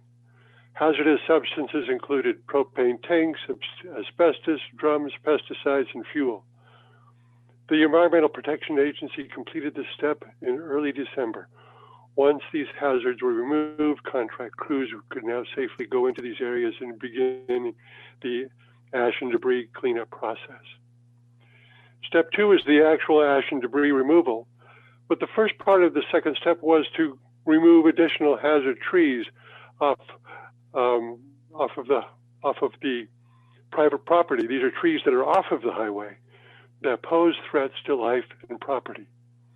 Removal includes falling, stacking, and transporting, and that is underway now. The total estimate for hazard tree removal is nearly $300 million. I'll now turn the floor over to my DEQ partner, Mary Camerata. Thank you for that. I appreciate it. Mary? Sure. Hello, Commission. I'm going to continue on. The work to clean properties of ash and debris, as Jay said, is underway. The task force is prioritizing areas identified by our county partners, including manufactured home properties and hauling debris to contracted landfills to minimize both cost and time. This work also includes soil and air quality testing that DEQ has identified. Debris cleanup statewide is estimated to total about $660 million, and it didn't include the work that the EPA did. As part of the cleanup, ODOT is looking for ways to add value to Oregonians. So in addition to transporting trees to local mills, they're partnering with local companies to provide job training for traditional underserved communities and donating downed wood to nonprofits for local conservation projects. We're also working to create revenue through recycling the metal and other materials included in the debris. They estimate that it'll take about 6 to 10 months to complete this work. It also depends upon the weather. If they get a lot of snow and whatnot, that would slow it down. DLCD was very helpful initially in helping us understand what the floodplain requirements were, because there has to be some grading to take out the ash and debris, and they wanted to make sure that we need permits for that. The ash and debris cleanup is massive and costly undertaking made possible by effective partnerships that we have forged between state, federal, and local agencies. Next, Patrick. So I'm going to talk a little here about protecting the McKenzie River. The McKenzie River is the main drinking water source for the cities of Eugene and Springfield. It is used for rafting, boating, and fishing. This spring-fed, ultra-pure cold water provides incredible habitat for 22 native fish species and over 7 non-native fish species. It also has 2 hatcheries on the river. I have rafted many times down the river and successfully went through Brown's Hole and the windy Martin's Rapid. The wildfires destroyed many homes along the river. These homes were built prior to land use rules around riparian setbacks. After the disaster declaration, Eugene Water and Electric Board, who has water intakes, and Pure Water Partners leaped into action to identify what properties needed erosion controls. They worked with LCOG, Lane County, City of Eugene, and McKenzie Watershed Council. EWEB and the Pure Water Partners engaged property owners and got information out to the watershed about available resources and recovery efforts. Time was of the essence to complete work prior to the fall and winter rainy seasons to avoid sedimentation getting into the Mackenzie and affecting this important resource. EWEB contracted with the Northwest Youth Corporation to help install best management practices. In the picture, you can see straw, silt fences, wattles, and those long tubes that have straw in them. These best management practices were very successful. LCOG was extremely helpful with the GIS report. They developed field assessment and GIS applications for those working in the field. Then this was uploaded and there was a dashboard there so that the public can watch the progress. And that brings a lot of hope when they see things being cleaned up. The river was protected with amazing efforts of the folks who cared about the Mackenzie River. In addition, DEQ's on-site program has worked with DLCD, Lane County, and residents of Blue River to begin the planning for a community on-site system. As the planning work goes forward, Lane County and DEQ are responding to requests to get on-site systems function again so the recovery can take place. I want to make one note here is that the Mackenzie River has a special designation under the 3-basin rule to protect the drinking water source. This rule restricts discharges in the Mackenzie River and making it very difficult to put in a system. So Patrick, I'll end this and hand it back to you. Thank you, Commission. Thank you, Mary. Appreciate that. Thank you, Mary. Thank you, Jay. We are now on to our very last slide. We will make it brief. So I think Alex Kyler, the Intergovernmental Relations Manager for Lane County, mentioned the pivot from recovery to, from response to recovery. And so part of that program, for me, included a review of the Lane County Comprehensive Plan, the Lane County Natural Hazard Mitigation Plan, to see what the future land use disposition might look like in the Blue River unincorporated community, which had been an area of some focus for the regional solutions team prior to the wildfire. As mentioned, community members, including important stakeholders such as the Eugene Water and Electric Board, the Mackenzie River Trust, and others really value and support the notion of bringing a wastewater treatment facility to Blue River. Of course, that won't be without its challenges, but with the breadth and depth of knowledge of the regional solutions team, with Lane County working in tandem with the community members, with assistance from federal partners and others, we feel like this project not only has legs, but is really positioned well for success. Resilience will be a centerpiece for this plan initiative, as will be exploration of a transfer of development rights program. The Holiday Farm wildfire has really accelerated the timeline for this plan initiative. And we have here with us today, Lindsay Eichner and Amber Bell from the Lane County Planning Department. And Lindsay will start off with just a couple brief comments about this plan initiative, hand it to Amber Bell, and then we can move on to discussion. Thank you. Thank you, Patrick. So there's a history of efforts to promote the community of Blue River in Lane County. As Patrick mentioned, our Rural Comprehensive Plan includes policies specifically related to the Mackenzie River and the community of Blue River. These policies recognize the importance of recreation and tourism as some of the multiple uses important to the community of the Mackenzie River Valley. They recommend more specific floodplain data be determined for Blue River. They identify specific options for future development and specifically a Blue River community subsurface sanitation facilities. Those options include a plan for maintaining and repairing existing on-site sewage disposal systems, developing a public facility plan for a new public sewer, and fully complying with the unincorporated communities rule, or as a more aggressive and long-term option, incorporation. In 2015, 2 Hatfield Fellows assisting with rural economic development objectives, along with the Rural Community Assistance Corporation, prepared a report on feasibility of building a new community sewer system and supporting a denser downtown corridor for Blue River. The report identified several engineering and land use hurdles, such as with redesignating the community as an urban unincorporated community because it did not meet the 150 dwelling requirement, or redelineating the community boundary as a whole because one of the preferred locations for a community sewer project was located outside of the unincorporated community boundary. County staff and other agencies have continued to engage with community members to identify solutions. With the most recent Holiday Farm fire meeting was in August of 2020. And it remained clear that there were complex land use requirements, if not hurdles, and many unanswered questions. I will hand over post-wildfire to Amber Bell. Thanks, Lindsay. Thank you, Lindsay. So the fire brought new challenges for the Blue River community as Blue River experienced an exceptional amount of damage in the valley. This in many ways presents a unique opportunity and reason to now more than ever embark with future comprehensive planning efforts to support community redevelopment. Patrick and other DLCD staff have been instrumental in helping us navigate and pursue a transportation and growth management community assistance opportunity that would support a consultant to partner with the county in initiating this work.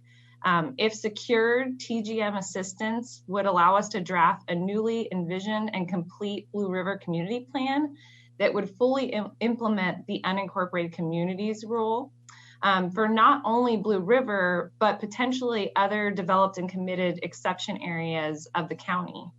And it also would weave TGM objectives into the plan, such as compact urban and transit-oriented development, as well as resilient planning principles. Additionally, we understand this effort might receive support from a monetary support rather from Business Oregon to complete a study for a prospective wastewater treatment facility. And it may also dovetail with a feasibility study to reevaluate a transfer of development rights program that could redirect development entitlements from more high-risk, non-conforming, transportation inefficient, or environmentally sensitive areas to a denser community. So in the near future, we, along with Patrick and TGM staff, will be presenting this concept to our Board of County Commissioners. That's scheduled for January 26th, and we'll be requesting their direction to proceed with the TGM community assistance opportunity. And if so directed by our board, we'll continue to work with DLCD to pursue the opportunity, which would result in numerous long-range planning options that could then be considered by the community and stakeholders.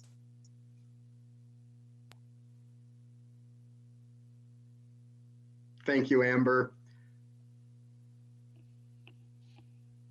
Chair MacArthur, members of the commission, that is the end of our presentation. And of course, we're more than happy to answer questions or participate in a discussion. Thank you so much.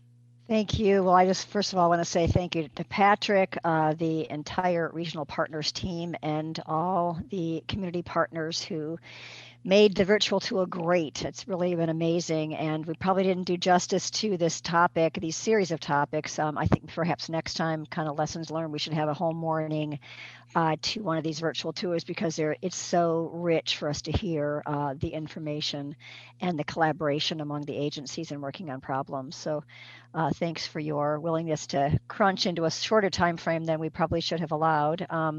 And I do want to give a moment or two for commissioners to comment. Commissioner Lilac. Thank you, everyone. Really, really fantastic. You're right. It would be great to talk about this for quite some time. And I really look forward to hearing about the future of the Blue River Community Plan, the TGM grant, and how all that plays out. Either with the commissioner or with planning directors. I'll definitely follow up with you in one of those two forums. My question is, and I appreciated Alex mentioning this earlier, is that he in Lane County participated in the rulemaking in October for the temporary housing. And then I heard that it didn't work out for the property in EFU and that some changes are needed for the legislature. But my question is, did you utilize the temporary rule that we adopted in October? And we probably don't have enough time for lessons learned on that, but I'm just curious to hear if that new temporary rule was utilized in Lane County. Thank you.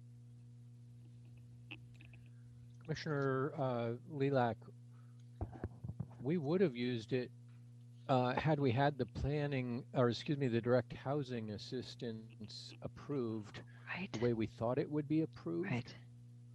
And so that has been a challenge. We had to appeal the FEMA decision, and so we are much further behind the other counties. That's my answer. I don't know if Amber or Lindsay might want to add something because they're definitely closer to the land use arena. One piece I might add, Alex, is that there were some uses in that temporary rule or the temporary rules that were particularly helpful for Lane County. So for example, it included a replacement dwelling use in the forest zone. We had, I don't remember the exact number off the top of my head, but some 40 dwellings in our forest zones that were destroyed. And previously the Oregon administrative rules required that to replace a dwelling, the dwelling had to have habitability features, or in other words, had to exist. So that those temporary rules allowed rebuilding of dwellings in the forest zones. And we've also made applications available for a number of the temporary housing options in unincorporated communities and in the rural residential zone. And I think Lindsay could speak a little more to that.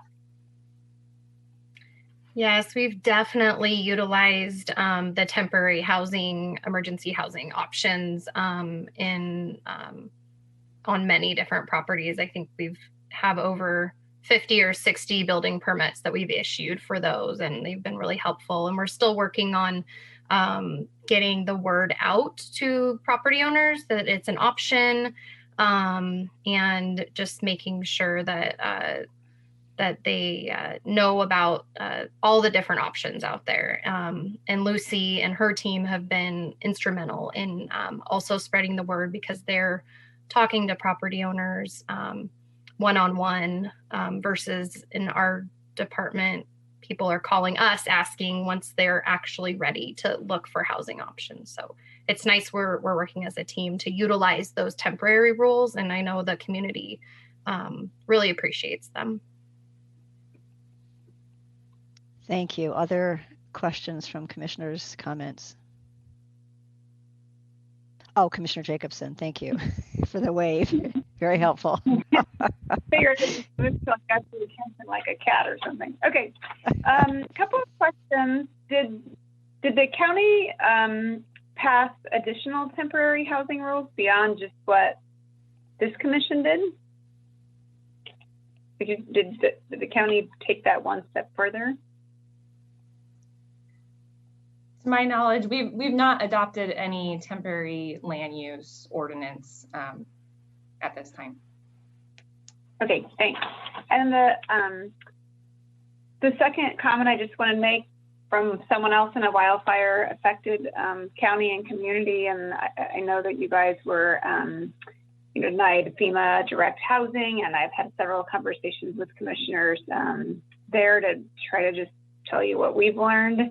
It was a long time for Lincoln County to get approved. Other counties got approved way before we did, and we finally did. But I wouldn't necessarily say that not being approved puts you behind. We were approved many months ago, and we don't have any actual housing on the ground.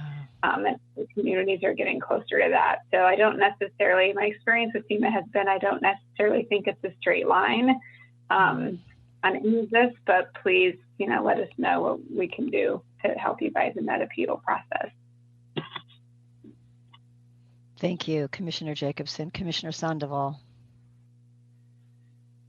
Yeah, thank you. I didn't hear much about the role that Oregon's Housing and Community Services Agency played in this, and I actually serve on the Housing Stability Council.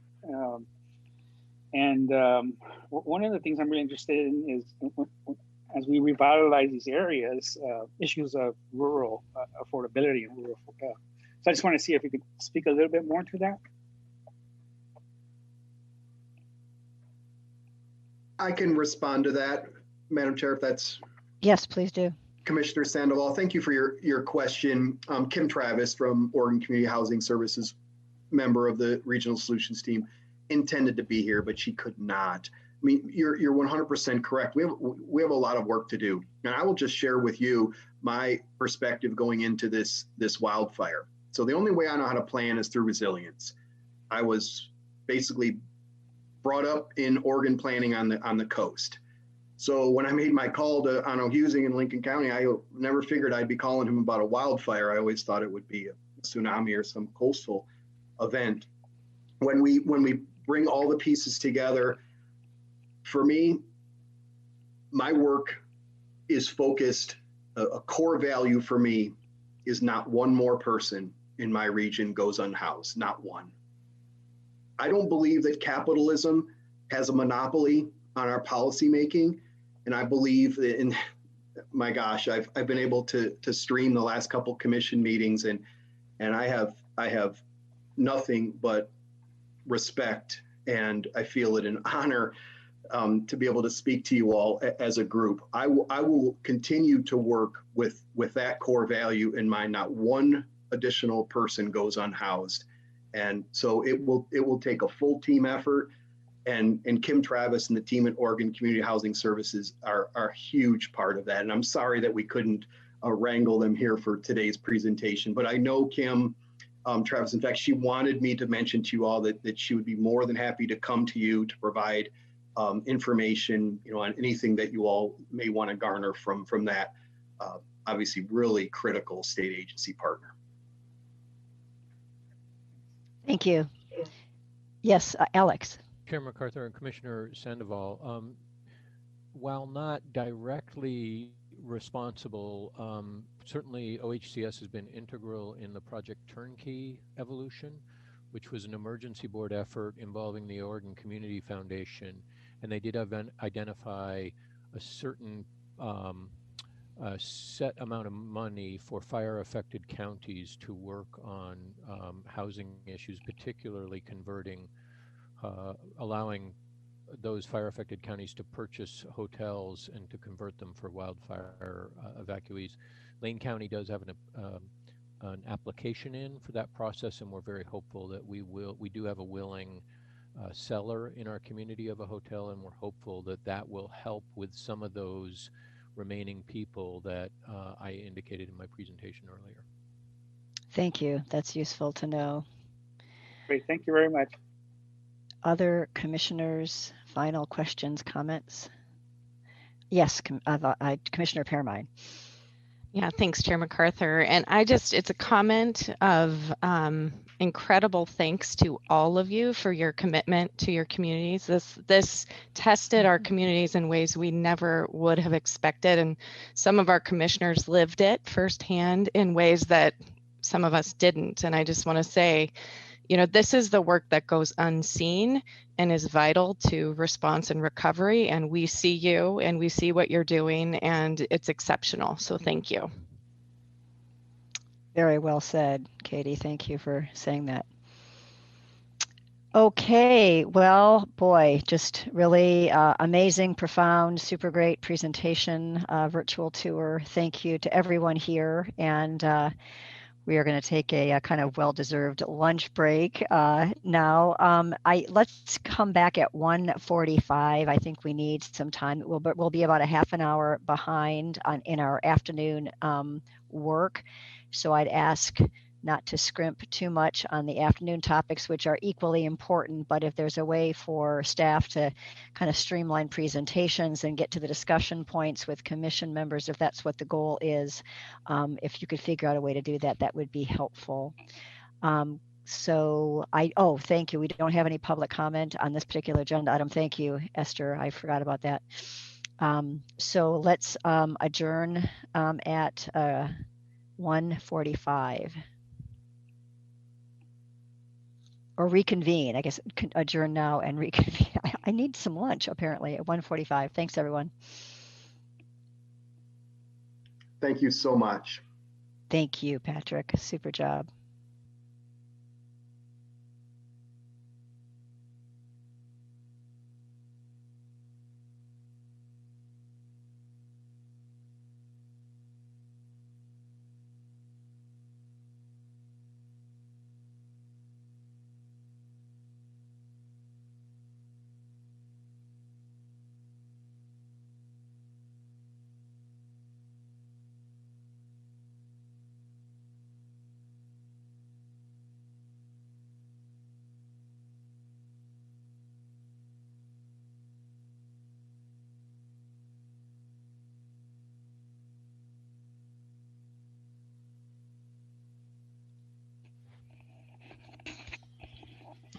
Okay, welcome back. The time is 1:45 and I am showing commissioners.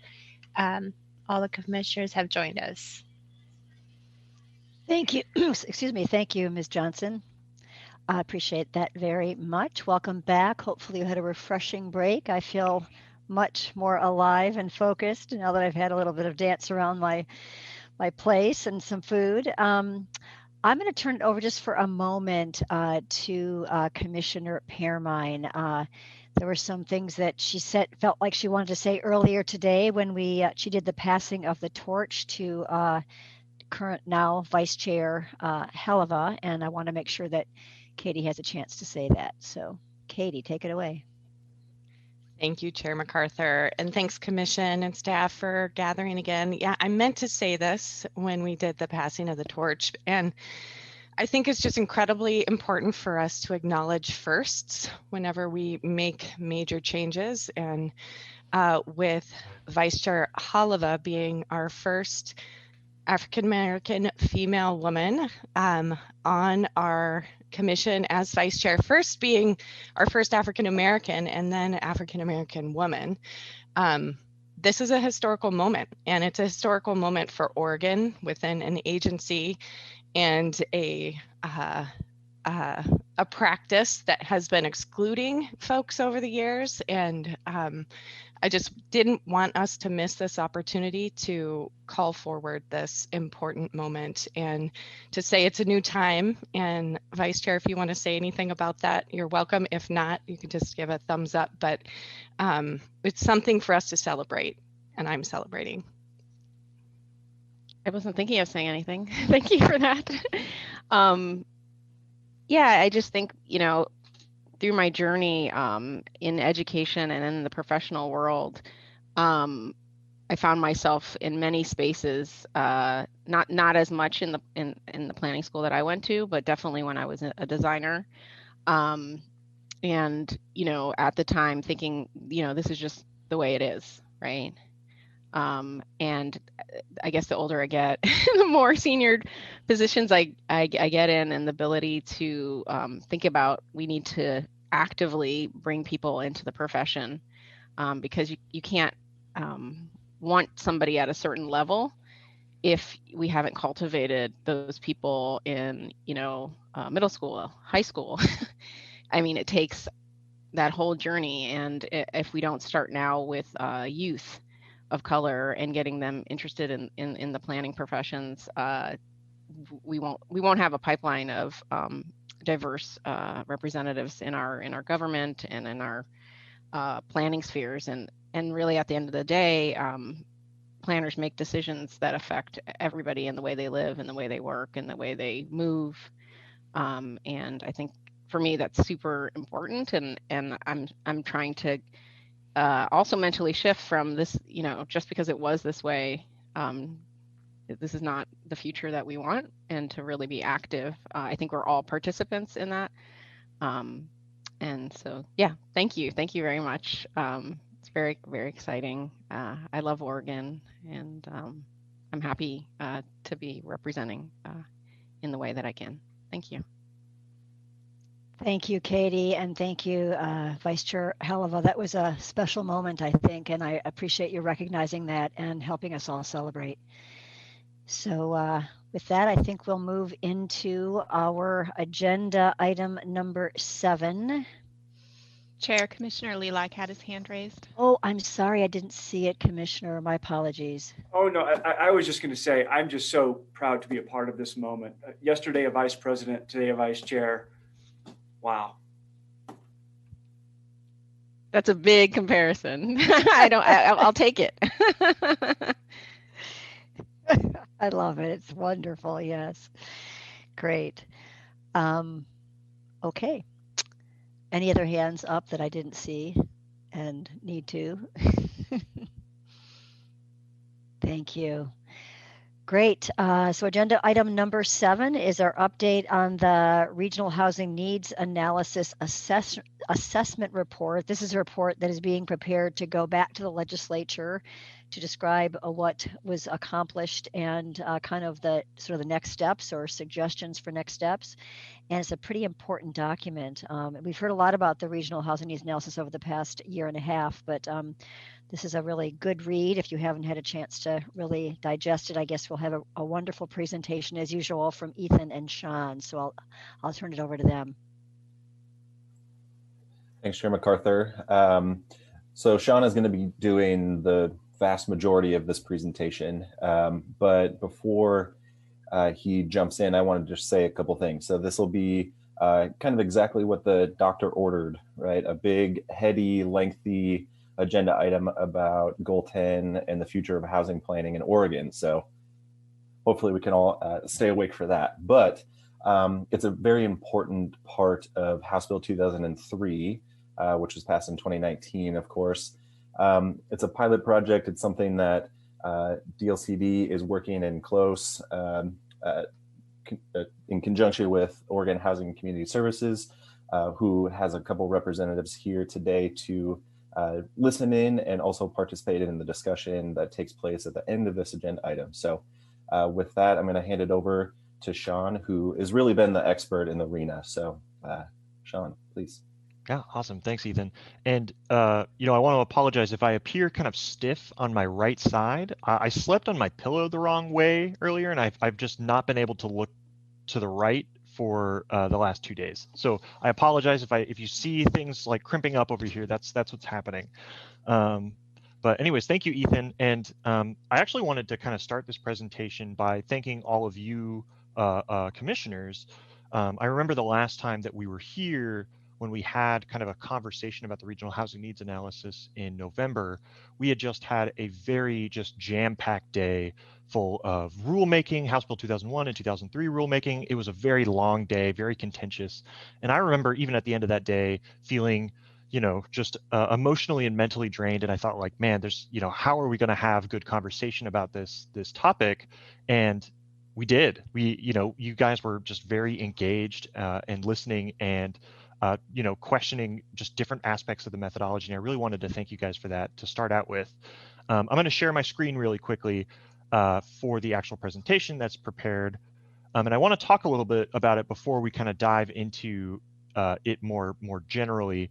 Something I've been thinking about since our last presentation is we've talked a lot about the mechanics of the regional housing needs analysis. We've thought a lot about like, all right, what is the methodology? What is the underlying assumptions? What are some of the numbers that we're getting out of this regional housing needs analysis? But I think something that was lost in that conversation is, what is the point of doing this exercise? Why are we going through this exercise of doing this statewide housing analysis? And really, what is the objective that we're trying to achieve, and even considering this analysis in the first place?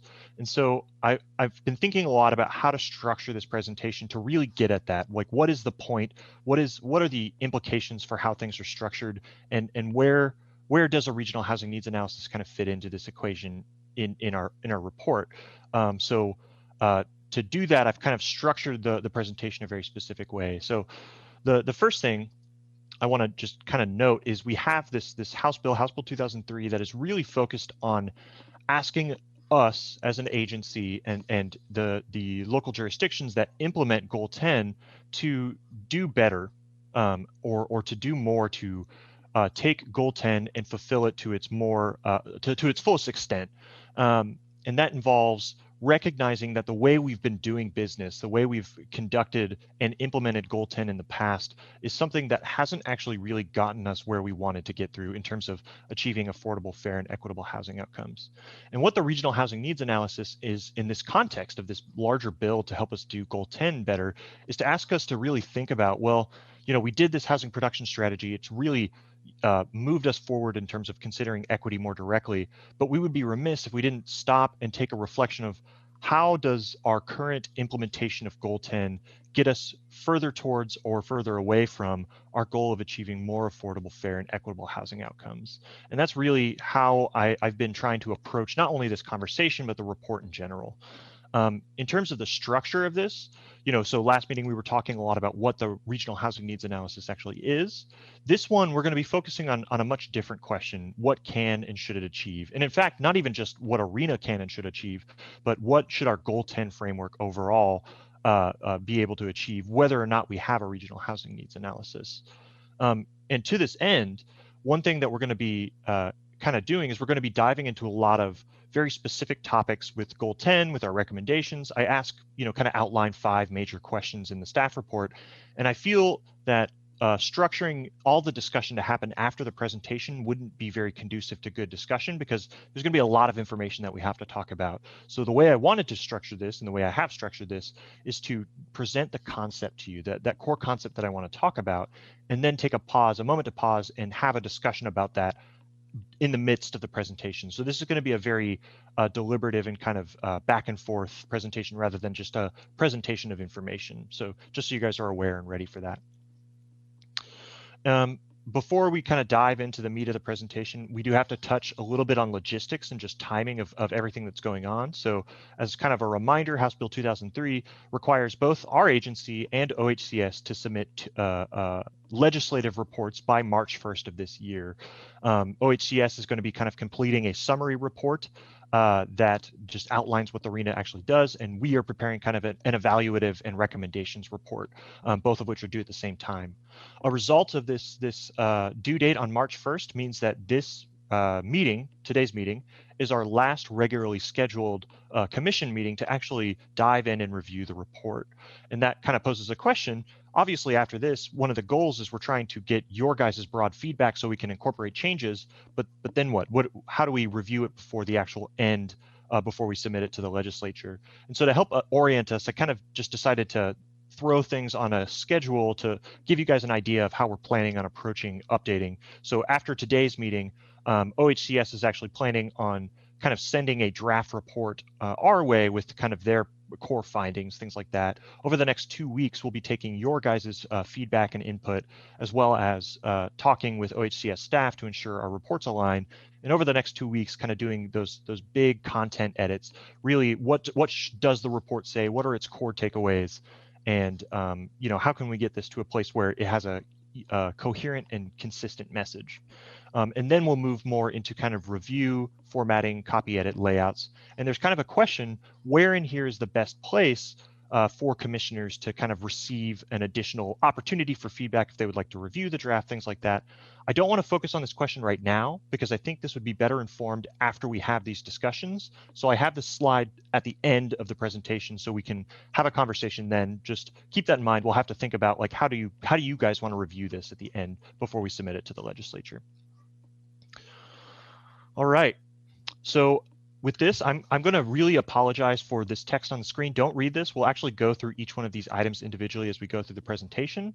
But if we're thinking about how the report is structured, the place where we started was, well, what does the actual bill language tell us that we have to answer? In this section of the bill, House Bill 2003, Section 2, subsection 2 has kind of 6 primary criteria that they want DLCD to review the regional housing needs analysis in light of. And what I wanted to communicate here is this informs our report structure into both kind of an evaluative section, which is asking, how does our Goal 10 framework work and what are its implications, to a recommendations section, which is saying, all right, now that we know this, what recommendations we would make to shape or restructure Goal 10 in a way that gets us closer to our goals. And with that, when we've kind of translated this into conversations with folks to make this a lot simpler and a little bit easier to digest, we've really thought, like, what are the kind of 3 primary questions that we're really trying to answer as part of this exercise. The first one is, well, shoot, how does ARENA actually compare to our existing system, the existing Goal 10 framework? And why would we even entertain the idea of doing a regional housing needs analysis in the first place? In other words, what is the problem that we're trying to address through a regional housing needs analysis? And then the second and third questions are getting at what the legislature does. So if the legislature decides that they want to move forward with something like a regional housing needs analysis and a reform of Goal 10, what recommendations can we offer as an agency in terms of implementation considerations, equitable considerations, things like that, to best implement a regional housing needs analysis or something similar to that. And even still, even if the legislature does not move forward with a regional housing needs analysis, more or less anybody who I've talked to who's familiar with Goal 10 planning agrees that there's things need to change, something needs to happen. The existing system is not working as it's intended to. So we also need to provide recommendations in lieu of a regional housing needs analysis as well. And what you'll notice as we kind of go through this is the answers to the second and third questions have a lot of overlap between them. All right. So I guess I'll just kind of pause there. These are kind of some of the core questions that we're going to get at. Are there any questions about just this premise or framework that we're setting up? I'll talk about the report structure right after this. Questions from commissioners? Okay. Don't see any. Thank you. Excellent. All right. And now this next slide, I really hate summary slides because I feel like they tell you the what without telling you the why. And I want to be very clear that this slide that I'm showing you folks, it's intended to be a summary slide. I feel like it's very important to include one in there so you folks are able to grapple with what is in the report. But what this doesn't tell you is why have we reached these kind of conclusions in the report. So as we go through this presentation, I'm going to be responding to each one of these points and saying, why do we think this? And there's those four kind of key takeaways from what is actually in the report is the first one is that our current Goal 10 planning framework, specifically our housing needs projection, exacerbates patterns of geographic inequity and disparity. I'll talk more about why that is the case in a minute. What a regional housing needs analysis can do is it can implement a shared responsibility among local, regional, and state governments to address housing affordability and fair and equitable housing outcomes. With that said, there are still a lot of, as we've gone through this process, we've identified a lot of implementation considerations that are going to take continuing conversations and work to get something like a regional housing needs analysis and Goal 10 reform in general to a place where it's ready to be implemented statewide. That is very true. This is not ready to implement off the shelf. But when we are thinking about what we can do and what we can recommend to the legislature, one of the big things that we've identified is there are a lot of things that we can do very soon, very in the near term, that not only get us towards building a more building a reformed Goal 10 system that gets us closer to the results that we want to achieve, but also build on House Bills 2001 and 2003 and help provide more affordable, fair, and equitable housing outcomes. So again, I'll talk more about each one of these specific things as we go through this presentation. But let's start with the report structure. So the first thing we have to do, obviously we have the actual report that we have to submit to the legislature themselves. It's 2 pages long. There's very specific requirements on what it must contain that are outlined in statute. But in the actual report structure itself, there is kind of setting up well, what are we talking about here? What is our Goal 10 framework?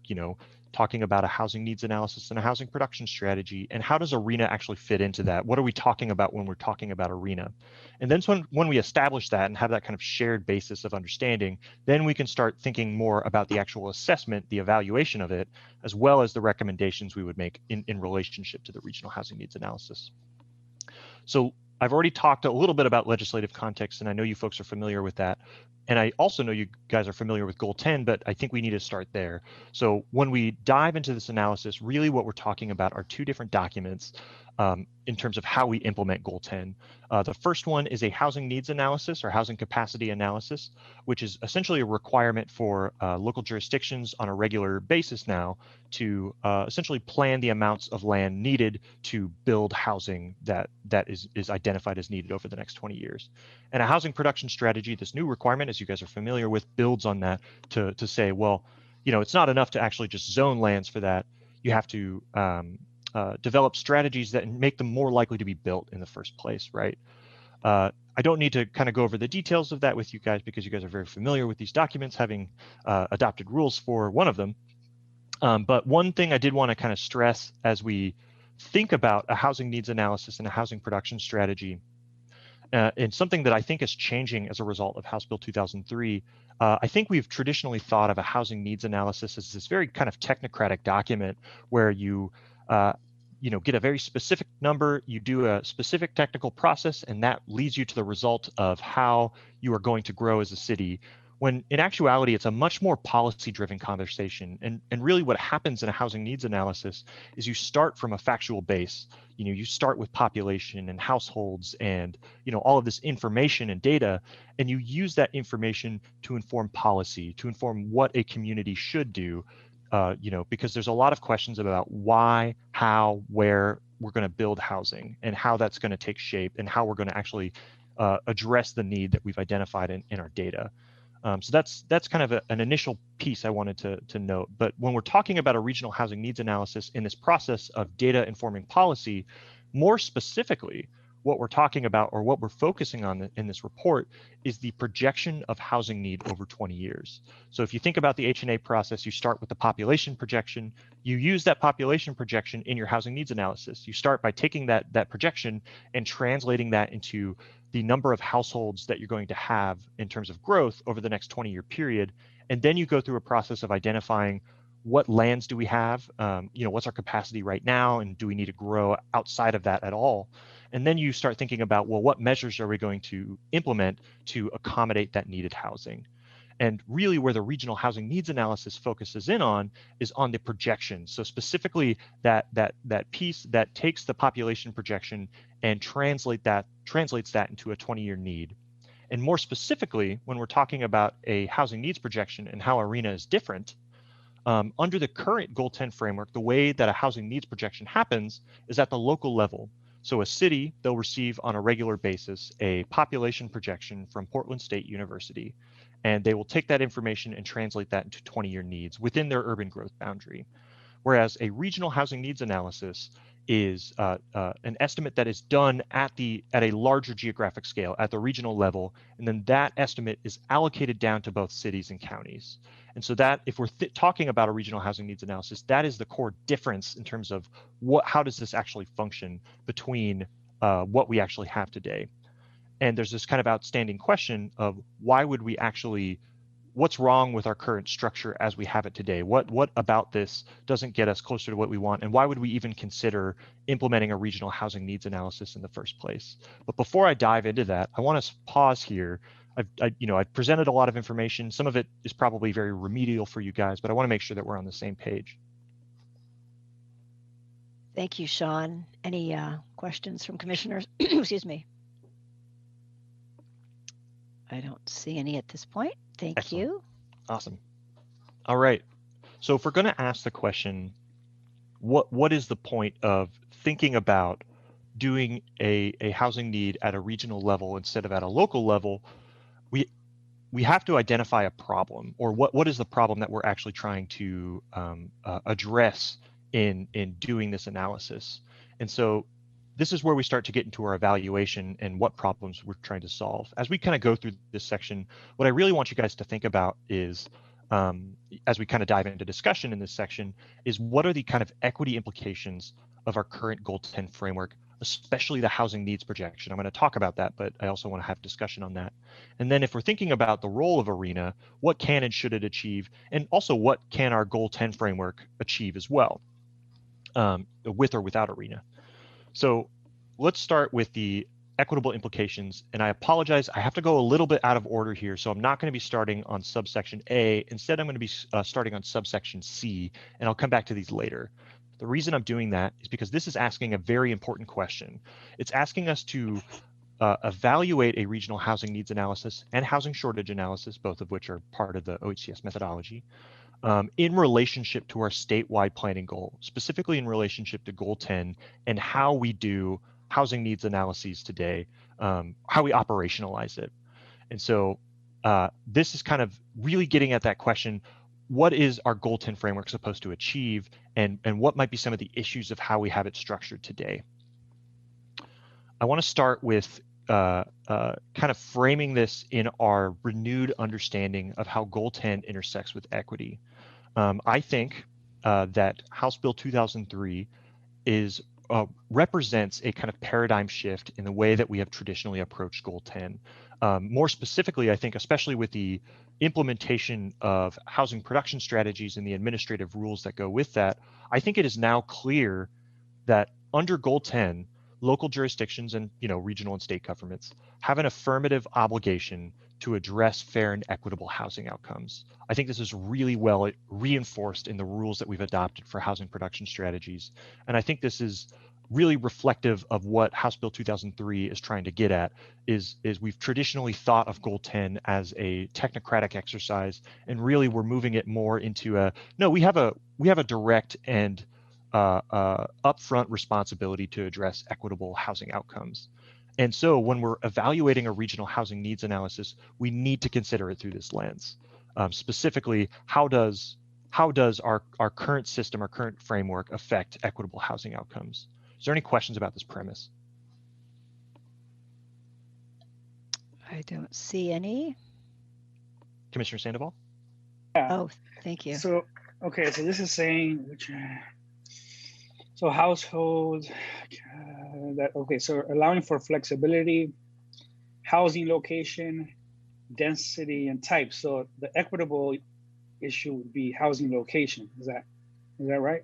In part, I would say this is the direct language of Goal 10, right? And if you read it on its face, it doesn't seem like it directly mentions equity. But I think what we've come to understand, if that we're planning for housing needs of a particular city, if you don't take into account equitable housing outcomes, you are essentially ignoring a very important housing need that exists for residents in your community. And realistically, the fact that we have been ignoring the kind of equitable outcomes that come with housing planning is representative of the fact that we are not fully implementing what this text is trying to achieve, which is actually achieving and meeting housing need for all of our Oregon residents. Okay, great, thank you. Yeah. Great. All right. So one thing I kind of wanted to do is a little bit of a literature. And can I Chair, I Yeah. just want to make a comment. I think this is one of the examples of we have goal language that could use a rewrite, but we didn't do a rewrite. But instead, we have a process in which we can affect the equity outcome before a rewrite is done.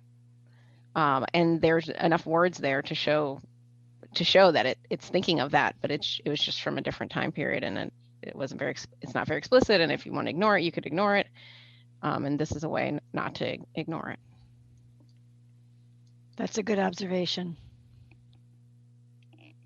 Yeah, I would agree with that. And I would agree that House Bill 2003 can be read in a similar way too. It doesn't, on the outside, it doesn't seem like it has these equitable implications, but the reality is we do have an affirmative obligation to do these things if we're going to be comprehensively meeting housing need for Oregon residents.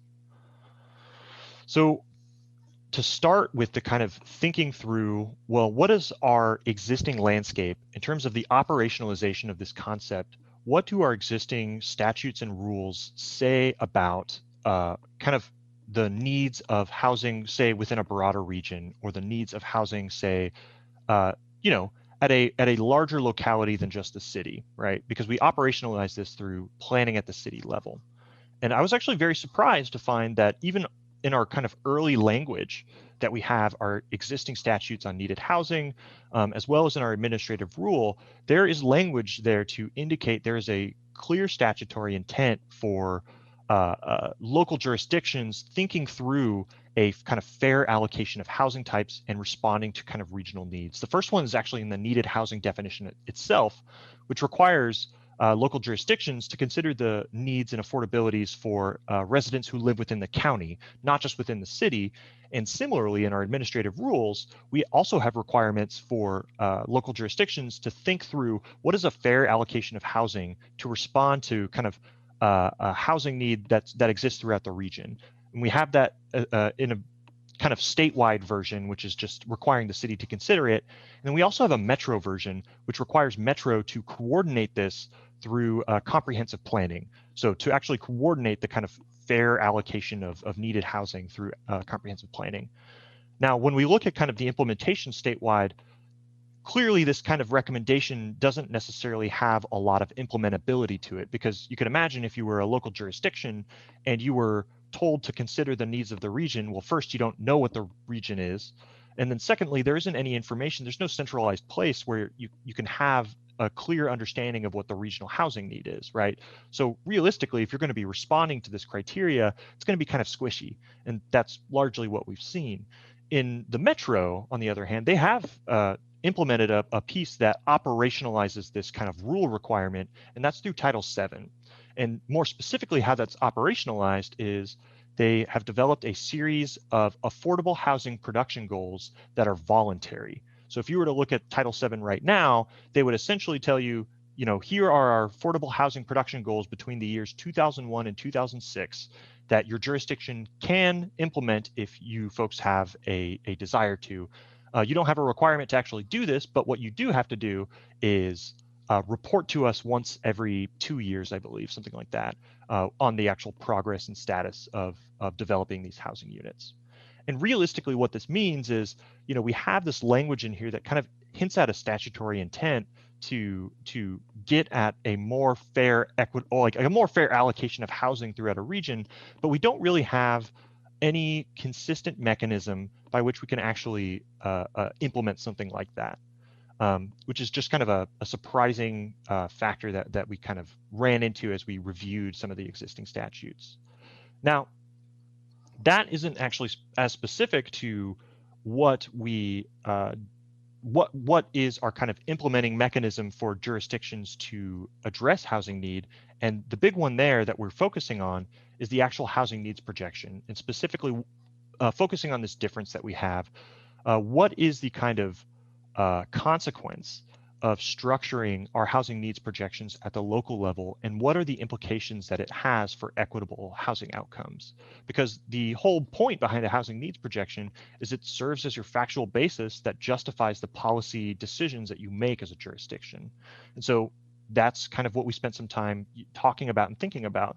And the two big findings that we outline in the report in terms of what the implications are for our current system is that it has a tendency to both chronically underestimate housing need over a 20-year period and reinforce geographic disparities. I'm going to talk more about each one of these in detail, how it does that. The first one, underestimating housing need, is pretty simple, and I think this is something that we've already talked about, so this will be a little bit more of a review. But if we think about a housing needs projection, it is entirely based on how many households you anticipate your city will grow by over the next 20 years. And we don't have any mechanisms that exist in statute or rule that allow for, say, the consideration of, say, underproduction of housing units, which would be necessary to have a healthy functioning housing market. And we don't have any mechanism for really considering housing need for people experiencing homelessness in the housing needs projection. And a consequence of this is that at year zero, when a city does a housing needs projection and they project that out 20 years, that by sheer merit of them not incorporating these factors, they assume at year zero that they actually have the number of household units needed to accommodate their population at year zero, which is a false assumption. We know that when you start at year zero, there's outstanding need, but we don't really have a way to capture that right now in state statute. And when we look at this through the regional housing needs analysis, the effect of that is that we have a tendency to not only underestimate the total number of households we need over a 20-year period, but those households that we underestimate tend to be much lower income. So we tend to really underestimate the number of low-income households that we need because we don't consider things like housing for people experiencing homelessness and underproduction. So I'll pause there. So are there any questions about just that kind of underestimation? I don't have a question on this one. I have a comment. I'm really excited about this deep dive into the current way we do things with the goal of making sure that we understand whether or not they are achieving equitable outcomes. I know it required an enormous amount of diving into details and weeds and everything, but you really get it and you're explaining it very well. So I just really can't thank staff enough for this discussion. It looks like Vice Chair Halava has her hand up.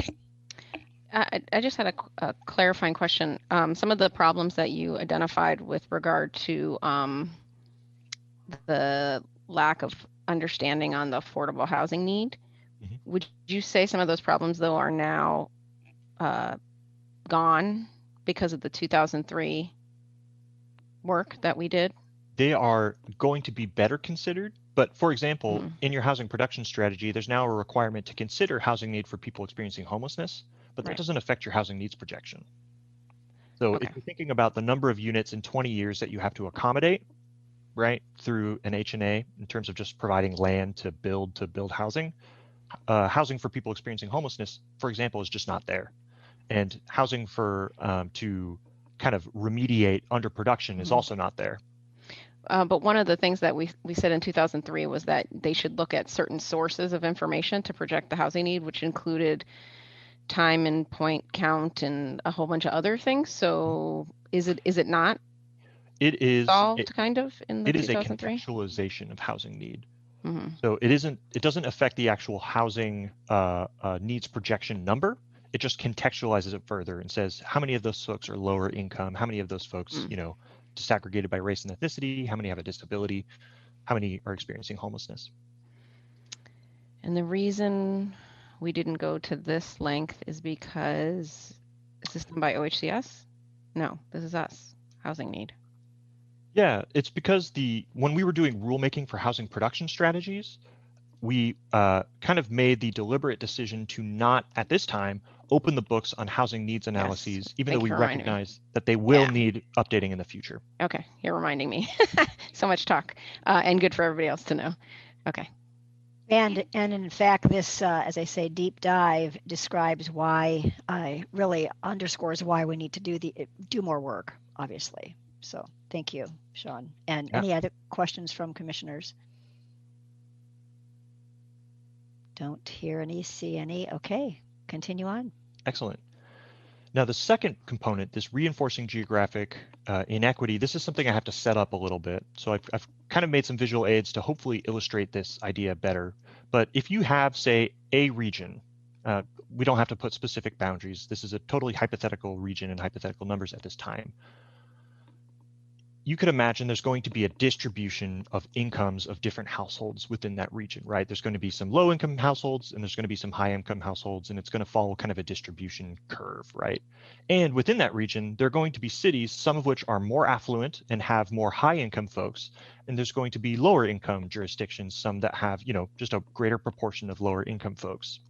And this is a pretty important component of, or has a pretty strong implication for doing housing needs projections at the local level.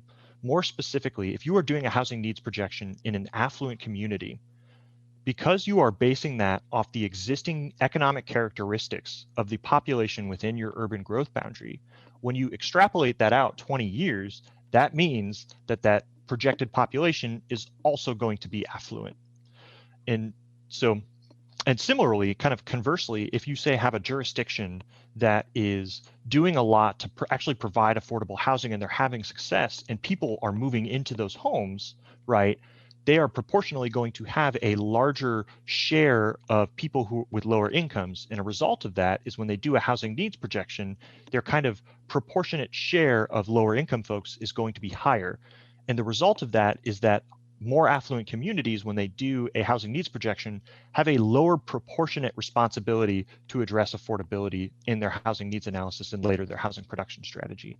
And similarly, jurisdictions that do a lot with providing affordable housing, that is also reinforced, and they have a greater proportionate responsibility to address housing affordability in their next housing needs projection. Right. So the kind of mathematic effect of doing a geographically specific housing needs projection has a tendency to reinforce the existing characteristics of the community as it exists at year zero, regardless of what the political inclinations of that community are, whether they're super pro-housing or not pro-housing. And that's something, a pretty important topic that I wanted to kind of just touch on really quickly, because this is a pretty this is a systemic issue, right? There isn't really any intent that's going on here, but it has a tendency to reinforce when, say, a community has engaged in kind of exclusive practices in the past, that this outcome or this way we've structured Goal 10 reinforces that community to remain exclusive into the future because they don't have a proportionate responsibility to plan for affordability. Are there any questions about that concept too? I don't see anything. Commissioner Halova has her hand Oh, raised. so sorry. Just below the radar there. Thank you, Commissioner or Vice Chair Halova. Talk about, can you hear me? It's a little soft. Is your mic by your, yeah, there we go.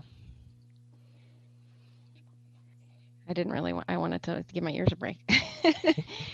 I was going to say this is a huge deal. Like, you know, we talk about systemic issues as a topic all the time, but it's the problem why there's many reasons why they're systemic, but one of them is because it's hard to identify systemic issues. You just know that they keep on perpetuating themselves. And so the idea of, wow, we have a system of counting things, it's very mathematical, and yet we can identify what it does. It's huge. And I didn't fully appreciate that till right now. So thank you. Yeah. Yeah. Any other kind of questions before? Well, Sean, I won't. I don't have a question, but just to continue with Vice Chair Halova's comment is, I recall 15 years ago in the city of Redmond, we updated the urban growth boundary, and I was new back to Oregon, and I had read the statutes that you provided just a few moments ago about how do we meet the regional need. And I remember calling Deschutes County at the time, my employer, and asked, so how does this occur? And the response was, well, it doesn't. And I said, well, Deschutes County doesn't have a role. And the answer was no. And likely outside of Metro, it doesn't happen by any other county that they were aware of, that the staff at the time was aware of in Oregon. So you're right. This is a paradigm shift, a monumental shift in how we plan for needed housing. Yeah, no, and thank you. And to be fair too, the way that rule is written, there isn't really any structure that implements it. So it makes sense that the county doesn't have a role in it because there aren't clear parameters around how they would even go about doing that. So it's understandable why those provisions haven't really been enforced. All right, so now I've kind of presented these concepts in you know, easy to digest kind of graphics, but when kind of having these conversations with the OHCS project team and Echo Northwest, they were interested in kind of trying to see, can we connect this pattern, this concept to outcomes that we're seeing today kind of on the ground. And so what they did is they kind of started gathering a little bit of data on the metro region specifically to take a look at, well, how does our regional housing needs analysis compare with the existing distribution of households in different areas? So they've prepared two graphs. I do have to spend a little bit of time setting it up, but I think the message that it delivers is worthwhile. So I'm gonna do that. So this graph right over here, and you know, let me just spend a little bit of time explaining what it does. This shows all of the housing stock in 2020 for the metro region and 4 cities within the metro region: Gresham, Hillsborough, Lake Oswego, and Portland. And this data specifically right over here, these bars, this is county assessor data. That is specifically the real market value data. And I want to, give me 1 second on that. But the green bar over here represents if, you know, in the pilot regional housing needs analysis, each city receives an allocation and the amount that is affordable to say 0 to 50% is the same for all cities. It's going to be roughly 30% for every city in the region because they're all responding to the affordability of the region rather than their own individual cities. So that's what that green bar represents. When you look at this, take it with a bit of a grain of salt, because if any of you folks are familiar with county level real market value data, you would know that it doesn't really align very well with actual on the ground housing prices and rent prices, right? If you were to look on Zillow for a household and look at its sell or rent price, it's going to be much, much higher than what the real market value assessor data tells you. And so you might look at this kind of 50 to 80% bracket and be like, man, we're building a lot of housing, or we have a lot of housing in this range. Wow, that's really impressive. We don't. This is a result of us, of our kind of county assessors underestimating this, the value of houses in the assessments that they do. But what this does communicate is if you look at the kind of variation between regions, first we recognize that the households affordable to the lowest income folks is something that we're very much lagging on in terms of our actual existing affordable housing stock. But it also tells us something that we all kind of know from a heuristic standpoint, but we've never really kind of done a deeper data dive into it. And that is when you look inside a region, say in the metro region, we know that there are some cities that have very high income, like exclusive communities where affordable housing isn't really built, right? And we also have communities where that is a big priority, where affordable housing is something that is, much more of a thing. And what you see kind of in this graphs, when you compare the different cities, you see these kind of regional inequities. Like if you say, take a look at Lake Oswego, their share of housing is very, very tilted towards the high end of the income spectrum. And what I think is more important, this is just showing all housing, counted at year 2020. But when you look at past production data, so data for the past 2 years on what housing units were constructed, and look at their affordability, so this is 2017 to 2019, and you look at the affordability of those different household units, you'll see that, this pattern of, higher income communities building more high income housing and really ignoring low income and affordable housing is very much reinforced in today's housing building landscape. And to some extent, like these findings are something that we already know. We already know that it's not possible to build affordable housing in certain jurisdictions, and we know it's more possible in other places where it's more politically feasible. But one thing that's really important to note is our housing needs projection reinforces this pattern of inequity that we're seeing in the metro region, and it has a tendency to reinforce policy decisions that are exclusive. So by making a hostile landscape to affordable housing, you also reduce your responsibility to build affordable housing in the first place. So that is something that is really important that I just kind of wanted to note, connecting it back to a real world example. Any questions about this data? I understand this is kind of a lot of a little bit messy information. I think you're doing a great job of presenting it, though. So I'm looking through commissioners. I don't see anyone's hand up. Vice Chair Halova has her hand raised. Oh, I just went from a different screen. Thank you, Vice Chair Halova. Yeah, and I was just going to point out, if this was just about housing, we could kind of contain it and say, this is not good and it should be better. The part that really bothers me, kind of makes my blood boil, is our land values and the real estate value translates directly to school districts. And so essentially we're saying that all that money that's garnered from the very wealthy communities goes into making amazing schools, and the wealthy people who could afford to send their kids to private school get the benefit of sending their kids to public school and benefiting from the fact that they live in an exclusive community, while the folks that actually need that good public education can't get it because of these systemic issues of exclusionary housing. A lot of that obviously based in the racism of the past. So and then it perpetuates when you don't get a good education, your job prospects are limited, and when your job prospects are limited, you make less money, and then you live in, and it essentially keeps people and families in cycles that they can't break free from or have opportunity to break free from. So this goes way beyond housing because of the way our tax system is set up. So I just wanted to make sure to say that.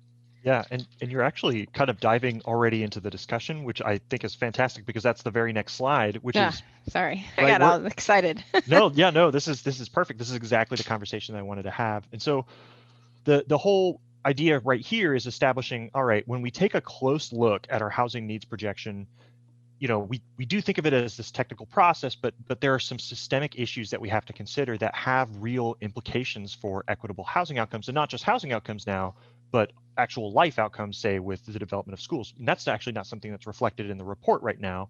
And what I wanted to get feedback in terms of from you guys is I've spent a lot of time thinking about what are the implications for the housing needs projection, right? And those are the two big topics that I've identified. Like these are really big, crucial components that we need to address in the report. And I wanted to open that discussion up to you folks to ask, you know, if we hone in on our housing needs projection, can you guys think of other implications that it might have for our Goal 10 framework that we should explore? And also too, with the broader Goal 10 framework as well, you know, what might be some systemic issues that kind of underlie the way we've constructed our housing planning framework that we should address in our report?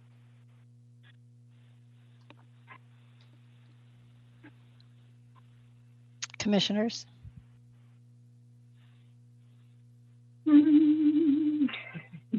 Oh, yeah, Commissioner Jacobson. I can't see everybody at once, so thank you. Sorry.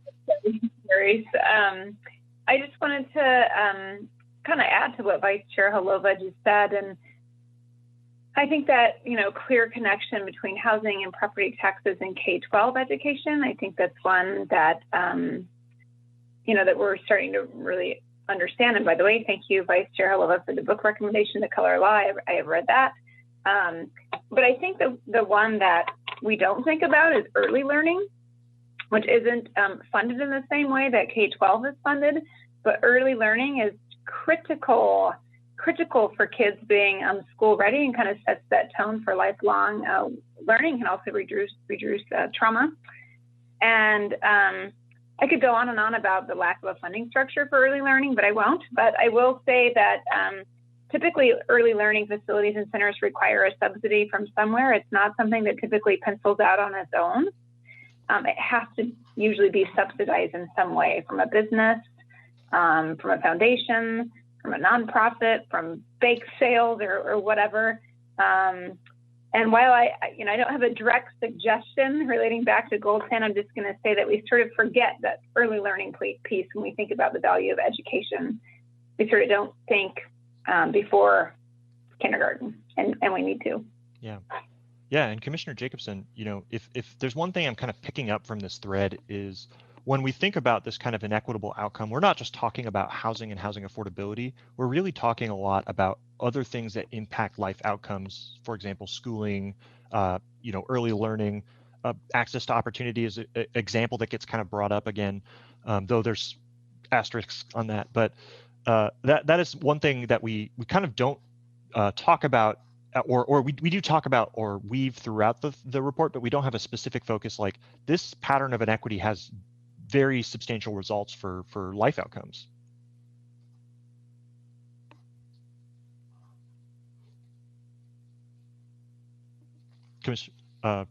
Yes, Commissioner Warren, thank you. I think Commissioner Sandoval raised his hand first, actually. Oh, Commissioner Sandoval. Oh, no, go ahead, Commissioner. I was taking notes. Commissioner Warren, go ahead. So excuse me if I'm getting off base here, but my understanding is we're just kind of brainstorming maybe these other areas that this housing inequity may be laying into.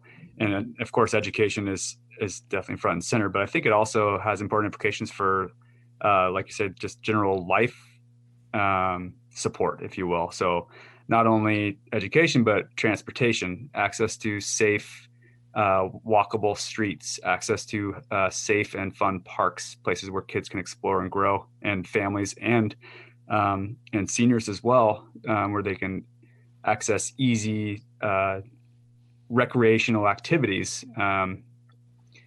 So I think this is a little bit of a different conversation than I expected to have from this, and I thank you for that. I think this is really quite amazing, but I think what we have to really consider here is that through this process that you're basically bringing forward is that our outcome has to consider all these different applications. It's not just the fact that we got to put people in homes. So we have to consider the fact that the rules we're making are really influencing people's access to all these other life providing opportunities. Yeah. Yeah, I think that's a really good point. It was those are the kind of the notes I was taking, but you articulated it way better than I was going to. So thank you. It's the geographic distribution of the different kinds of housing and the relative proximity to transit, walking, that sort of thing, and jobs. So thank you, Commissioner Warren. Commissioner Sandoval. I want to throw one more thought in there too that I didn't cover, and that's access I'm to so sorry. quality, healthy food. I'm sure that Commissioner Perrimine's thinking that now too, but it's so common to live or to be in a low-income neighborhood and not find access to a grocery store that has produce, good produce even, or even produce. So sorry to continue on there. Yes, Yeah, Commissioner Sandoval. Sorry, Okay. thanks. Thank you. Yeah, so one of the groups that I'm always advocating for in the Housing Stability Council, and it's difficult in terms of, in a way, making predictions about this, but farm workers. Yeah, that's kind of, you think about farm workers, you think about a very vulnerable population. In terms of housing, you think about the informality of the housing that they live in.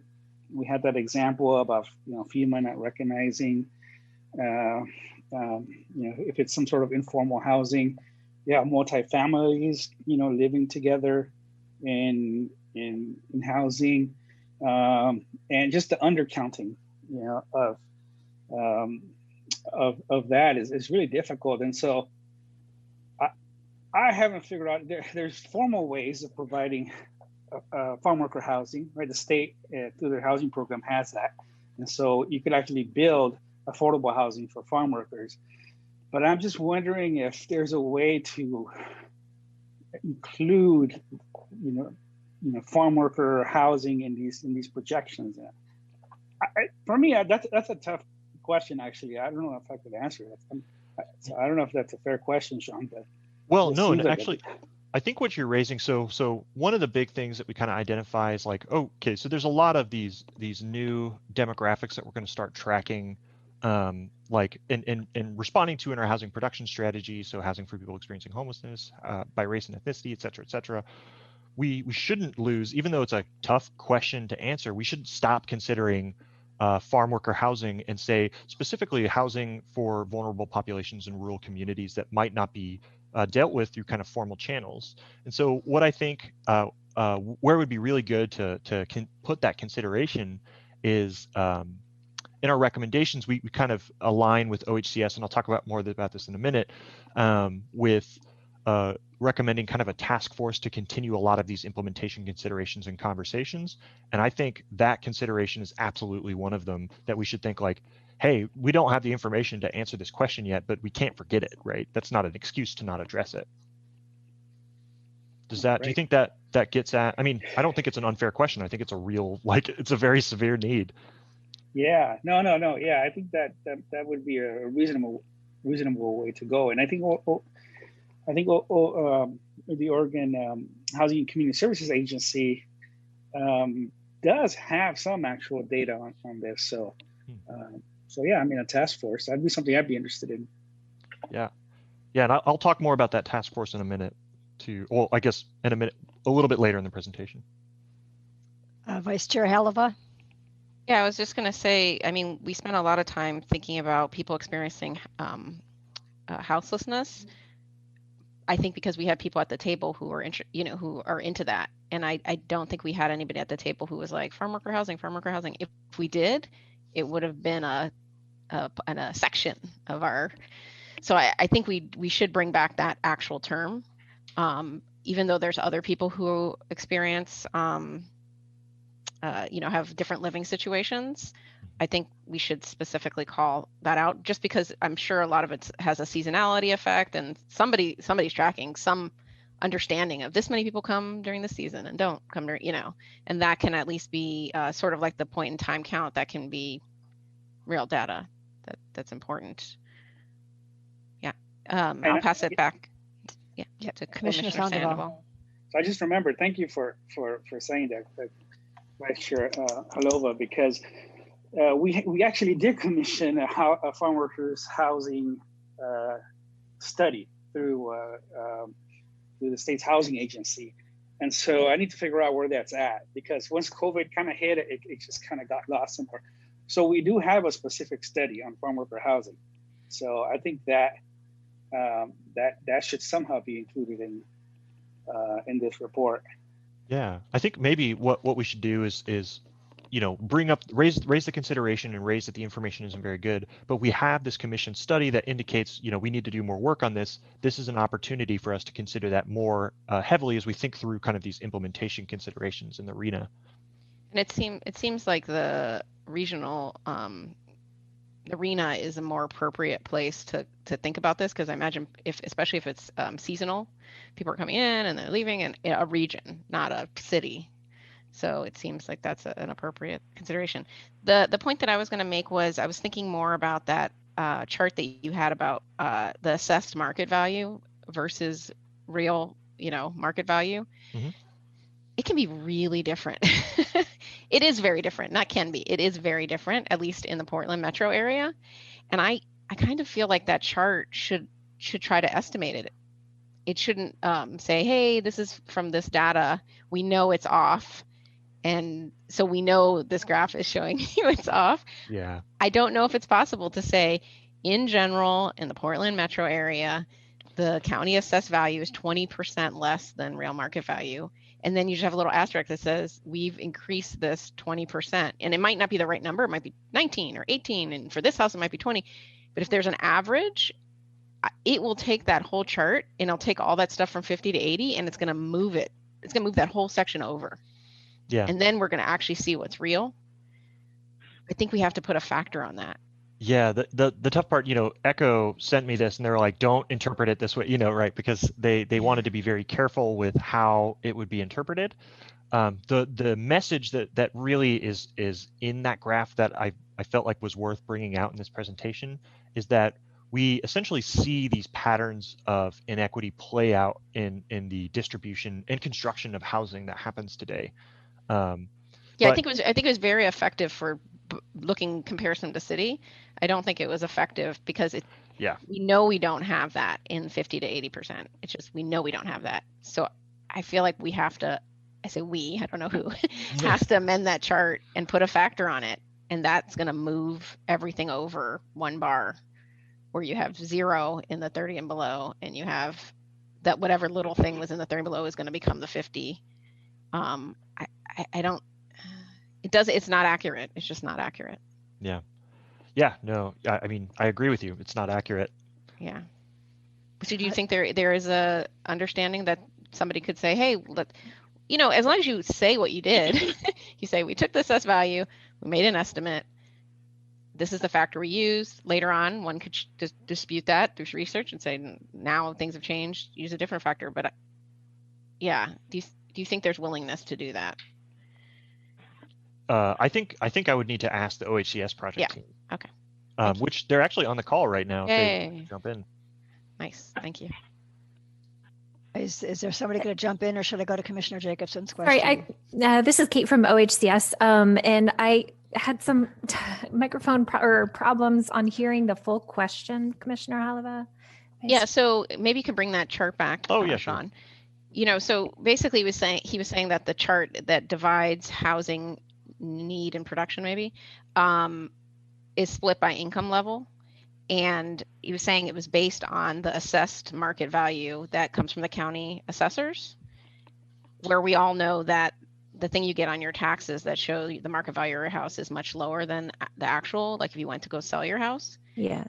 Which then lumps a bunch of housing that's in the 50 to 80% that probably doesn't exist in that bucket. Right. And so why not just write in the asterisks, we took the assessed value and we gave it, making it up, for Portland, we gave it a plus 10% factor. Yeah. And for like Oswego, we gave it a plus 5% factor, Yeah. Oh, I like that idea a lot. I've struggled a lot with this graph.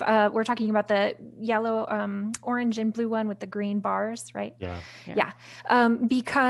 Precisely because it requires so much explanation, and I really like that idea. So thank you. I'll take that back and think about how. Thank you, because I feel like these kind of quick graphics that people can get and understand drive policy. Yeah. And if I were a policymaker, I guess I am, and I was looking at that chart, I'd be like, oh, we only have a housing need from the 0 to 30%. And we have that problem right now in Oregon, where there's lots of money for the 60% and below and no money for the 60 to 80%.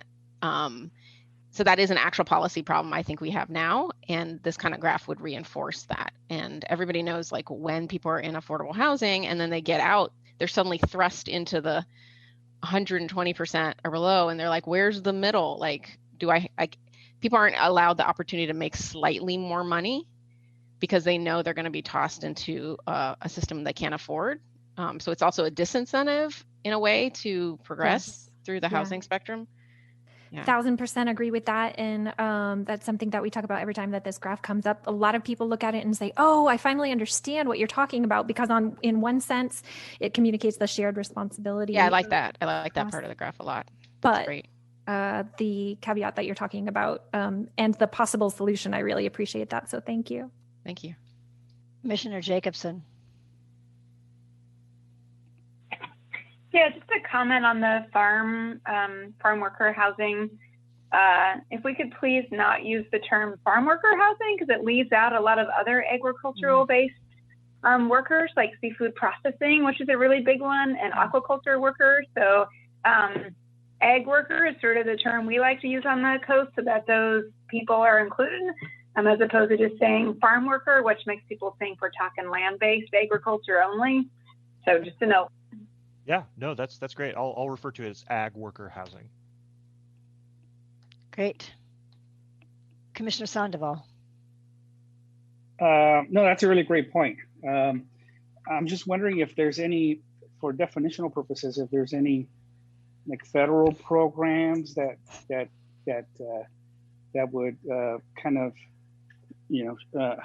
that would, where using farm worker housing is important. But I think you're right. I think it's more, if we use agricultural workers, I think that should be covered under that. Awesome. Yeah, no, I'll take a look and see if there's other ways that it's referred to in federal programs. And Sean, this is Megan. I might just jump in really quickly from OHCS. Hi, everyone. Commissioner Sandoval and all, we do use the term agricultural workforce housing. Generally, we have a task force, and that's Commissioner Sandoval, you were alluding to the study we have on ag worker housing, and that was a little bit delayed because of COVID, but it's being picked back up again. And I can make sure Sean knows a little bit more detail about that, and something we can both kind of ensure we're thinking about how to incorporate some of the information and data we get from that study into our various reports. Thank you, Megan. Sean, are you getting what you need relative to commissioner input on your question that you raised a few moments ago? I would say yes. Yeah, I mean, really, the kind of goal here is like I've been able to see some of the kind of systemic issues with how we've structured our Goal 10 framework, but I only have so much perspective, and I've only heard from so many people. So I really wanted to just hear your guys' perspective on kind of those equitable implications.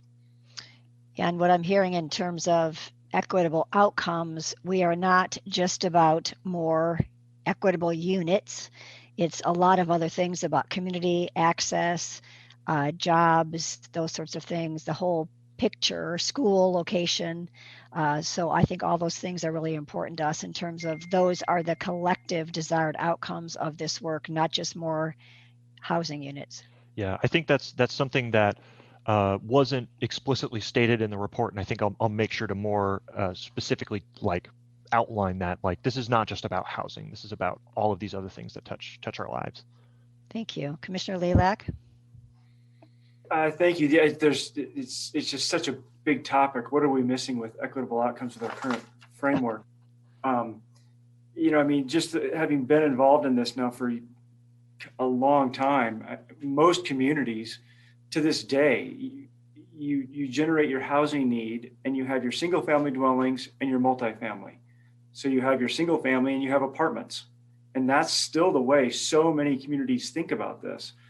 And we're just missing so much. And I know House Bill 2001 is just a start. But this is really the reason House Bill 2003 is going to be so important with the whole RHNA effort going forward, is to identify all of these other housing types that we need to really intentionally and deliberately plan to address and to meet in all of our communities, because the equitable outcomes, it's such a big topic. And you're right, we could spend all afternoon just identifying everything we're missing and have been. And if we don't change it, we'll continue to. Yeah. And I know it's a big topic too, but we can also narrow it to if you're thinking more about just like the immediate effects of, say, a housing needs analysis and what are some of its blind spots. That's also an okay thing to think through.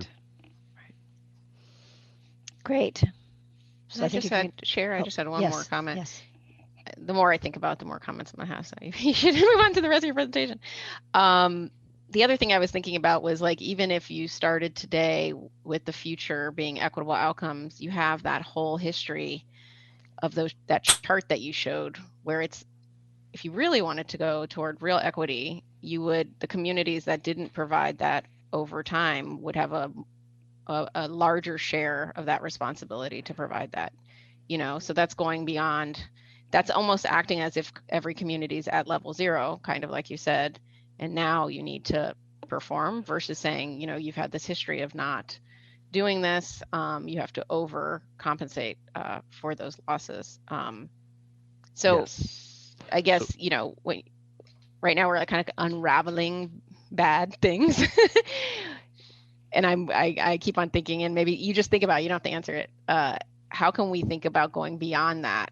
And the way I think about that is with schools and parks, and those are all established now, right? And if you don't overcompensate in that way, those are still exclusive communities. Yeah. So you don't have to answer it, but yeah, you can talk. Yeah. Well, yeah, no, this is actually a later slide. It's one of the kind of considerations that we need to continue diving into, because there's still like immense challenges, both in terms of like, one, how do you measure it, and then 2, what do you actually do about it? But I'll talk more about that, and we can have a more specific discussion, because it's something that the OHCS team, project team, and me, our team just thought about a lot. So yeah, and it's been definitely the folks that we've talked to in the housing advocacy realm very much share that same sentiment. Thank you, Sean. I think you can continue. Yeah, excellent. Okay, so let's move in. Now we can kind of go back to section 2A, and I didn't want to start with this because it asks us whether a regional housing needs analysis and housing shortage analysis described in section 1 of this act could appropriately allocate among cities or local governments in a region the housing shortage described. Are you showing a presentation? Sorry. Oh, is that not showing? No. Yeah. I apologize. Sorry, Chair. Can you guys see that? Okay, excellent. Apologies, I don't know why screen share stopped, but so the reason I didn't start with this, they're asking us whether ARENA can allocate the housing shortage that's described in section 1 of this act. And I didn't want to start with this section because that's kind of putting the conclusion before what's the actual problem that we're trying to address. And so I figured it would be best to actually put this after. And really, in terms of what we conclude in relationship specifically to the regional housing needs analysis, and when we look at the problems of kind of the housing needs projection and the lack of any real mechanism that kind of provides a shared responsibility, what we think what we conclude that a regional housing needs analysis can do is it can provide a shared responsibility to address housing need and affordability among kind of local, regional, and state governments. But one very important thing I want to note with that is if you were to just do that one piece alone, that if your goal is to produce more affordable, fair, and equitable housing outcomes, that alone is not going to get us there. And more specifically, I've been thinking a lot about what components are needed if our goal is to actually achieve more affordable, fair, and equitable housing outcomes.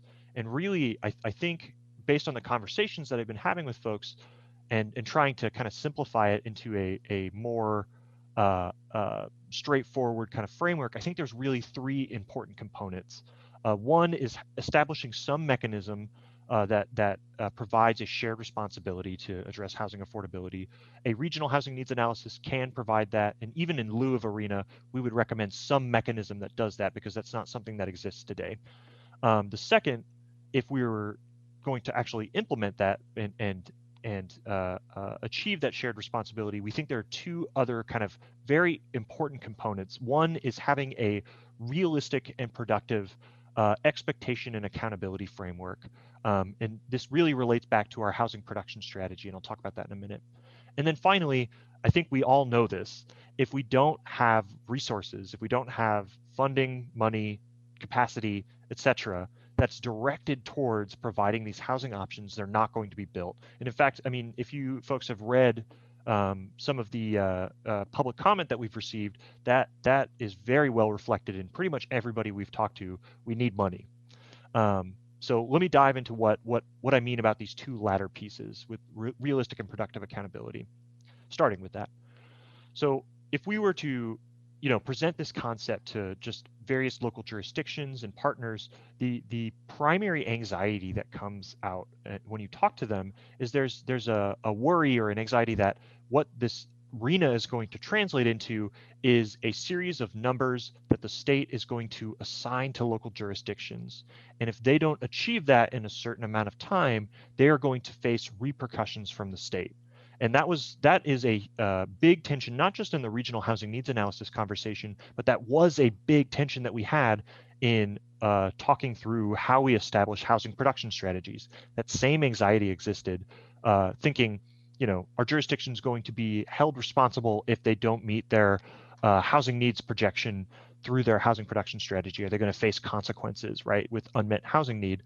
And in kind of thinking through that as part of rulemaking, the conclusion that we came to as staff is that wouldn't be a reasonable or productive approach, because we all know that local jurisdictions, they're an important player in housing markets. They play a big role, but they are just one in a complex network of a variety of actors, right? And so it would be unrealistic to say you have a set number of housing units that you have to achieve, and if you don't do that, there's going to be consequences, right? Instead, the way we've structured the housing production strategy is to gear it much more towards action. And more specifically, what we impart as a responsibility for local jurisdictions is to say you have an identified housing need, you have to promote strategies or implement strategies that address that housing need, right? And if you say identify a strategy like a bond measure or something like that, you are not beholden to that specific strategy, right? If it fails, for example. But if it does, that doesn't mean the housing need can be left unaddressed. You still have a responsibility for action, right? And that's how we've structured our kind of enforcement program around housing production strategies. And really what one of the things that I think is very important is that if we're going to develop an accountability framework, we need a similar thing that applies here. Not only is the housing production strategy that venue that gets at that implementation, but we need to also have a similar approach that applies to housing needs analyses and establishes a set of parameters that jurisdictions have to say, it's not your responsibility to build these housing units yourself, but it is a responsibility to act and meaningfully address the housing need that's identified. That will take work. That will take work to establish what does it mean to do good faith actions to actually address housing need. And that's something that we're going right now through housing production strategies. So any questions about that concept of accountability and how we're approaching it? Commissioner Sandoval. Yeah, have you thought about, I understand you can't necessarily force cities, but having them have some sort of benchmarks, like let them establish, they'll know what their needs are, and then somehow create a process where there's benchmarks, and then they have to reach those benchmarks. Was there a discussion about that? Yeah, that's a possibility. The hard part is what should those benchmarks be, right? Is it you do this action, then you do that next action, and then if you do that next action, you're in compliance, or you're right? It gets very complicated because there's a lot of things that you can do. Oh yeah, I was thinking benchmarks in terms of the outcomes. So that's what so have you started to meet your have you produced more, or have you seen more production of housing in your city? So output based kinds of benchmarks, not process based. Yeah, and yes, we did have those conversations during the housing production strategy. One of the big kind of implementation challenges that came up is how do we measure progress, right? Because if you were to say, take a look at a housing needs analysis, like if a city's undergoing it and they ask the question, well, how many houses do we build since our last housing needs analysis? They wouldn't be able to answer that question. No city really can, because we don't have a good system for tracking development over time. We're changing that, and that's a recommendation or a report, but it is still a consideration. Chair, so how would can I respond? Sure, yes, please do. One of the ideas that was brought out during that Rules Advisory Committee I thought was great, which was when a city does an intake process for a permit, there's so many things you have to fill out, right? About the square footage and whatever. You could put on there, it's this many units, and then show how many hit certain affordability metrics, and that would be a very easy. So from the developer point of view, and from the real estate point of view, we all thought this would be a very easy thing for a city to do. They just, when you fill out the form, you just say, granted, it may change over time, but at least for the new construction, you would know that this is the target of affordability that that this developer was going for. The cities did not feel that this was an easy thing to collect. And I sort of pushed on it, but we never made it mandatory. It is, I believe, one of the housing production strategies that a city can choose to pick.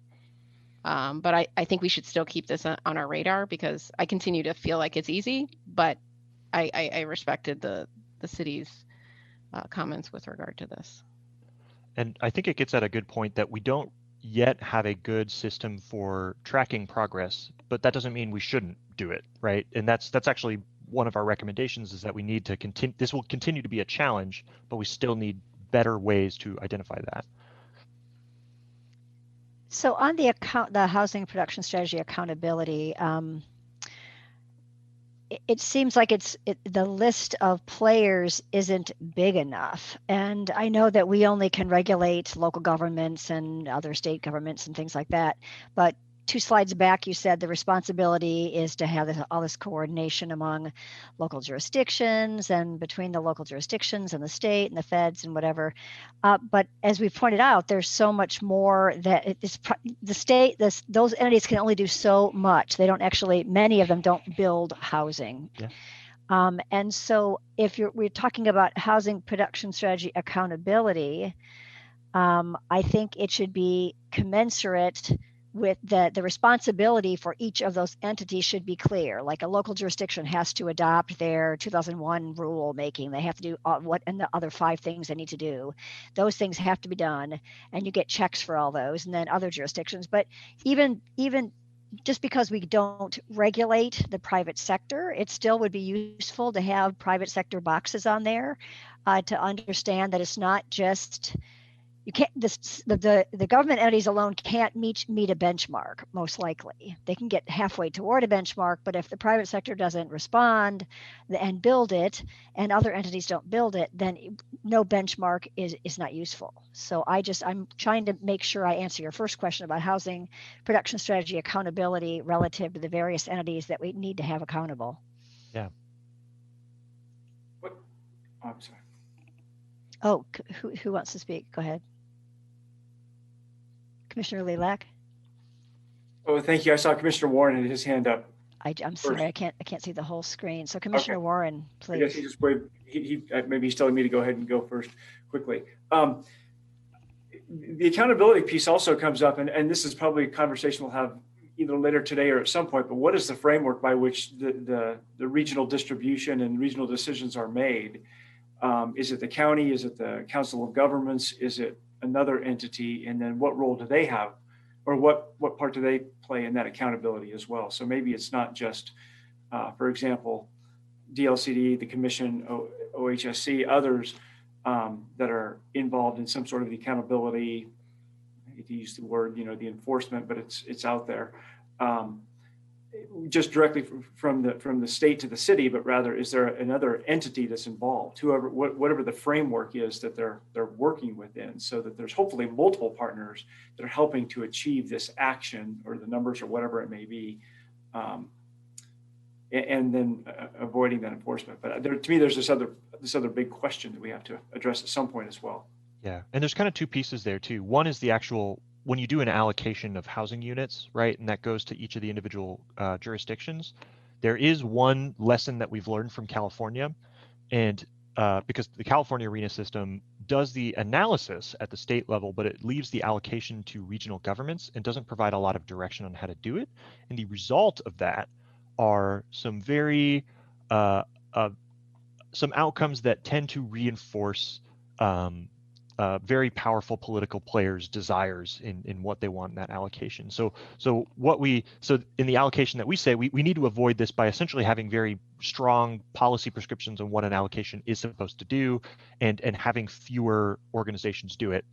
On the implementation side of things, there's also this question of, well, if jurisdictions say, obviously a lot of jurisdictions are going to be working towards this, but if there are need for kind of, doing additional enforcement actions, what are actually useful ways to achieve the results that we want to see?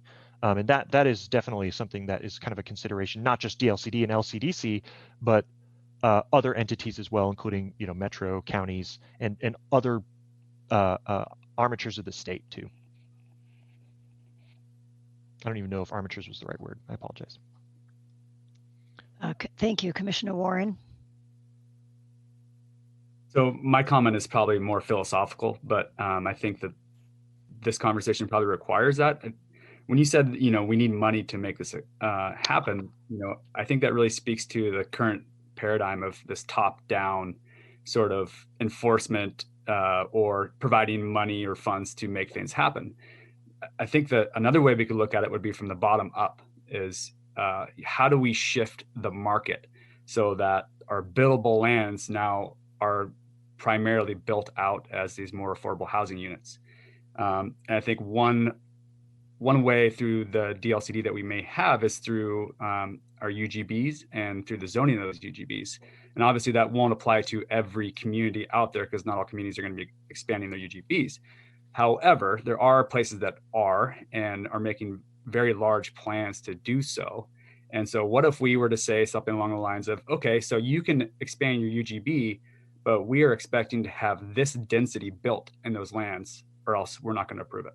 Yep. Just philosophical thought. And you are just tying right into that next puzzle piece that is what I think is a very critically important like element if we're going to have this type of like accountability framework, right? When we think about enforcement, and also when I use enforcement too, I'm not just talking about the enforcement orders that are issued by LCDC, things like that. Most of the time when I'm doing enforcement, I'm just writing an email to somebody saying like, oh, hey, just write your findings this way, right? 95% of enforcement happens that way. But when we're starting to think about kind of our ability as an agency and as a commission to enforce the results that we want to see, there's this kind of question, how far do we get there, and is that something that's going to happen through this combative approach, right? That doesn't really foster the types of results that we want to see, because people just tend to resist. They tend to dig in their heels. And so this is where I think the provisions of funding and how we make investments is one of the most important and powerful tools that we have available to us, not just in terms of like LCDC, DLCD, but the entire state. So in talking with people and talking with housing developers and talking with local cities, small cities, large cities, the number one piece that was cited over and over again as the critical barrier for funding the development of more affordable housing options was infrastructure. And they're not wrong, because over the past century or so, we've moved from a state where the federal government has provided a lot of funding for infrastructures and has dwindled over the years. And that has increasingly gone to local governments. And of course, with our system of taxation in Oregon, that has largely fallen to being done through kind of SDCs, public facilities financing, exactions, things like that. And it's made the situation where it makes it really expensive to build not just housing in general, but especially more affordable and smaller housing types, right? And so when we're thinking about how we restructure a system that has this type of shared responsibility, we need to think not just at the state level, but at local and regional levels very critically about how we make investments and how we can gear those to essentially leverage smaller and more affordable housing types. This is something that's going to take a lot of work and expertise that I don't have. For example, like how does the state invest in infrastructure today, and what is needed to be built on in terms of providing additional resources. But one thing that can't be ignored is it's not just the matter of providing money to build housing, it's ensuring it is leveraged in a way that actually achieves the equitable outcomes that we want to see. So for example, leveraging how we approach urban growth boundaries it's not a direct investment, but it's an application of how we use the resource essentially that the state provides to folks, which is land. So Sean, yeah. Jim Rue, this is one additional thing perhaps to think about. Is very possible with the new administration that we will see infrastructure finance like we haven't seen in a long while, and maybe won't see certainly for some of us for the rest of our lifetimes. And one of the things that we can do is to be prepared for some of that money to come our way, and make sure that it is used to provide equitable outcomes. Yeah, no, and I absolutely agree. I think one thing that I hear often is like, man, we just need money. We need additional resources to actually build this housing. But one thing I really think shouldn't be lost in our recommendations in the report is we have a lot of systemic issues that we have to address in achieving this. Otherwise, that money's only going to go so far, and it's not going to get us the results that we want to see. Agreed. Commissioners, any thoughts on this slide?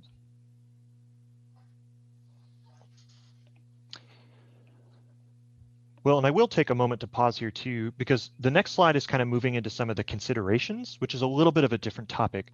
I feel that these three components, you know, they are simplified, right? And they're going to require a lot more work to flesh out and operationalize into an actual legislative framework. But I think these three core components are very critical if our goal is to promote more affordable, fair, and equitable housing outcomes. So I do want to take a moment to pause here and you know, because this is kind of one of the biggest hearts of the report, and really get your guys' thoughts on this.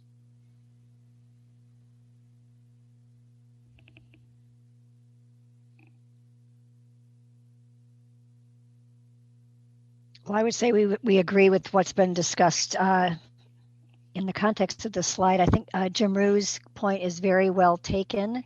And one way to demonstrate that we are well positioned for new money, federal money, should it come through the pipeline, is to quickly look at state investments and demonstrate by example or lead by example, and actually have some kind of equitable outcomes lens on our funding mechanisms for transportation, sewer, water funds, grants, loans, whatever Business Oregon provides, that sort of thing. Chair MacArthur? Yes. Sorry, this is Kirsten. Deputy Director, I just wanted to note that Commissioner Sandoval had signed up as our commission liaison to the agency's grants advisory committee. And we're looking forward to getting that underway this spring in anticipation of a new biennium's worth of funding. So thank you. Please stay tuned. I'd ask the commission to stay tuned on that, but your point is well taken. Thank you. So that would focus on DLCD grants. Is that what you're saying? Right. Thank you. Well, as long as we're looking at it, could we look also at housing grants and other things? I mean, yes. I don't want to expand the scope too much, yes. But I mean, not just DLCD housing grants, but housing and community services grants. And I mean, you know, yes. Obviously we don't want to have these things expand too much because we'll never get work done, but let's, if we can, to at least have a discussion about that in that context or that forum, then I think we need to bring these issues up in a bigger place. They're really important. Business Oregon's investments and others. So thank you, Chair MacArthur. Chair MacArthur, I think this whole conversation is this big talk, this big discussion about aligning all of the state resources to achieve all of these outcomes, be it with where we're going with the climate friendly and equitable communities. It's with the intended housing outcomes. And I guess it's going to be the big question, not so much for us as a commission, as much as it is for the agency, the governor's office, et cetera, is to determine who's in charge of that big alignment. That we're all working, we're doing our piece, OHSC's doing their piece, ODOT's doing their piece, DEQ, everybody's doing their piece.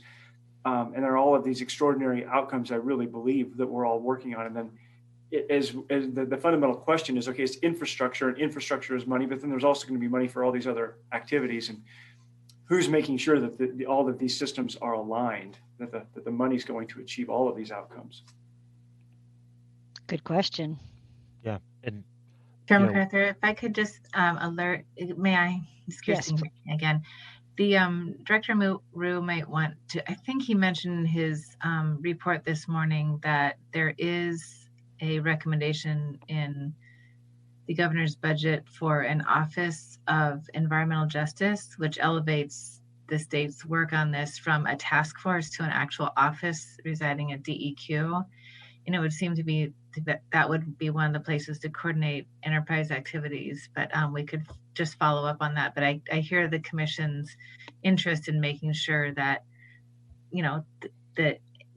from the governor's office down, we have a coordinated approach throughout all the state agencies, which is beyond DLCD's scope, but we could help at least ask the question that we all have a coordinated approach. Yes. Thank and you. I'll make sure to raise that in the report because I don't talk about that coordination issue. So thank you. Great.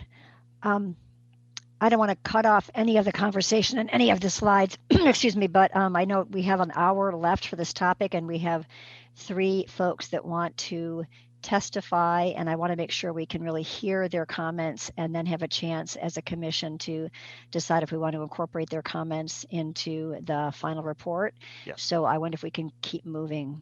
Yes, absolutely. Yeah, and so the good news is we are very far through the presentation already. The next set of slides we're not going to be having as much discussion about because it's kind of diving into some of the more like technical questions that they're asking us, but let's just keep moving.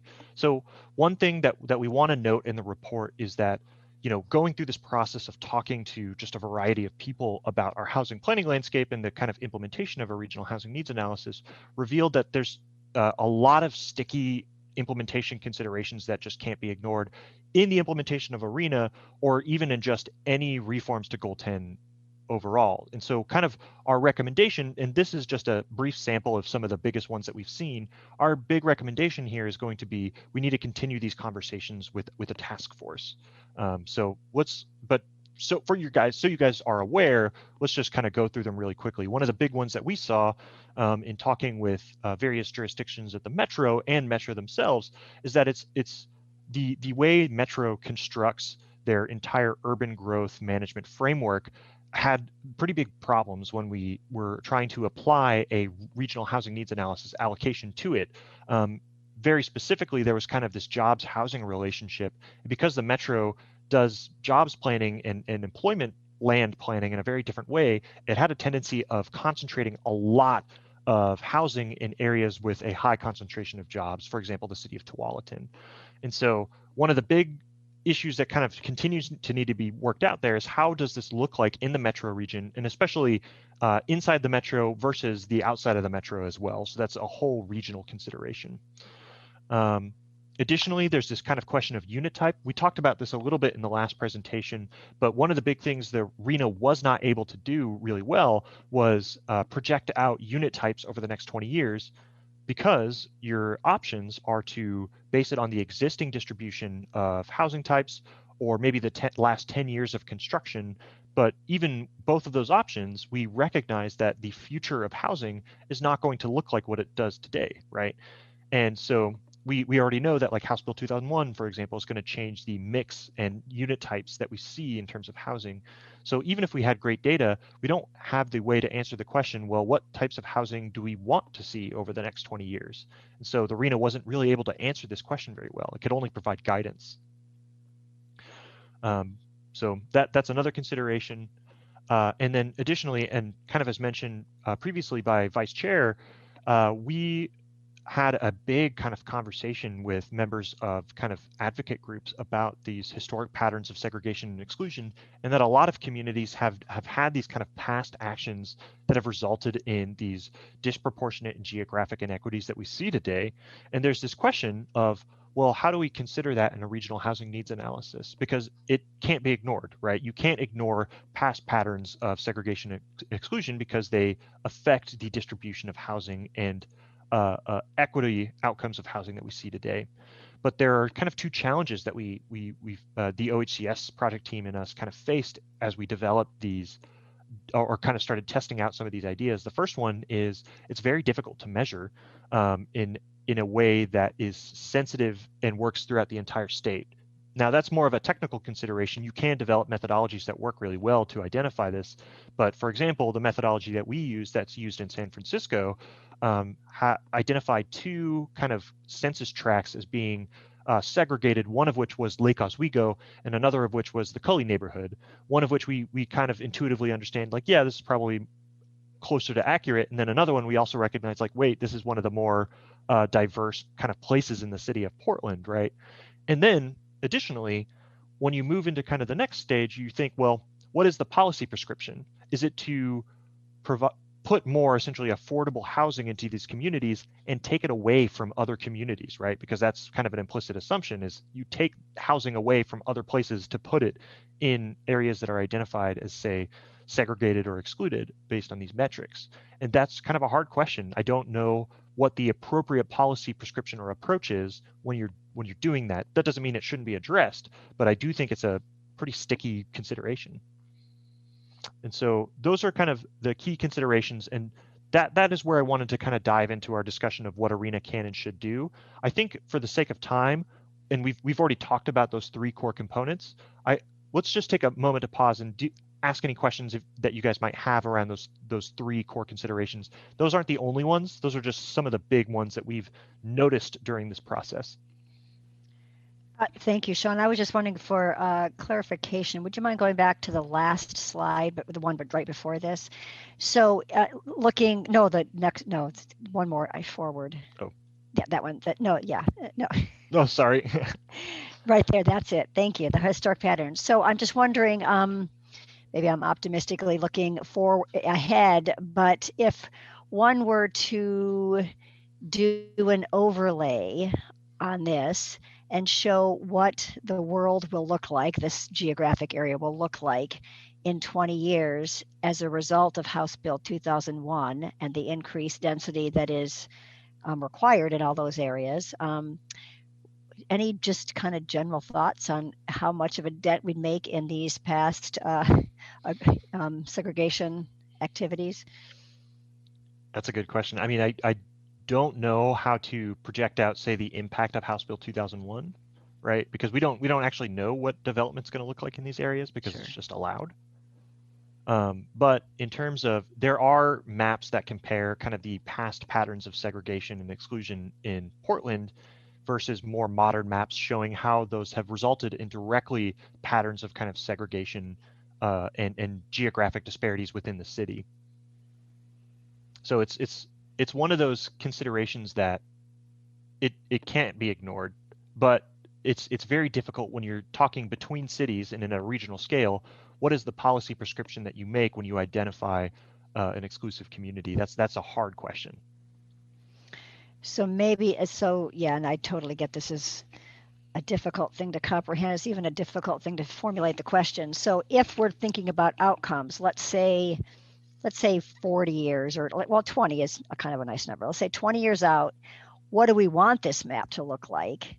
And then if we know what we want this map to look like, then we go back up and answer a lot of your questions about what requirements we're giving to local jurisdictions and state and everything else. Yeah. Yep. Actually, so one of the big things that we identify in developing an allocation is we need to ask the question, not just of, say, like a task force that's considering these issues, but of the actual legislature. An allocation says where housing should be built. And so it should be informed by what policy directions that we want to take in terms of, what's the relationship between jobs and housing? What's the relationship with historic patterns of segregation and exclusion? What is the relationship with climate change? All of these different topics. They all say things about where housing should be built, and that requires policy direction. That's reflected in a report. We think that one of the important things that an allocation should do is have policy direction. Mm-hmm. Totally understand. Commissioners, you can go back to your final slide now. Thank you, Sean. Excellent. Yeah. Commissioner Warren. Just had a quick question about a comment you made, Sean, about for building housing in one area that we're then taking it away from somewhere else. Would you mind just expanding on that thought for me, please? Yeah. So the RENA, estimates the housing need at the total regional scale. So it's going to include growth over 20 years, it's going to include underproduction, and it's going to include housing for people experiencing homelessness in its current iteration. That is a set number, and that is then allocated to cities and counties. That allocation methodology can weight more housing into certain areas or less housing into other areas, but an effect of any change on that allocation methodology is putting more housing units in a certain place and less in another place, because that total amount of housing is the same. Thank you. Chair? Yes, Commissioner, Vice Chair Halava. But I also feel like, following up on that discussion, that we need more housing, period, right? Just in general. So I personally don't think of the idea of taking away affordable housing from one area, because places gentrify over time when they're closer in, right, to amenities and to, if they're seen as more favorable areas. And so you're going to still have that pattern happen. It happens throughout time, unless there's some local intervention to help with that. So I personally, I feel like I'm more focused on how do you get new affordable housing in areas that have high opportunity, and make sure that the NIMBY part can't stop that. And I think if that, like you said, if you're affluent, then they say you need more affluent housing. If that can be broken to the point where now you have a community that's affluent and says, no, you actually need to provide 30% more, 30% of your new housing, or whatever it is, or 100% of your new housing needs to be affordable, let's just say. And then you need to show housing production strategies that show how you're going to go about doing that. If that city then has to do strategies that include, hey, we're going to have this subsidy, or we're going to make this land available for free, or if they do those things, the market will respond. Why wouldn't a developer want to go with, I'm making it up, free land and a subsidy and whatever, a tax increment, whatever that is, in a very affluent, highly desirable, next to a park, next to transit neighborhood? The developer is going to go there. But if that city is not providing those mechanisms that mainly financial, right, because the land's more expensive there also, then the developer's not going to go there. They're going to go to a more affordable area to develop. So holding the cities responsible for first a good share of the affordable housing, and then also responsible for strategies that link to incentivizing that housing, to me is like the core of this. Yeah. This effort. So, for example, if there were a matrix or something and it was under local government, it was like the accountability matrix or whatever that we talked about earlier, responsibility. It seems to me we'd have sort of the traditional ones about adequate zoning and everything, but the things that you just mentioned. That is the housing production strategy. So we have this really extensive Excel spreadsheet, which has, like Ethan would know, 7 categories, and zoning is just one of them. There's the tax incentives, there's the public-private partnerships. So there's this huge list of things that cities can do. But now we're saying cities, you got to pick from that list and or bring your own ideas. And those ideas that they bring have to match their housing need. Right. So I've been so focused on that, right? Yes. Assuming that the housing need is right. And now we're finding out the housing need for, let's say, a Lake Oswego is going to say you need 100% luxury housing. Actually, I don't like that word luxury. High-end housing. And then they'll say, okay, we'll meet it. And they met, and we call it good, and we're in the status quo again, right? Right. So I think it's good that we're pairing this idea of we've got to change how the housing is allocated. And that, like you said, that's a policy decision where maybe you need to allocate more to the communities that don't have it, and then hold them responsible for creating strategies to incentivize it. Obviously, they don't make housing, developers make housing. And if the incentives are tuned right, the housing will happen. If they're not tuned right, it will not happen. So that's where the NIMBY part comes in. How do you prevent cities from happening to pick incentives that aren't really incentives and saying, we did our job? And no developer came and built, right? They have to actually pick the ones and be held accountable for those. And that's the part where I'm like, okay, I need the people on the commission who are more entrenched in how government works and responds to address that part. but like the core, which is they need to have an adequate, a proportional or disproportional share, right, of affordable housing is key to this happening. That all makes sense. And I'm thinking in terms of, again, I had this accountability matrix in my head for some reason, and maybe that's not resonating with others, but it seems like there's a number of levers that a community, a local government or a community in general has control over.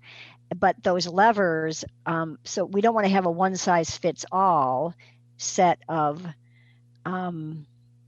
levers for each region, the same setup for each region, because the problem might be different. The nature of the problem will be different. And so we have to pull different levers in those regions to address the specific kinds of housing problems that we are experiencing. Does that make any sense?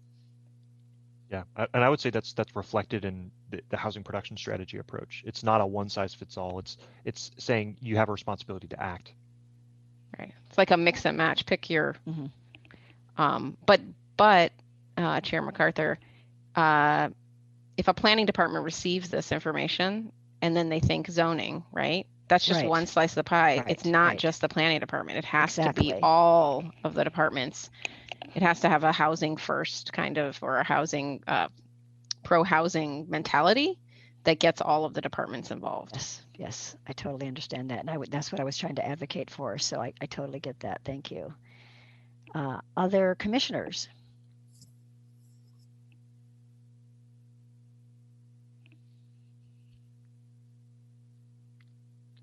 Well, seeing no other hands, is this the time to ask for public input?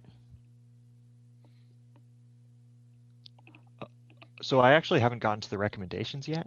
Oh, I am so sorry. I thought it says commission discussion. I just assumed. Okay, let's go to the recommendations. There's a few others. I'll be very brief as I kind of go through this. So there's kind of two more consideration topics that I'll dive into a little bit. I won't stop for discussion, and then I'll dive into recommendations, and then we can talk through those a little bit more in detail. So this part of the analysis, they want us to start talking about kind of some of the things that on their face seem very technical, like cost and cost effectiveness, reliability and accuracy, repeatability and predictability. And so we kind of address them in turn, starting with the cost and cost effectiveness. When you think about that on its surface, it doesn't actually seem all that impactful, because if you think about the marginal cost of doing a housing needs projection, it's actually not that great. It's only maybe a couple grand, and it's only a small fraction of a total housing needs analysis, right? And most of that's going to remain intact. But I gave this some thought, and I was thinking a lot about conversations that I've been having about how ridiculously contentious our housing needs analysis process is, right?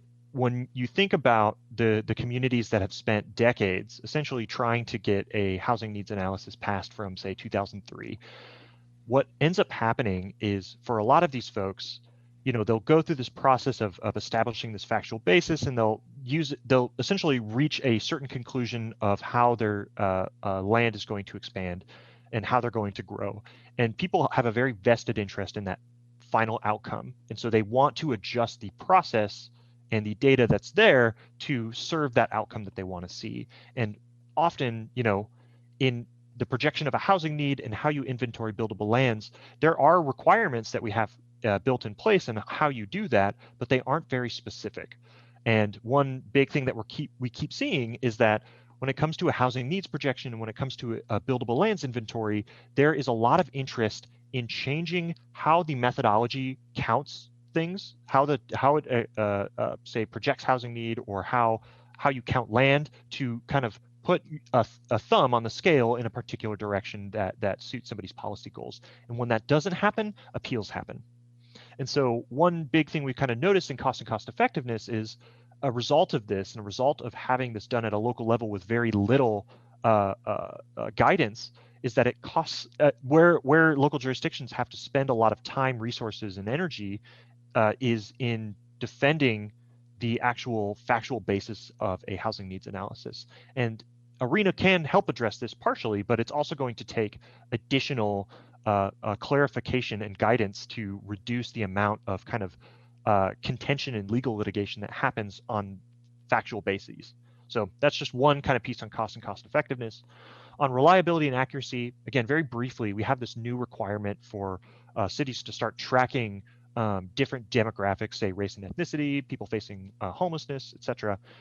This is all very new requirements for local jurisdictions. And so one thing we think is very important is that we have a kind of centralized methodology that makes it easy for local jurisdictions to gather that information. But one thing we also want to kind of point out is, especially with data that varies by jurisdiction, say people experiencing homelessness, it's very important that the data quality can often be very bad at the kind of statewide level, and it's very important to allow local jurisdictions where better information exists to be able to contextualize that information further.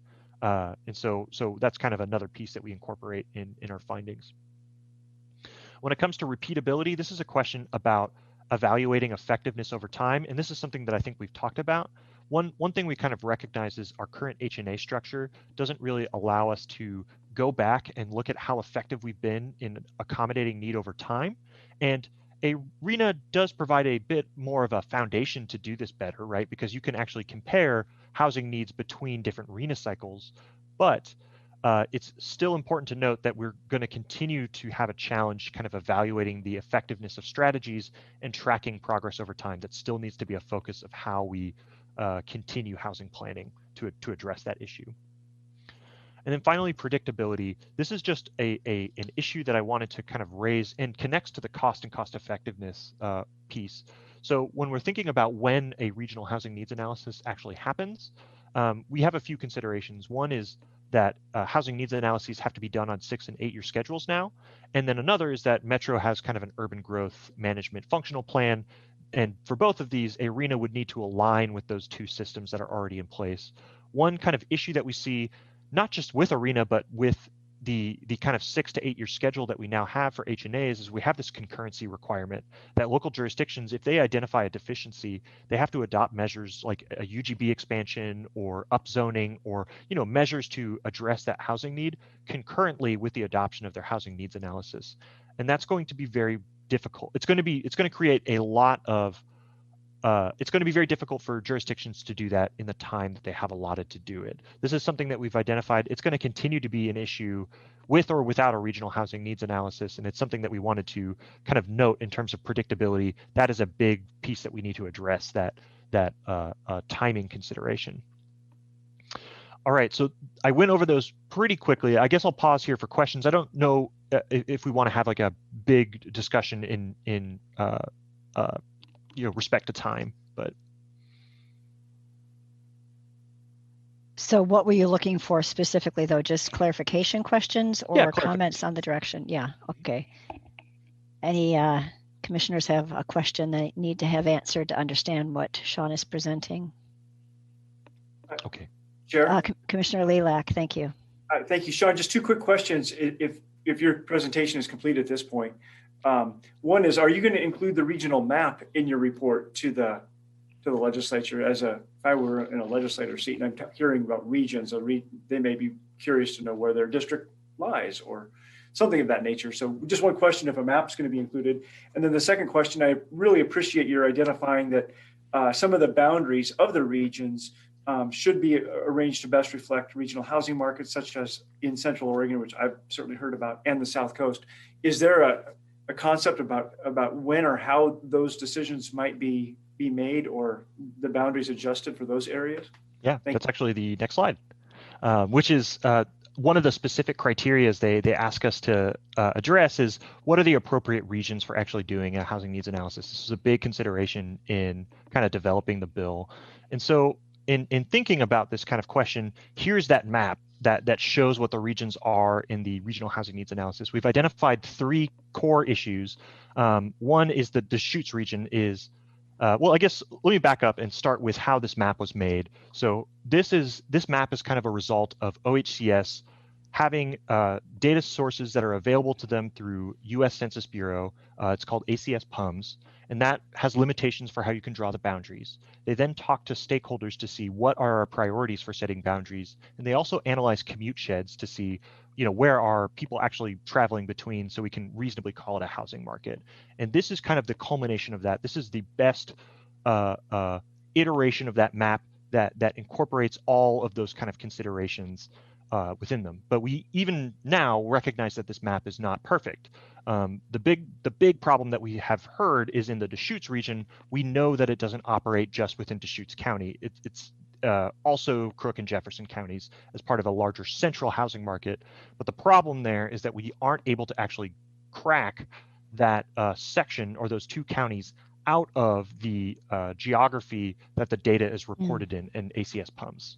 And so that is kind of a big a consideration there. There's also considerations with the metro for things that are inside and outside the metro. And then in the Southwest region, we know that the South Coast is likely a different housing market than the Southwest region, but that one's complicated because you'd have to break a county between county lines. And so with all of these, if we wanted to identify different regions, it would require two things. The first one is it would require a relationship with the U.S. Census Bureau that allows us to have data that is aggregated at geographies that are not the 100,000 geographies they're aggregated in for the PUMS or PUMAs. And then the second one is we would need to have directed conversations with folks to essentially ensure like these are going to be regulatory boundaries and what as a result should they look like. So both of those elements are necessary. A recent development in talking with OHCS is it's going to be very, very challenging to develop that relationship with the U.S. Census Bureau because they are developing a much more stringent policy around data privacy. And this is kind of something that's new to talk about. If you guys have questions on that, I can invite OHCS to talk about it further. But that is a big, big barrier, so much so that OHCS kind of concluded that they can't arrange these in a different fashion. Super helpful. Thank you very much. Other commissioners? Great. Thank you.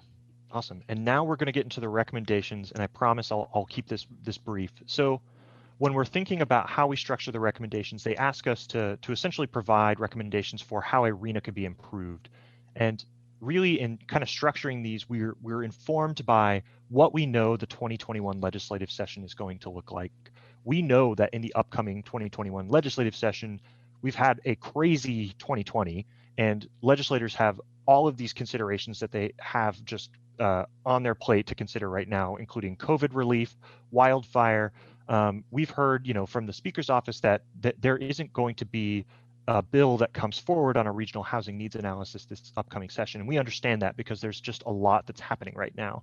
With that said, we also think that, broader reform to our kind of Goal 10 system is something that's needed. And so what we thought about in doing this is, well, let's structure the recommendations that way. Let's provide these long-term recommendations for what we think a functioning Goal 10 framework should look like, including, something like IRENA. And then in recognition of the fact that the legislature does have a lot of priorities coming up, we've also identified that there's a lot of work that we can do right now or within the biennium, I guess not right now, that build on working towards a better Goal 10 system and build on the work that we're already doing through House Bills 2001 and 2003 and improve housing outcomes.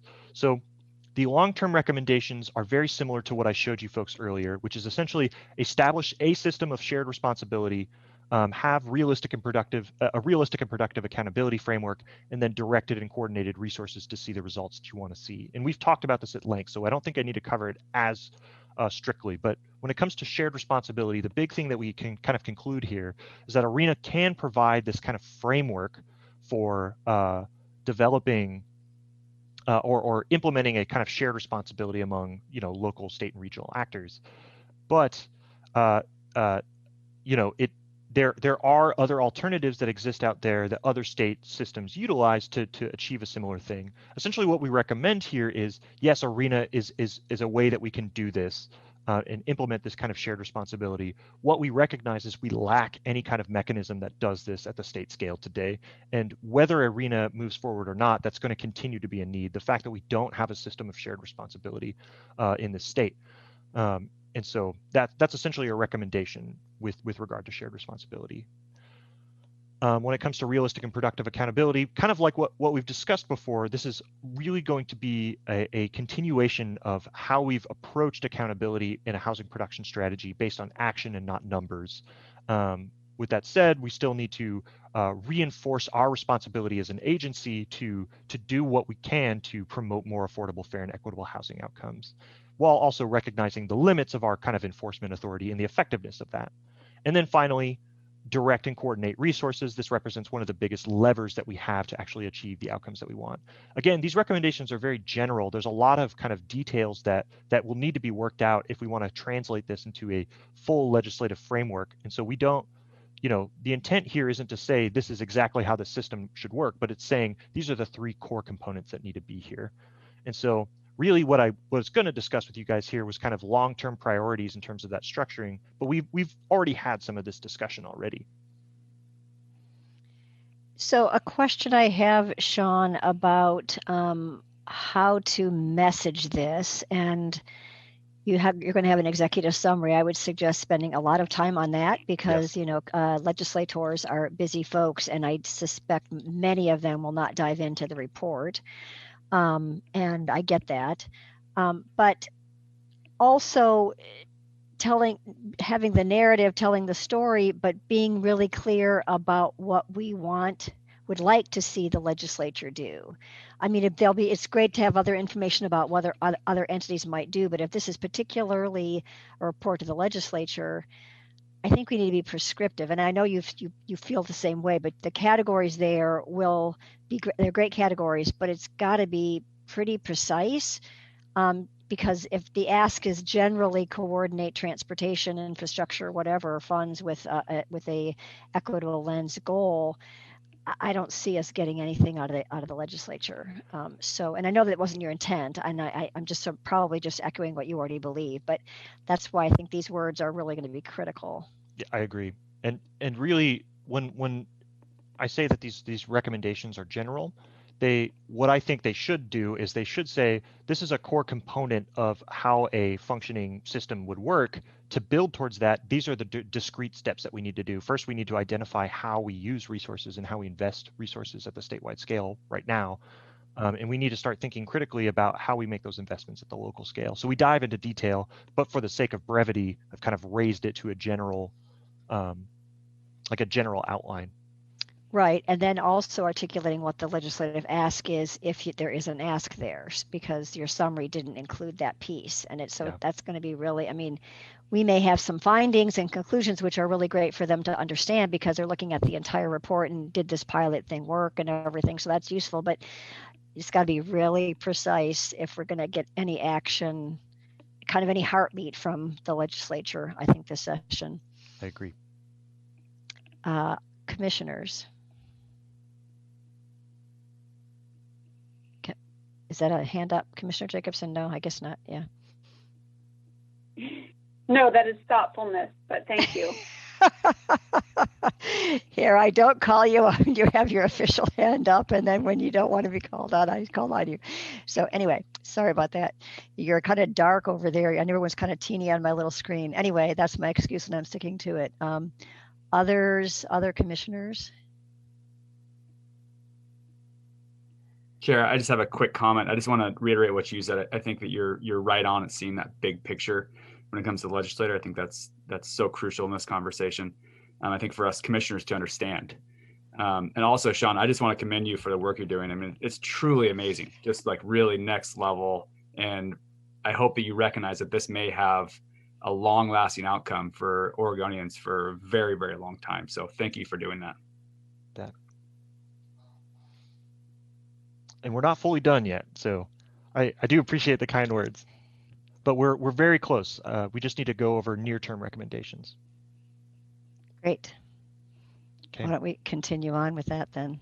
Great. And so the idea here is to say, yes, we recognize that this is obviously it's going to require all of these implementation considerations and additional work. And we recognize that the legislature is going to be very busy, but we know that there's a lot of things that we can do that align with what we're already doing with House Bills 2001 and 2003 and really build a better foundation for housing planning and build towards understanding how we could reform Goal 10. Is is that me? Okay. How we can reform Goal 10 in a better fashion anyways. So to start with, this one is related to how House Bill 2003 has kind of taken a pivot or a turn in terms of its how we understand House Bill 2003 works, right? When you look at the language of the bill, it doesn't mention anything about disrupting patterns of segregation or affirmatively furthering fair housing. But when we got into discussions about housing production strategies, we affirmed in administrative rule that that is a core requirement and a core piece that we are implementing through not only House Bill 2003, but Goal 10. That is an appropriate interpretation that we have an affirmative responsibility to disrupt patterns of segregation and exclusion and affirmatively further fair housing, and also align with statewide climate efforts and the work that we're doing there. And so this is just to say to the legislature, affirm, essentially confirm that, to note that, yes, this is your responsibility to achieve these types of things. So moving on kind of to the next piece, this is on data collection. One thing that we've kind of identified is with all of these categories of people experiencing homelessness, race and ethnicity, all of these pieces, there's a lot of better information that we could provide through not only our Oregon Population Forecast Program, but also in other ways that essentially provide local jurisdictions better data to use in things that they're already doing. So like housing production strategies, for example. And additionally, with people experiencing homelessness, we know that HRAC has been doing a lot of work with developing a methodology that can be applied statewide. So we kind of reinforce that, like saying, yes, let's move forward with this because we do need better information. On Goal 10 gaps, one of the big things that we've heard too, especially from kind of smaller and rural communities, is, hey, this framework, it works for cities that are above 10,000, but once you hit that line, smaller cities, they don't have the capacity or resources to do this, and they still face these humongous hurdles when it comes to housing planning and development, and they're right. And I think, in thinking through the kind of conversations that I've had with these folks, one really good idea that I've heard is, hey, what if the agency allowed us to pool our resources, say all of us small cities within a county or within a region, to do a kind of combined housing needs analysis and housing production strategy?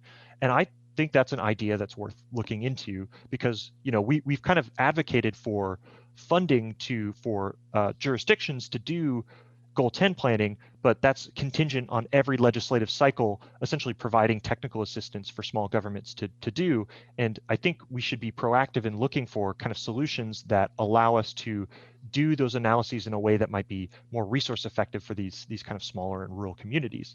Additionally, on that kind of infrastructure question, one thing that we already understand from housing production strategies and middle housing is the way we finance public facilities is not very conducive to the development of more affordable housing types, smaller, more affordable housing types, and in fact actively disincentivizes them. So I think one thing we could consider in how we allocate technical assistance funding is also piloting kind of a public facilities planning to support more affordable housing options. And that can build on what we do in housing production strategies and get at that kind of resource question. How do we restructure our investments to support more affordable housing options? And then finally, this is kind of in alignment with OHCS's consideration. A lot of those very specific considerations about the metro, about equity, these are conversations that kind of need to continue happening. And we recognize that we're just short on the time that's needed to have these conversations in the fullest. So one thing we want to align with OHCS on in terms of our recommendations is advocating for a task force to continue these types of conversations in the kind of near term. So those are kind of the four key near term things that we can do very soon to build on this effort. And so again, I'll just kind of pause there. I recognize that we are short on time, so. Yeah, I think that's good. I think any comments from commissioners on near-term priorities? Seeing none, why don't you continue? I believe Commissioner Sandoval has a. Oh, I'm sorry, Commissioner Sandoval. Yeah, no, that's okay. So something I haven't heard of is kind of working with culturally competent or servicing organizations. That's is there a space in this to highlight that somehow? Yes. Yeah, absolutely. I'd be very happy to. Do you have more specifics in mind?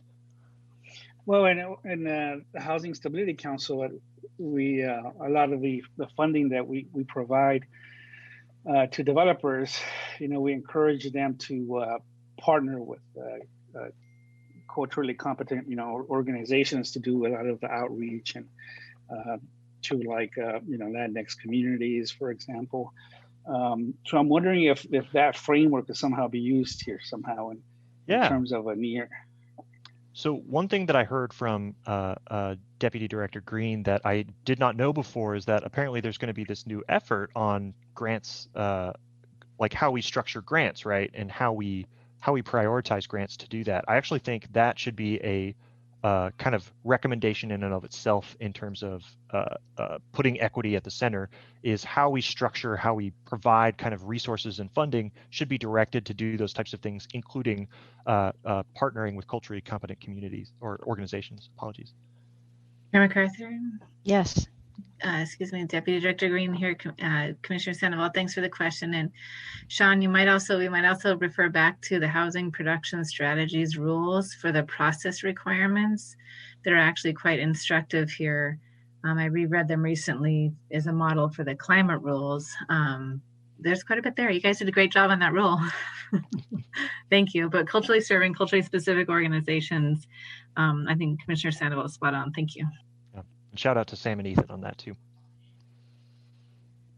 Great. Other comments, questions?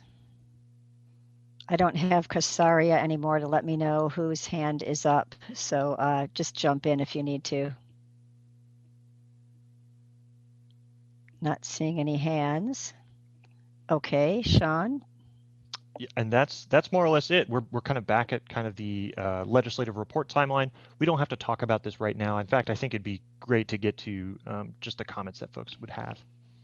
Great. I think that sounds like a really good idea. And so, Esther, I have lost my timekeeper in the way of Kasaria, and we have 3 speakers. I was thinking of giving 3 minutes each to those folks, and I'm wondering, I'm trying to see Esther on the screen. Is it possible for you to do some timekeeping for us? Absolutely. Thank you so much. So our first speaker, thank you, Alan Lazo, Fair Housing Council of Oregon. Welcome back. And we got your written comments for those commissioners that may not have looked at their emails today. I think Mr. Lazo's comments came in last night or this morning, and Esther sent an email out with it. So we have a hard copy of his comments.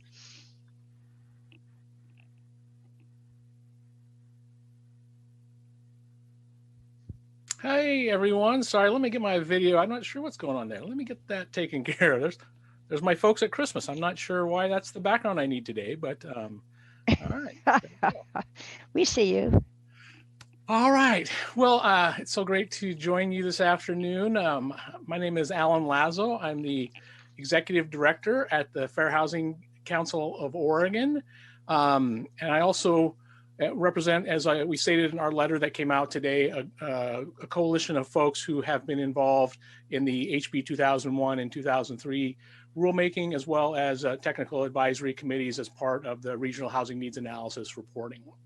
So I have been actually sitting here just like you, enthralled and engaged with the comments that Sean has been making that are so, it's actually made the last couple of hours go by very quickly. He's been talking for about 2.5 hours, but it's also engaging. And I feel like, wow, I actually don't need to come on and say anything, right? So I really will reiterate, though, that the opportunity that we have in front of us with the regional housing needs analysis and the sense that it is part of our beginnings around changing this goal 10 system to better achieve those outcomes that we seek. And really, that system that had looked at just things like affordability and really being a proxy in some cases for racial segregation in some places. And Chairman MacArthur, you asked about that relationship between housing affordability, historical redlining and segregation, and there are some close ties. I actually have seen maps. I'm happy to kind of get them to you, mostly in the Portland area, that show that close connection between that history and continuing racial segregation today. I also really appreciate that. I know I think Vice Chair Halava is off the call now, but again, moving forward with this rewriting of Goal 10 and this need to reframe the purposes of this planning system. So really, the nature of equity really is that it's hard to see when we're in the heart of it, and it's hard to see those inequities, but these processes can allow us to root out those inequities and ask different questions and get to different outcomes that we actually seek. And and that's really the backdrop, the further fabric on the conversation that we have this afternoon, and is the root of the letter that we are providing to you. This need for this urgency around the recommendations to move forward with implementing the regional housing needs analysis framework. As we noted in our letter that's been submitted by our group, we continue to be grateful for the work of the staff at both DLCD and OHCS, and are supportive of the recommendations to implement the regional housing needs analysis. In our letter, there are 2 points that we think are important in that recommendation. One is that we believe that the Commission should recommend to the legislature that they begin moving that implementation forward in the current 2021 legislative session, rather than waiting for another biennium to begin that implementation. And there may be funding issues, but I think there are ways, as we said in our letter, to frame it so that we can begin that work sooner rather than later. We know that to whom and how we provide access to opportunity in our communities have been highlighted in many, many different ways with you all today. And these are critical issues that we should not wait to address. The second is, as the recommendations in the staff report and the summaries talk about, we know that the implementation of 2003 and the regional housing needs analysis is work that needs to continue. And that part of that work, as they've said, really needs to be around how do we integrate these analyses of racial equity in that work. And we know that that's heavily embodied in these perspectives that we've brought forward around affirmatively furthering fair housing, which we know is taking those meaningful actions to address disproportionate housing needs, racial and economic segregation, and fostering inclusive communities. So again, we know that as we further implement these processes, we also need to be very cognizant of how we are looking at data and data equity, and how we are engaging those frontline communities when we're talking about data, especially in processes that in the past really haven't made those considerations. So we know that the RHNA has a specific function that's related.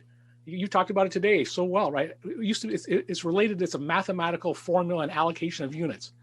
But as you've pointed out, it also exists within a system that from top to bottom and front to back should be about evaluating and analyzing things like racial equity, who is being left out in our communities across the state, and really be put in that context of meeting the housing needs of all of our community members, which, as you said, those mathematical kind of approach to it hasn't been doing in the past, which I think has been surprising to all of us to learn in this day and age.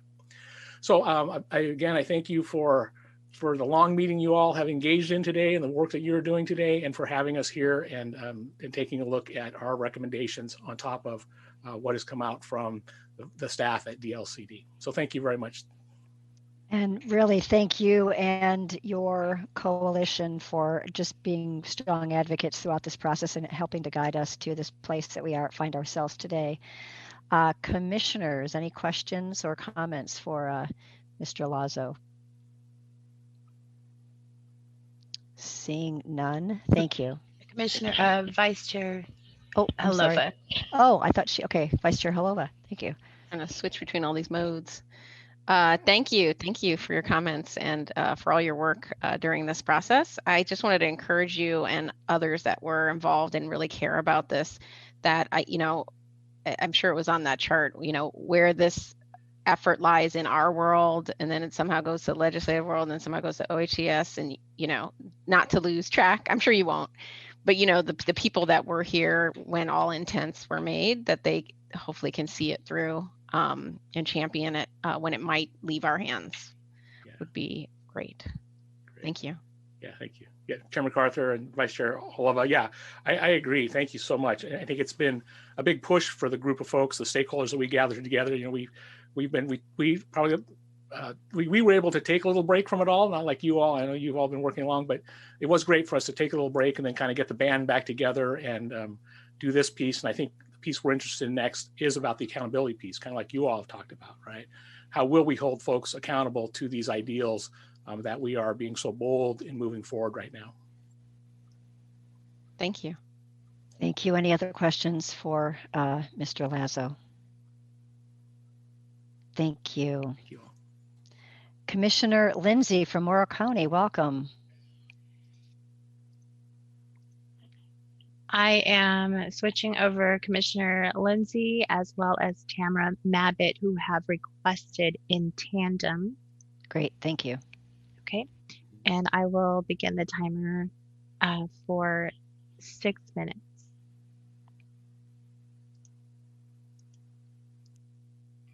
I apologize. I think you're on me.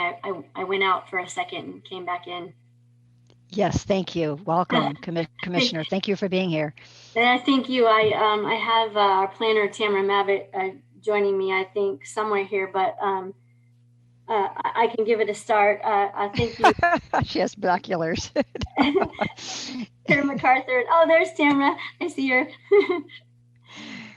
I want to thank you first, Chair MacArthur and Commission, for letting us have an opportunity. I think you have our letter, so I won't repeat myself, what we already submitted. But I want to thank the staff, first of all, the department, for spending the time and being very inclusive with the legislature's direction and their kindness in giving this a priority in getting out to the many places in Eastern Oregon and across the state.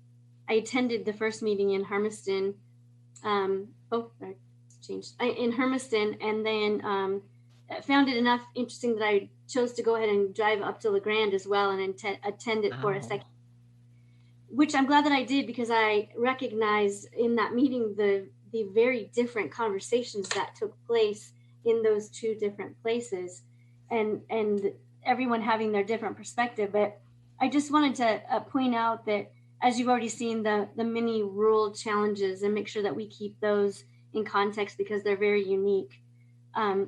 Some of the things that jump out to me is funding of infrastructure. That seems to be across the board, but how does that look different in each area?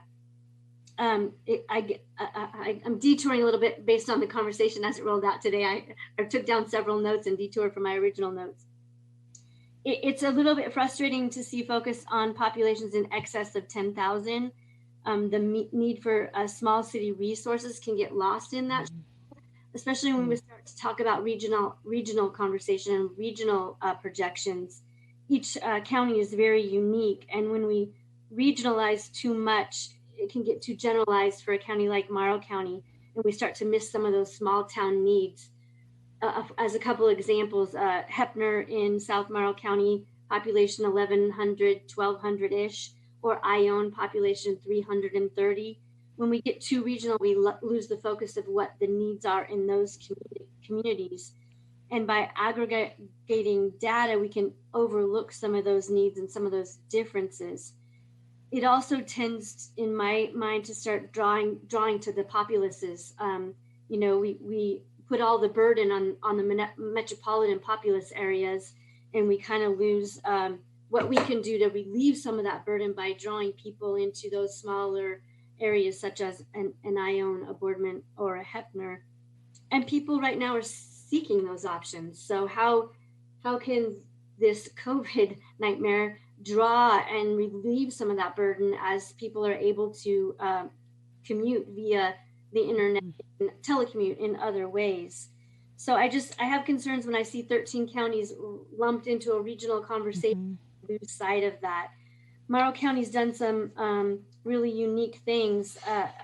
Serving as a commissioner, I've watched as we used our enterprise zone dollars to create some unique things. We've done a first-time home buyer, or if you're buying a primary residence, we would give you $5,000 toward that. It really helped in inequities. We have we're set to be the first minority majority county, and so we have a populace that could really use that assistance in getting in. They didn't have to have that down payment, got them into housing in houses or duplexes or that kind of thing. We've also done some things where we've given money for rehab, really helped some of that low income, easier to get into structures by rehabbing them, up to $20,000 for rehab out of our enterprise zone dollars. So some unique things we've been doing here to solve some of those issues. But the incentivizing of developers, we helped a nonprofit, an economic development driver, to get a hold of some land at the edge of the Heppner city limits. They now own that property. And now if we could find a way to incentivize developers for the infrastructure you've all been talking about, but to come and develop, get away from maybe some of those more metro areas that they're drawn to because it's easier, it's cheaper. We could help support or take some of the burden off that homeless population that might be able to come out to our communities and live because we got the housing. Right now, we find a lot of our, what I find could be a lower income housing, it's drawn up by the doctors are in that house because there's no other place to live. So if we could draw them away from those homes and now they're used for what they might be used for, these small communities are already integrated. We don't have the same issues. So another part of the regional conversation that is troubling.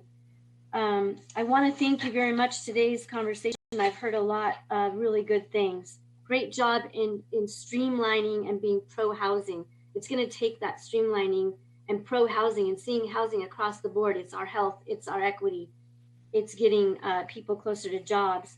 And also, I love the idea of incentivizing developers. You talked about that a little bit, and that's really a problem with us. Part of that is we've got to get more building inspectors trained. We've got to get them streamlined through a program and attracted to the program.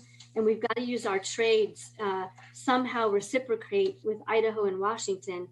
Just across the river, I have builders going crazy in the Tri-Cities, but I can't draw them down here because they're licensed there and they can't or won't. When Washington was closed down, I still couldn't use them in my small community of Heckner to come build. I could have had a subdivision done while they were closed down, but I wasn't able to reciprocate their licensing. So another great way to bring them closer. I think that's my main things I wanted to add. I'm looking back through my notes.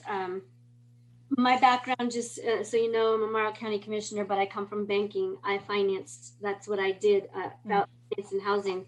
In serving on the Governor's Equity and Resiliency Council, I listened all day yesterday to the problems with getting financing and getting people into homes. Home ownership is where we're headed, right?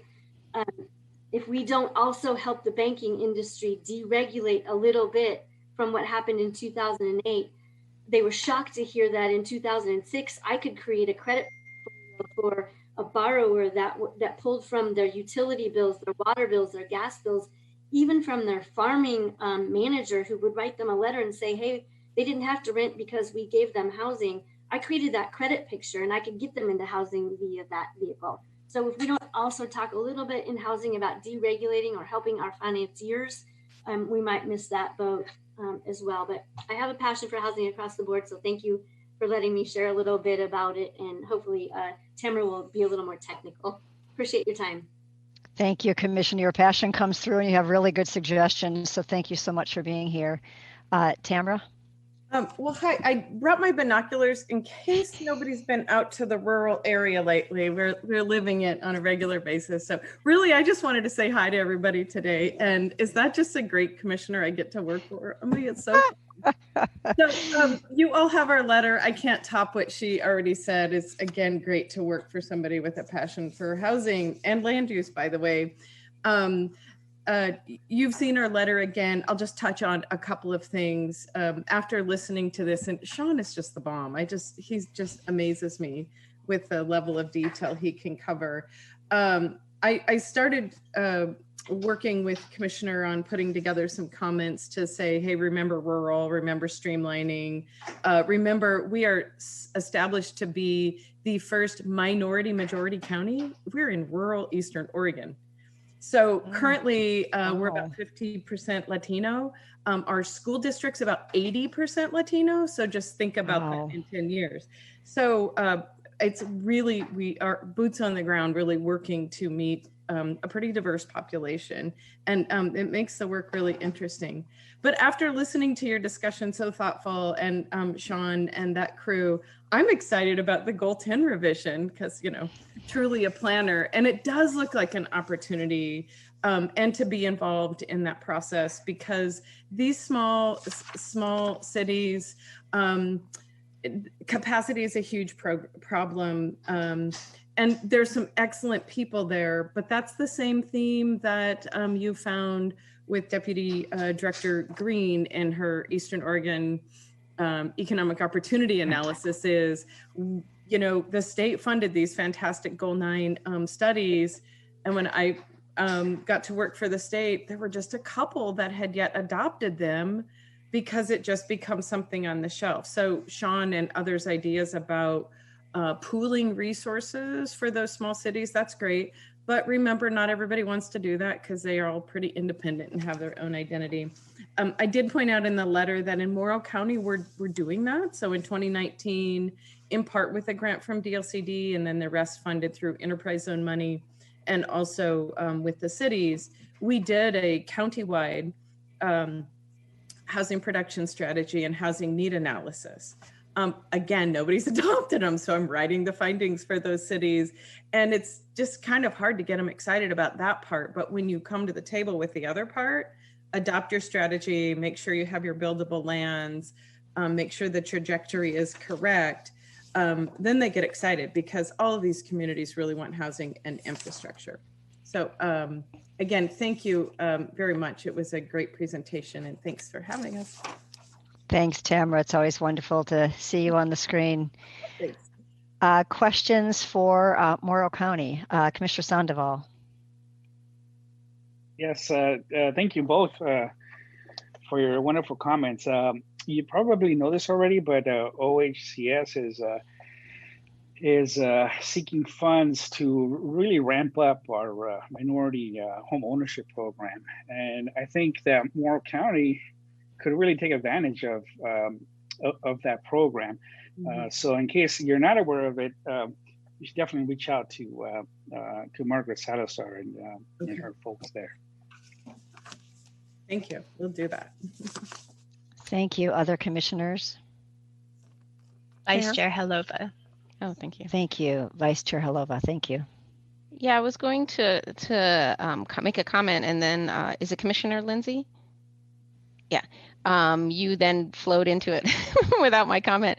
And I was wondering your thoughts on it. From my limited experience about development in rural areas, there are many communities that are willing to say, hey, have this free land, and here's all the resources we can offer you, and basically give everything that they can in their capacity to make development happen. But it's not enough for the developers. And from what I know on a limited basis, it has to do with financing in, non first tier, second tier cities, right? The risks involved with that. So when we were doing the housing production strategies, like that long list of ideas, one of them was that maybe the state of Oregon could provide the guarantees for the construction loan. So you were talking a lot about financing, credit score. You were talking on the buyer side, yeah. But in order to incentivize, or not even incentivize, like maybe to even make it happen on the developer side, there needs to be somebody who steps in and says, I'm going to guarantee this loan, and if it doesn't go well. And one idea was that the state could provide that backing for areas that basically the private banks won't back or won't support, and or that the state could provide the loans themselves, the construction loans themselves, for those harder to finance locations. I was wondering your thoughts on that. And I'm just saying it out for everybody because it might be the key to unlocking rural new housing. I really, really like both of those ideas. I financed a developer before I got out of banking, and I think he didn't survive afterwards because of all the infrastructure, and then carrying a construction loan at 10% because it's not an attractive area to lend, and it buckles you. So if the state was able to have a program that was a 1-2% interest rate where that didn't have to fit into the equation, you might want to track them, but you might also then have a finished product that they didn't have to charge 3 times what maybe is affordable. Those are really both great ideas. That's kind of why the economic development entity bought the land, thinking if they had to, they could subordinate and even walk away from some of that investment to allow the developer a small incentive and a small profit off of it. Yeah, and I think that's really great. But then you have that you have that opportunity, but then they have to go out and find financing. And if they can't find the financing, then, all your good intentions and all their great intentions can't happen because of that. And I don't know, I don't know who, when we were putting it down, I put a little asterisk that said, this is not a program currently in the state of Oregon. And I don't know who, I'm just throwing it out there, in the state of Oregon could make that a program. Yeah, and to speak to the report, one of our kind of big sections is we do need to take a closer look into all of the different state policies that we have that can incentivize or serve as barriers to the development of housing, and I think this is one that can be included in there. So, and just in general too, I think speaking to the rural issues, that is something that I very much agree with you guys on in terms of that kind of capacity and challenges that rural areas face. And I think we need to make more clear in the report, like, don't forget the rural areas. So I'll definitely work to make that more clear. Thank you. That was one of the things I was going to ask you to do. So thank you very much. Commissioner Jacobson? Yes, no? No. Okay. Yeah. Oh, yes. I'm right this time. Thank you. Today. I'm sorry, Chair. I really messed you up today. First, wanted to say hello to another fellow county commissioner. Nice to have you on here and provide comment.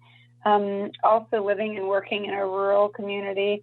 While I don't necessarily have a lot of solutions to offer right now, I mean, we experience the exact same things. In Lincoln County, Commissioner Lindsay, we get property away, we waive permit fees, we throw in hard dollars, and that still is often not enough to incentivize developers to come out here and do a project. And I think a lot of times what we're told is just because it costs them money to come out into rural communities and build, right? It's difficult for them to come out and do that, especially when maybe, what we can incentivize and do is a relatively smaller unit. So I don't know if this helps much, but it's certainly not just an issue that Morrow County is facing, and we certainly are too in Lincoln. Thank you, Commissioner. Other comments or questions or comments for Morrow County, I guess, or for Sean, I guess now. I guess we're going on to Sean, right? So I think, did my thing freeze a little bit? So I wonder if Sean could then summarize where we are. Oh, you mean in the kind of conversation? Yes, right. Yeah. Yeah. So really the that kind of comment section was just so you guys could, just hear these issues, and then we can kind of think about adjourning and think about when you folks would like to, would you want an opportunity to review the report before it's kind of finalized, and what should that take? Should that take, kind of like a meeting format? Should that take like a sending around an email to those who are interested? Just that kind of conversation. Good question. I'm wondering, I don't feel the appetite for another special meeting, although this is really important. So I'm not hearing that or feeling that. And I also don't think you want to have 7 separate commissioners commenting, because then it's a really difficult thing for you to figure out is this commission comment separate from or plopping on the other without anyone knowing. So I'd almost recommend that if people are so inclined, maybe have 1 or 2 commissioners, even 3, sort of a subset of the commission, work with you or look at the draft and provide comments in kind of a focused way. It would be my suggestion. But I wanted to open it up to commissioners to find out what their thirst is for that. Commissioner Sandoval? I think that's a really good idea, and I'd be interested in that. I'm going to be taking a look at the study for the Housing Stability Council. So, yeah, I would really appreciate to have an opportunity to give more feedback on this. Great, thank you. That'd be perfect, especially with your connection back to the Housing Stability Council. I really appreciate your volunteering. Other commissioners have an interest in that? Chair MacArthur, I am interested in other commissioners doing that. I won't have the time, but I think that approach is right on. Great. And we don't necessarily have to have people put their hand up today. You can just go ahead and email Sean if you're interested. But I would suggest maybe one or two others and not any more than that, in addition to Commissioner Sandoval. So why don't we leave it at that? I don't know who's left on here. Commissioner Jacobson? I will volunteer myself. Oh, great. That would be awesome. Great. Thank you very much.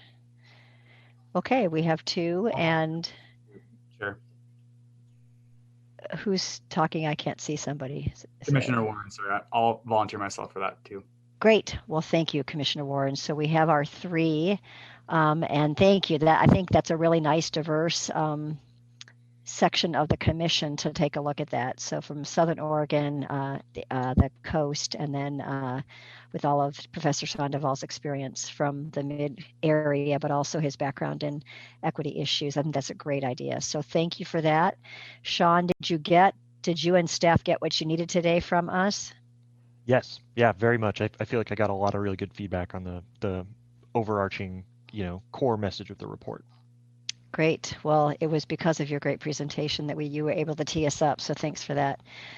Okay, well, I want to end this topic, and thanks again to our Morrow folks and Alan Lazo for coming and providing some feedback. I can either go to a 5-minute break, or people can break as needed. We do need to get to agenda item number 8. And so I think that is, it's Gordon and Ethan. So I'm going to suggest we sort of tee that up, and if people need to take a quick break, just sort of do that on your time, as opposed to taking an official break, because we're kind of in a little bit of a time crunch. I would like folks to be able to go on and have their evenings whole to recuperate and refresh. So with that, why don't we just start with Sean? I mean, with I guess with Ethan, excuse me. Thanks, Chair MacArthur. Yeah, thank you, commissioners, for hanging in there. I know it's already 4:30 and I'm the last agenda item, so I promise that this is not going to be a very lengthy agenda item. This is going to be more of a conversation about how we move forward in House Bill 2001, monitoring, reporting, and compliance. So while I'm pulling up my presentation here, I did just want to take a moment to, express appreciation to Sean and the commissioners for the lengthy discussion and really kind of the goldmine of discussion that has just taken place on the RHNA. I think that'll be a very important key piece to how we present that information to the legislature, and much appreciated. I know that we've been really excited to kind of present all of that really good information to the commission and kind of do the grand unveiling of all the work that we've been working on, and Sean specifically on that. Okay, so I'm going to try a little Zoom trick here that I learned. Hopefully you can all see that presentation, maybe just a couple head nods. Great. Yes. So like I mentioned, this agenda item is going to be more, you can view this as kind of a proposal. The staff report that we provided to the commission for review really outlined a proposed program for ongoing monitoring reporting of House Bill 2001, specifically as cities are going through this implementation process and as the state is learning how that will unfold over the next year and a half. So really wanted to focus in on using that word proposal. The purpose of today is really to express that proposal and then hear from the commission on any refinements that they feel is necessary before we kind of begin this this program of coming back to the commission every meeting and saying, here's what's taken place since the most recent meeting. So keep that in the forefront of your mind as I'm going through here. Luckily, this presentation is only 10 slides long and we've already gone through 2 of them. So this will be fairly quick. Okay, so just a quick reminder that of the requirements for House Bill 2001, and this is important because the program really relies on the kind of the timing and the deadlines of House Bill 2001 and how it's structured. So quick reminder here, of course, medium-sized cities are required to update their local land use regulations and codes to allow duplexes by June 30th of 2021 in the next 6 months. Large cities are required to, they have an additional year and are required to update their codes by June 30th of 2022. And then in addition to those requirements, the substantive requirements of middle housing, allowing middle housing as a result of House Bill 2001, cities also have additional deadlines on how they will, or when they can apply for the infrastructure-based time extension requests. One of those deadlines has already come and passed for medium-sized cities. That was December 31st of 2020. We received one application from the city of Newburgh, and we're in the process of reviewing that at the current moment. For large cities, that requirement is June 30th of 2021. So these timing elements really come into play a little bit as I'm talking about this program that we're proposing.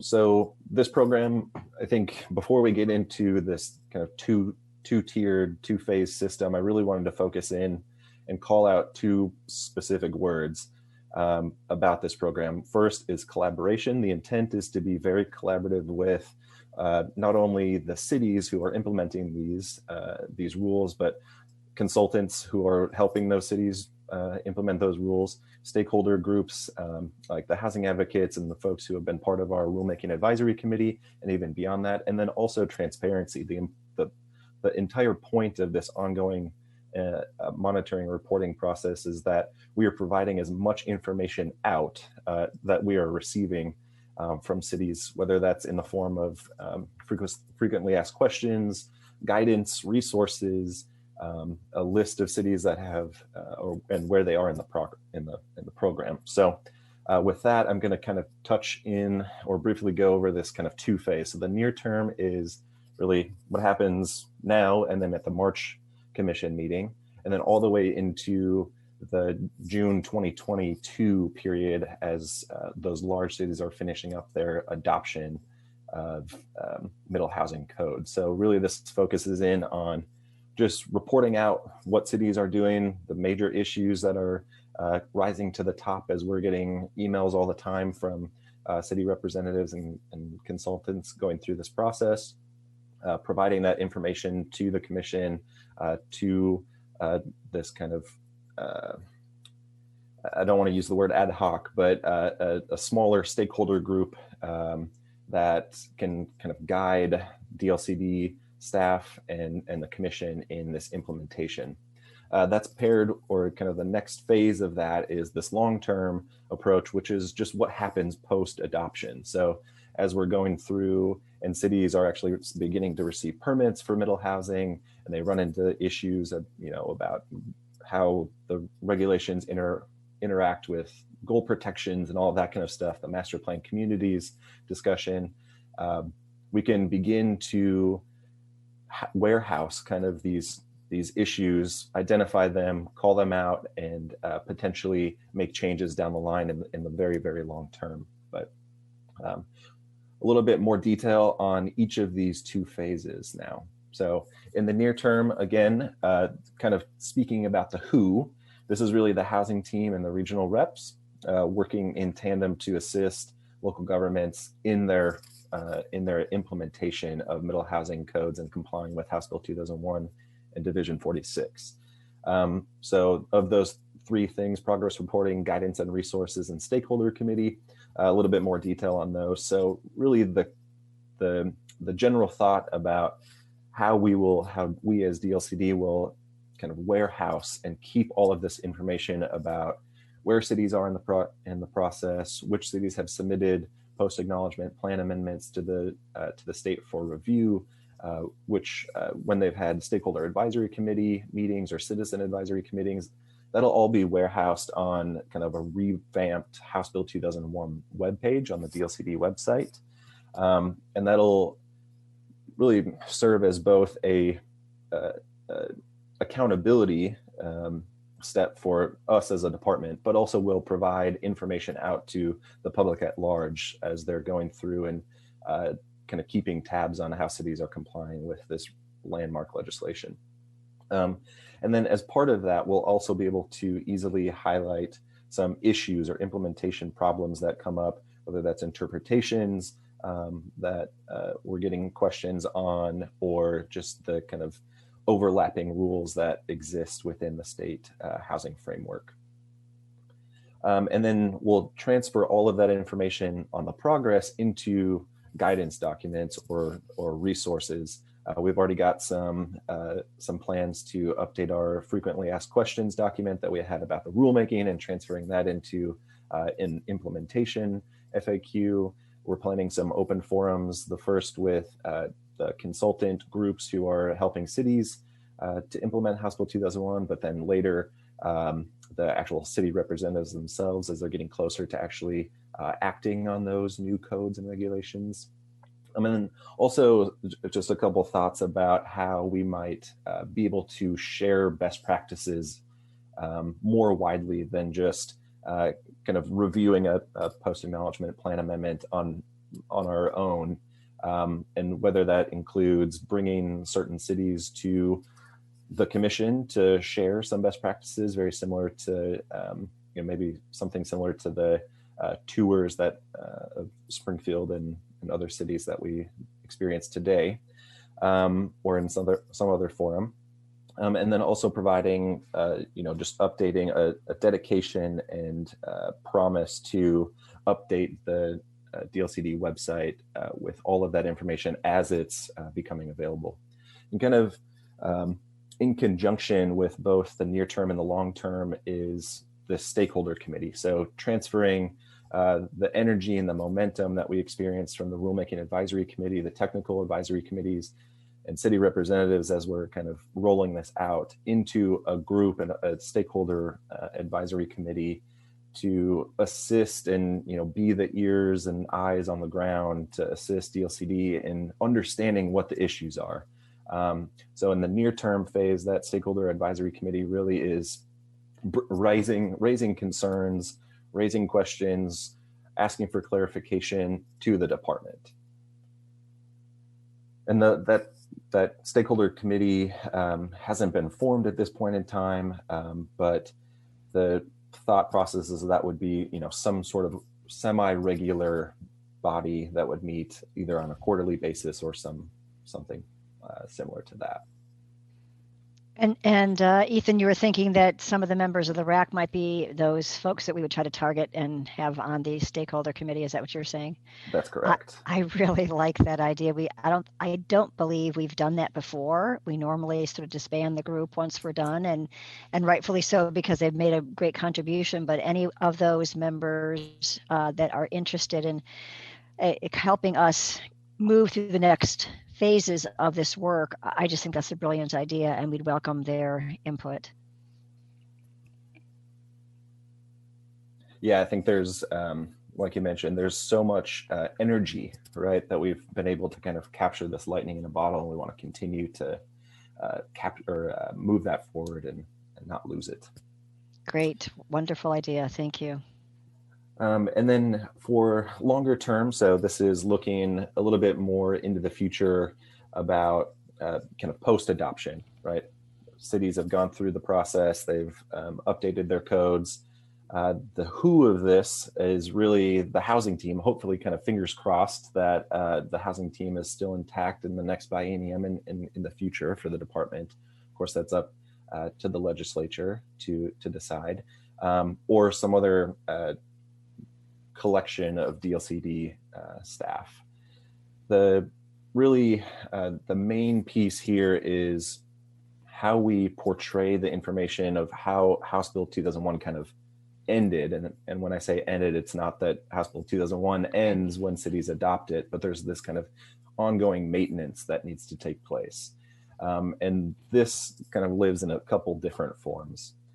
So first is that DLCD website that would warehouse all of the kind of final decisions on how cities have which path of compliance they've chose. You might remember that really kind of complex, colorful diagram about they could go the model code route or go the minimum compliance, and then there's different routes within there. So the hope is that we could show that in some sort of chart or something like that, which cities chose the model code path and which cities chose the minimum compliance path and which cities chose the performance metric route. So that'll really provide information to the people who are actually living within those regulations, right? The property owners, the developers, they may not know immediately that city X chose to go with the minimum compliance route or the model code, but we've got this warehouse on the DLCD website that they can easily kind of pull up and check. And then also there's all of this kind of continuing non-compliance review, the post-acknowledgement plan amendment process. We've got some process items in the OARs that establish these kind of check-ins. You might remember the performance metric route for establishing the where of middle housing required this kind of 6 or 8 year check-in to determine if they're still complying with those percentages, right? And so this would be an ongoing task of the department to do these compliance reviews, engage with property owners or cities when they're have questions about if they're still in compliance with Division 46 and House Bill 2001. And then the stakeholder committee would kind of change and adapt to that different environment. They're no longer talking about implementation. They're talking about what are the things that we did not foresee in the rulemaking process and thinking about potential revisions to the OARs, potential future legislative concepts, and kind of just, again, keeping that momentum going into the future and not kind of just letting it disband. That's more of a, I don't know, we haven't really thought through where that stakeholder committee goes in terms of frequency of meeting. That's probably quarterly, maybe seems like too much, but maybe not. Definitely looking for some suggestions there. So I'm going to shift into the reporting process now. So this is really how we as DLCD staff engage with the commission and describe what we're seeing on the ground. So the initial plan is to provide updates at every future commission meeting up until June of 2022. That's the end date for large cities as they're going through that implementation, of course. And so that can exist in a couple different ways. So the first is just a staff report, and we include that in kind of the, I guess, the consent agenda of the commission, where we don't really have a presentation or anything like that, and it's just an ongoing kind of reoccurring staff report. But there could be times where a staff presentation is necessary if we do bring back kind of that best practice sharing to the commission, and we have a project that we're working with in some city, and we say, you know, why don't you share that with the commission? That's really good information to hear, for them to hear. And so there may be a time where we bring back the kind of staff presentation. And then also we would probably provide some sort of update on the cities that have, you know, gone through the PAPA process, submitted the PAPA review, which cities are having hearings, which cities are you know, which issues are arising, and then provide that on the website. Like I've mentioned, that's going to be kind of this ongoing and maintained curated web page. And then I talked about the guest presentations. So now we're getting into the discussion portion. So I've broken these into, there's 4 total questions in the staff report. The first 2 can really be lumped into questions about the actual program, the proposed program itself. And then the next 2 questions, 3 and 4, are about how we present to the commission. So the first portion of this 2-phase discussion is about the 2-phased program. And generally questions are, is what we proposed sufficient? Do we need to focus in on different aspects of the implementation? Basically, does the near-term, long-term 2-phase program work well? I'm going to hand that over to the commissioners. Thank you, Ethan. Nice presentation.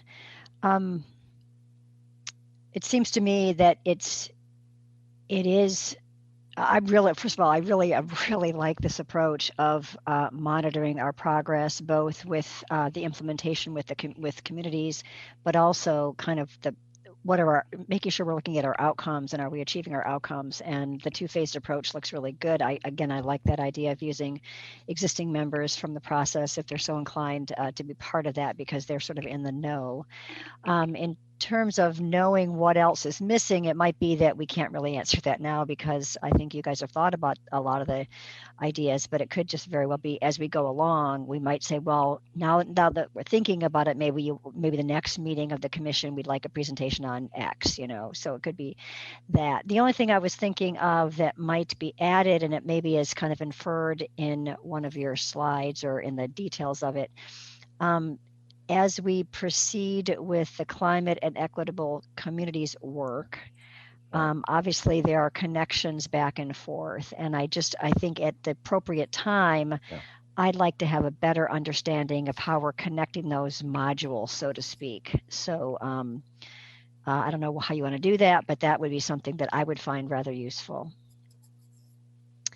And then other commissioners.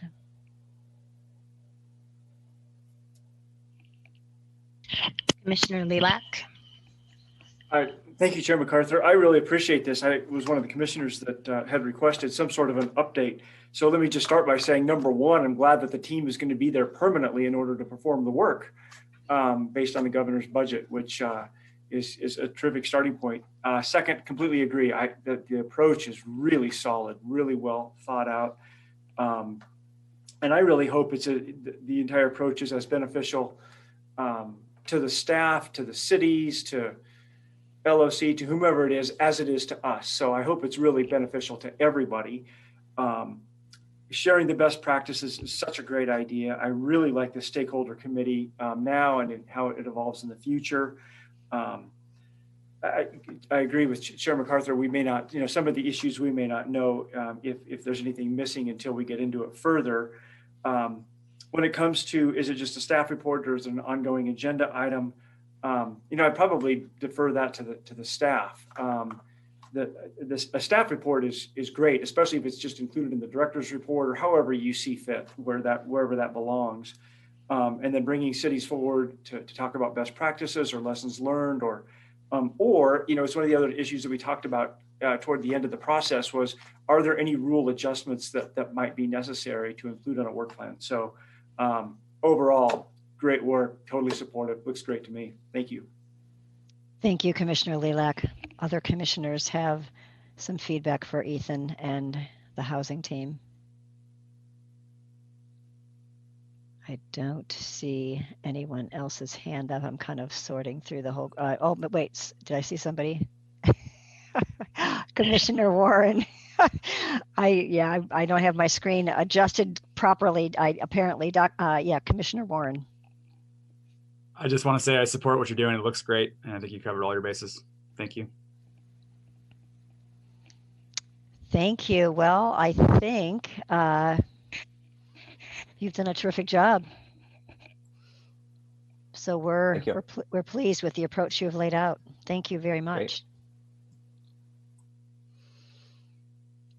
Great. Well, I think that did you have a second slide on this, or is that you had number 3 and 4, right? Was that just 1 and 2? Was there one more slide? They're kind of the same. Yeah. Okay. So the question really is, do you feel like you've gotten what you needed today from the commission? Yes, I do. Okay, great. Super. Well, we got a lot out of it too. So thank you for that.